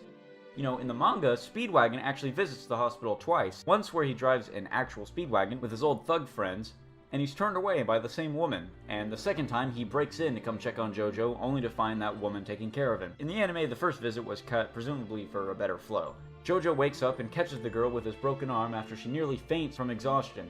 The girl turns out to be a grown-up Arena Pendleton who never really lost her feelings for Jojo and recently moved back into town. Finally having something to live for again, Jojo heals up quick thanks to her love and the two go out for a stroll. In the middle of their walk, Jojo notices a weird guy has been following them the entire time, and soon that weird guy is in front of them. He calls out Arena and Jojo by their name, seemingly knowing of them, and leaps into the air, proclaiming that Jonathan had done well to survive the power of the stone mask, but its user still lives. He jams his pinky into Jonathan's chest, forcing out all the air from his lungs and imbuing him with a strange power. Soon his broken arm is healed and he can lift a rock like it's nothing. The man reveals himself to be William Zeppeli, or just Baron Zeppeli for short. He shows Jojo the way of Sendo, a special martial art that uses the power of ripple energy, otherwise known as Hamon. Punching a frog and breaking a rock is enough to convince Jojo to listen to his story. See, he heard Wang Chen discuss the story of the Joestar Mansion fire and disappeared shortly after. As it turns out, Wang Chen wanted the stone mask for himself, so he went to try and get it. However, when digging through the rubble, a barely conscious Dio was able to grab his arm and drain Wang of all his blood. So if that greedy hadn't tried to get the mask, Dio would have died, Jonathan would have went on to live a much more peaceful life than he definitely deserves, but whatever. Wang Chen did it, so it doesn't matter. Baron Zeppeli also explains that he's been hunting the stone mask ever since he was a child, when his dad wore the mask after an excavation in Mexico. On the ship ride home from Mexico to Italy, his father donned the mask and killed everyone on board, save for Baron, who jumped to the ocean and was saved by sunlight. The mask stayed on the empty ship and found its way to the Joestar family. Dio himself had been pretty busy during this time. He had little to no strength, but through the help of Wang, he was able to steal the life force of many people in order to recover. One of these people was none other than Jack the Ripper himself, who would become a valuable minion to Dio. With most of his energy restored, Dio now plans on using his mastery of vampiric abilities and an army of zombies to take over all of England and eventually conquer the entire world. The fight against Wang Chen was cut from the anime, presumably due to it ending so fast and having an overall lack of effect on the story. Sure, it gets rid of Dio learning what Hamon is, and so him already knowing what it is in the anime is kind of weird, but it doesn't detract from the story. Anyway, Jojo shows a latent mastery of Hamon energy by unknowingly making a tree blossom and fueling it with life with the leftover Hamon that was in his arm. A week passes and Jojo and Zeppeli undergo a brutal training to change the way that they breathe in order to master the art of Sendo. During their training, they're attacked by a zombified Wang Chen, who is now a slave to Dio. With his razor-sharp blade claws, he goes in for the kill, but is very easily defeated by Jojo after getting a little taste of Hamon. Hamon and the stone mask are one and the same, two sides of the same coin. The energy that Ripple creates uses the energy of the sun itself, but to a much greater potency than that of the mask. Basically, they overflow with energy and die. Imagine you pump a balloon with too much air and it blows up. It has the same effect. Speedwagon is able to use his underground connections to confirm their suspicions that both Dio and Wang are indeed in the town of Wind Night's It would be wrong of him to involve himself up to that point and then not go to help him, plus it's not his style. So, joining Jojo and Baron, the trio make their way to the doomed town by carriage through a tunnel. Also in the manga, it gives us this frame of Speedwagon, so I think that's pretty cool. They're stopped halfway through the tunnel when their driver is killed and their horse spits out a man covered in knives. Don't you hate it when that happens? The man is the now undead Jack the Ripper and was sent by Dio to kill Jojo and crew before they can pose a real threat to him. Baron shows off his Hamon abilities by using his patented Hamon Cutter technique, when he spits out wine imbued with just a little bit of ripple to slice through Jack's attacks and give him a little Hamon-powered kick. Realizing he's outmatched in the open, he breaks open a wall where there happens to be a hidden passage full of night torture gear. He escapes inside, egging them on to fight him in the dark. Baron tells Jonathan to go alone, and also gives him a glass of wine, warning him that should he spill even a drop, Baron will drop him as his student. Speedwagon thinks that's a dick move, but Jojo accepts and understands his Viking metaphor. Navigating the dark passage and narrowly escaping death, Jojo abandons the torch and cloaks himself in darkness. Letting his breathing take control, he's able to feel the vibrations and movements of Jack behind a wall thanks to the power like that. It's never brought up again, so just a little fun fact as to why Speedwagon never learns Hum. Cracking his crown thing and sending him flying out of the water. Overwhelmed with anger at being hit and filled with the pride of a knight, Bluford rapidly extends his hair and captures Joe thanks to the shock of his attacker. All of Jonathan's emotions come hurling through him at once. His shivering heart, the burning heat of his finely cut blood. He unleashes the Sunlight Yellow Overdrive! Jonathan now knows that Bluford is different from other zombies. He knows his plight and pride of a knight, and honestly feels bad for him, but he's still a zombie and only exists to spawn more of his kind and drink the blood of the innocents. He must be disposed of. However, upon hearing Bluford proclaim the pain that Jojo brought him means nothing, he stops his attack altogether despite the sword that's, about to cut off his head. Everyone yells at Jonathan to do something, but he just stands there as the blade makes contact with his cheek and barely gives him a little baby cut. Bluford felt pain for once, a human emotion, meaning his humanity is returning to him in his final moments. As the hormone courses through his veins, the ground around him bursts with flowers signifying his change of heart. Bluford acknowledges his pain and sorrow and respects Jonathan as a warrior and a friend from 300 years in the future. Feeling a bizarre peace, he's ready to meet back with his queen in the afterlife, and as a parting gift, he gives him his Sword of Luck, along with adding his own emblem, making it Pluck. And in my opinion, he knights Jonathan right here and there, especially since he calls him Sir Jonathan. The Sword of Luck and Pluck is born, and the two knights part ways. Oh, and in case you didn't realize or didn't know, Pluck means something along the lines of hard work and determination. This symbolizes Jonathan's hard journey to become a warrior, as his peaceful life was plucked away from him. Meanwhile, Dio symbolizes the luck element, because he was just lucky that Dario met George, and was lucky that they kept the stone mask, and I think that's just a great detail. Anyway, with Jonathan's new sword, he vows to defeat Dio to honor Bluford and anyone else that's been wronged. Also, Tarukas doesn't care about honor, and is still here by the way. He's disgusted by his former ally for admitting defeat so weakly. However, since he's huge, our trio of heroes doesn't stand much of a chance, seeing as how he's now destroying the ground right from under them. Making an escape through the use of leaves as a giant paraglider, Jonathan, Speedwagon, Baron Zeppeli, and that little kid from earlier, who is named Poco by the way, all get away, landing in the ruins of a night training ground. Let me break away for a bit and talk about Bluford and Tarukas. Some things I skimmed over was their betrayal by Queen Elizabeth, who killed Queen Mary and had them beheaded. Their execution took several attempts due to their hatred and thick skin, making them survive their attacks. Also, they were two of the very few victors of the 77 Rings Challenge, in which you had to climb a mountain while wearing extremely heavy armor, battle 77 opponents, and take their enormous rings to wear around your body. The anime left out the 77 Rings history as it takes away from the action in the moment. Also in the manga, Poco manages to run away from the battle against Dio, where he runs into two of his bullies or something like that, and tries to get them to help in regards to Bluford and Tarukas. In the end, Tarukas kills both of his bullies by eating them alive and wringing out their corpses for blood in front of everybody. I'm glad they got rid of that scene, as personally I don't care much about Poco. He's a silly little character that's kind of out of place, given the intense battle that's going on. Plus the horrific gore present in the manga, I'm sure nobody wanted to see animated. Kind of like how they didn't animate Danny being burned alive. With that out of the way, it's here we learn more of Baron Zeppeli's backstory and the truth about how he discovered Hamon. After his encounter with the Stone Mask, Baron headed all over the world in search of it or anything that could stop it. In India, he was given the answer when he witnessed what looked like a doctor in his early 20s performing a hearing miracle on a patient's leg that anyone else would deem as needed to be amputated. Baron seeked to learn this skill, knowing that the energy the Indian man produced was the exact opposite of that of the Stone Mask. So he was given directions to that of the Indian man's master, Ton Petty of Tibet, and Baron made his way there. In Tibet, he found himself in a grand temple filled with hundreds of Hamon masters, all being taught by one man, Ton Petty. With a Hamon-filled handshake, Ton Petty learned everything about Zeppeli. His ripple energy was so advanced and fantastical that he could read all of Baron's energy from the mere touch of the hand. While his age isn't given in the manga, it's speculated that he's like 500 years old due to his complete and utter mastery of Hamon, yet barely looks like he's 80, maybe 90.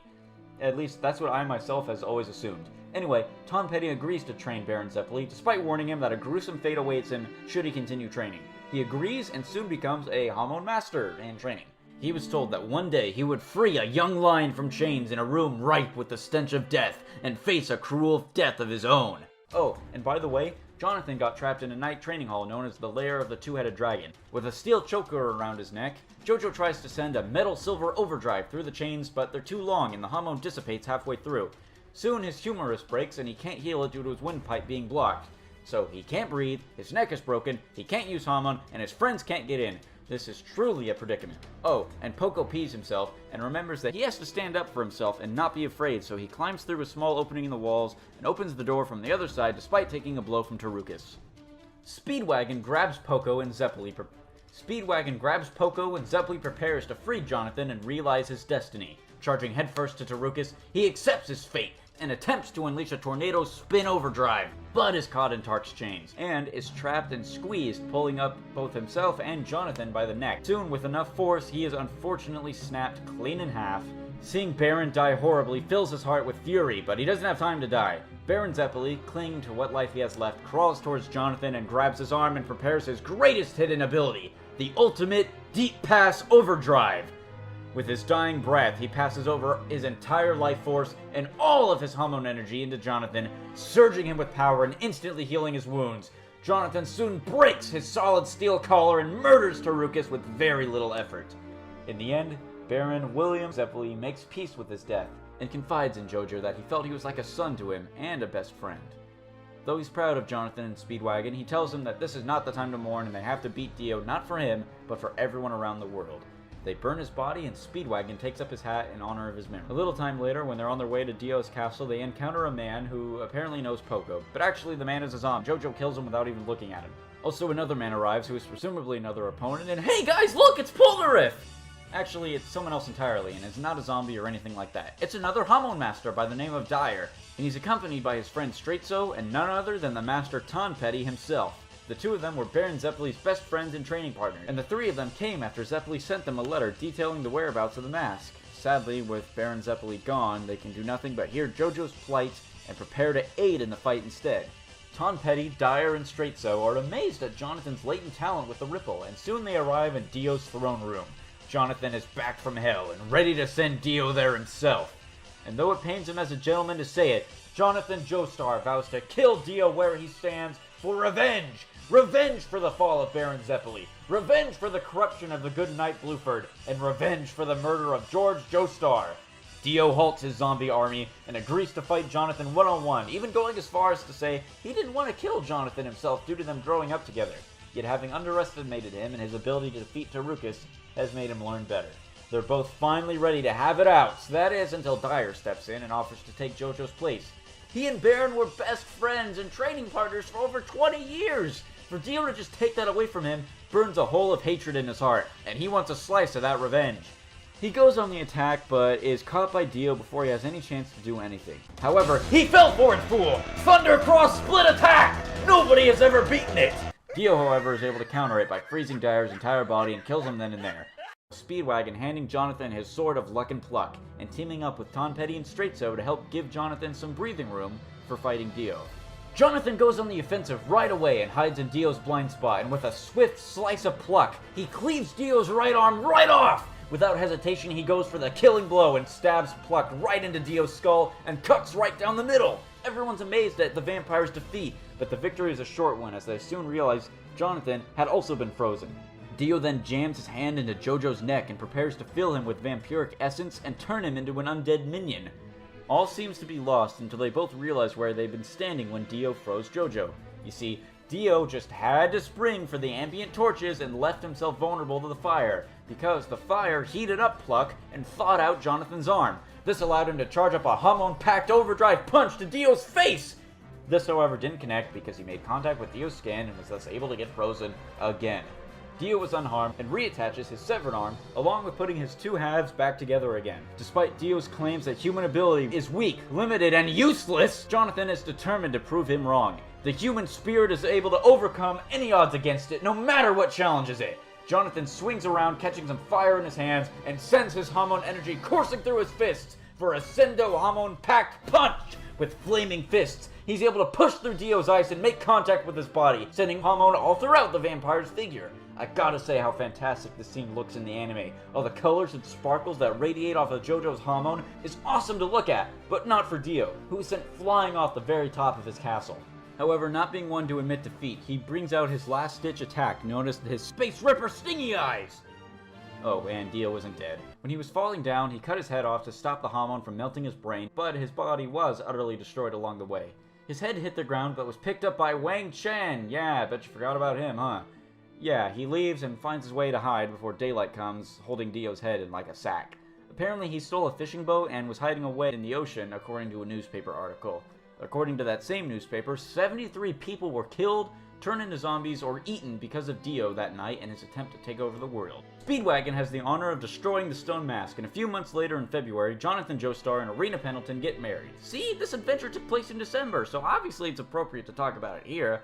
February 2nd, 1889, Jonathan marries Irina, and the next day they're off to their honeymoon in America. Speedwagon rushes to see them off, though he bumps into some cargo men along the way. This interruption is not enough to stop him from seeing off his best friend, along with Ton Petty, Poco, Straightso, and Poco's sister. Oh, even Speedwagon's old gang friends are there too! So that just proves that no matter who it is, Jonathan is able to move the hearts of those he fights. He truly is a real gentleman. Soon they depart, and Irina is just overjoyed with love and tears at them finally being able to be together. They head below deck to enjoy dinner together and even share a cute moment of Irina tasting wine for the first time. However, their great moment is interrupted because right when Jonathan and Irina are having a nice time together, Jonathan spots Wang Chen staring at him, who then heads further below deck to the engine room. This triggers his PTSD as he realizes that if Wang Chen is here, then Dio survived their encounter and is alive on the ship. Yeah, I tried playing up the mystery, but Dio is here and his head is inside that weird coffin thing that the cargo men carried onto the ship. Jojo tells Irina to run to the room and lock the door, but I'm glad that she didn't do that, as soon everyone in the dining room is turned into a horde of zombies. Wang Chen opens the coffin and takes out Dio's head, which is being kept in a jar, and just seeing that sends Jonathan into like a real disgruntled state. Dio confides in Jojo that even though he once hated him, he now has nothing but respect for the gentleman knight. Because of Jojo, he was able to obtain great power, but also because of Jojo, he was left as nothing but a head. Obviously, their fates are tightly woven together. Their existence is one, and shall soon become one.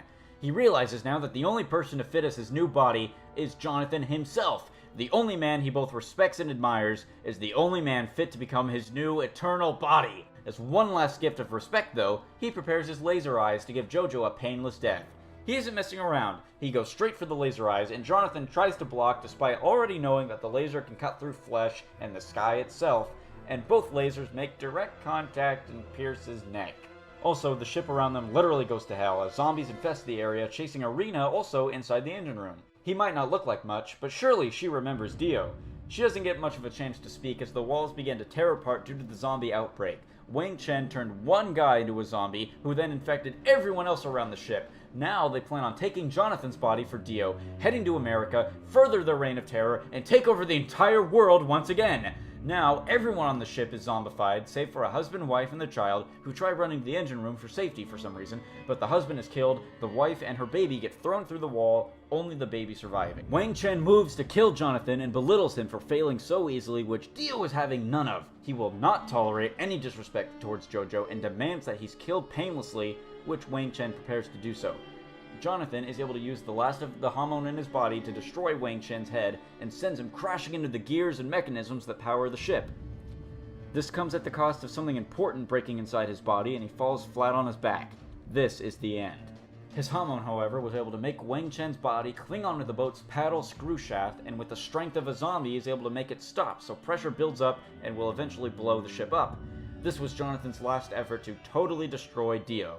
Irina and Jojo share one last passionate moment, and despite Irina wanting to stay and die with her lover, Jonathan insists that she escapes and takes the baby that fell through the wall with his mother. His mom died to save him, as did the other mother. Jojo tells Irina to live for that baby and for him.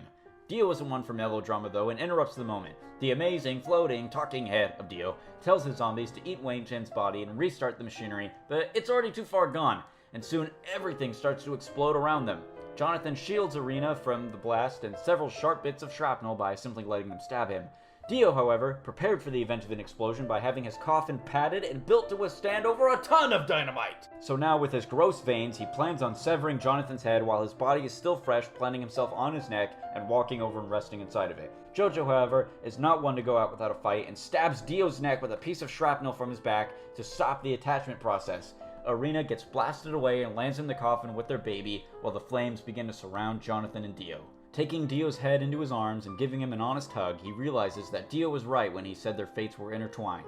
Seeing him as a brother to the very bitter end, he accepts him and his fate to be bonded with Dio as they disappear with the ship. He says farewell to Irina and welcomes his end with a smile. Meanwhile, Dio does nothing but plead with Jojo to let him keep him alive and make him immortal. He doesn't want Jonathan to die, not because he won't have a body anymore, but because in the end, he too sees Jonathan as his brother and really feels sad for him.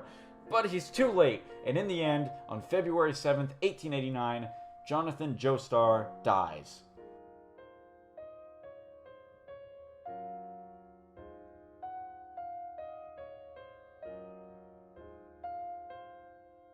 Everything is consumed by fire, and soon the entire ship explodes and sinks to the bottom of the Atlantic Ocean. Thankfully, however, Irina was inside the coffin and managed to survive. Jonathan will go down as an unsung hero to everyone in the world, save for his friends and his descendants. The baby that was rescued along with the new life inside of Irina will carry on the Joestar legacy for years to come. Irina herself floated in the ocean for roughly 2 days before she was saved in the Canary Islands by a fishing boat. She would go on to give birth to Jonathan's son, George Joestar II, and raise the little girl that she rescued, which of course leads into part 2 of JoJo's bizarre adventure, Battle Tendency. So that's Phantom Blood. Is it overlooked? Hell yes. Does it deserve it? Hell no. Jonathan is a noble, amazing person that did not deserve his death whatsoever. Dio deserved to die, but going back to the concept of luck and pluck, Dio was luckily saved by Wang Chen, and Jonathan was plucked from his fairy tale ending. Overall, I gotta say, I love Phantom Blood, and it's my second favorite part, only being beaten by Diamond is Unbreakable. I think the same reason I love Josuke is the same reason I love Jonathan. Both of their defining traits are their kindness and compassion for others, along with their ability to deal out damage and heal. Hamon is an awesome concept, and while yes, stands are really cool as well, the fact that you can only achieve Hamon skills by mastering the martial art of Sendo is just super interesting to me. Dislocating your bones to further attacks, heal nearly any wound, extend your life, and greatly slowing the aging process? There's so many uses for Hamon, while stands can potentially suck and can be pretty situational and might even be utterly worthless, like Cheap Trick in Part 4 that does nothing but talk, or how Strength in Part 3 is just a big boat. Imagine how powerful Jotaro would be if Star Platinum could use the power of Hamon. Oh, and speaking of Star Platinum, you know the Aura Aura thing? Jonathan was the first Joestar to do that, and he did it without the use of a stand. Jonathan is just really interesting to me. He has clear-cut goals, he was cheeky as a child and as an adult, he fights with honor but won't hesitate to lay down the hurt, and is overall just a great character. I think the only reason people think he's boring is because he doesn't have a stand, or he doesn't tell jokes, or isn't constantly acting like a total badass. Well, you know, Jotaro always having the same stoic, blank expression can get boring too. Sure, he has one-liners and stand power, but Jonathan has cool lines too. You know, speaking of Jonathan, I'd like to share some interesting trivia that comes from Jojonium. Araki reveals that Dio was the first character to be drawn up, not Jonathan, and it was hard coming up with Jonathan's character.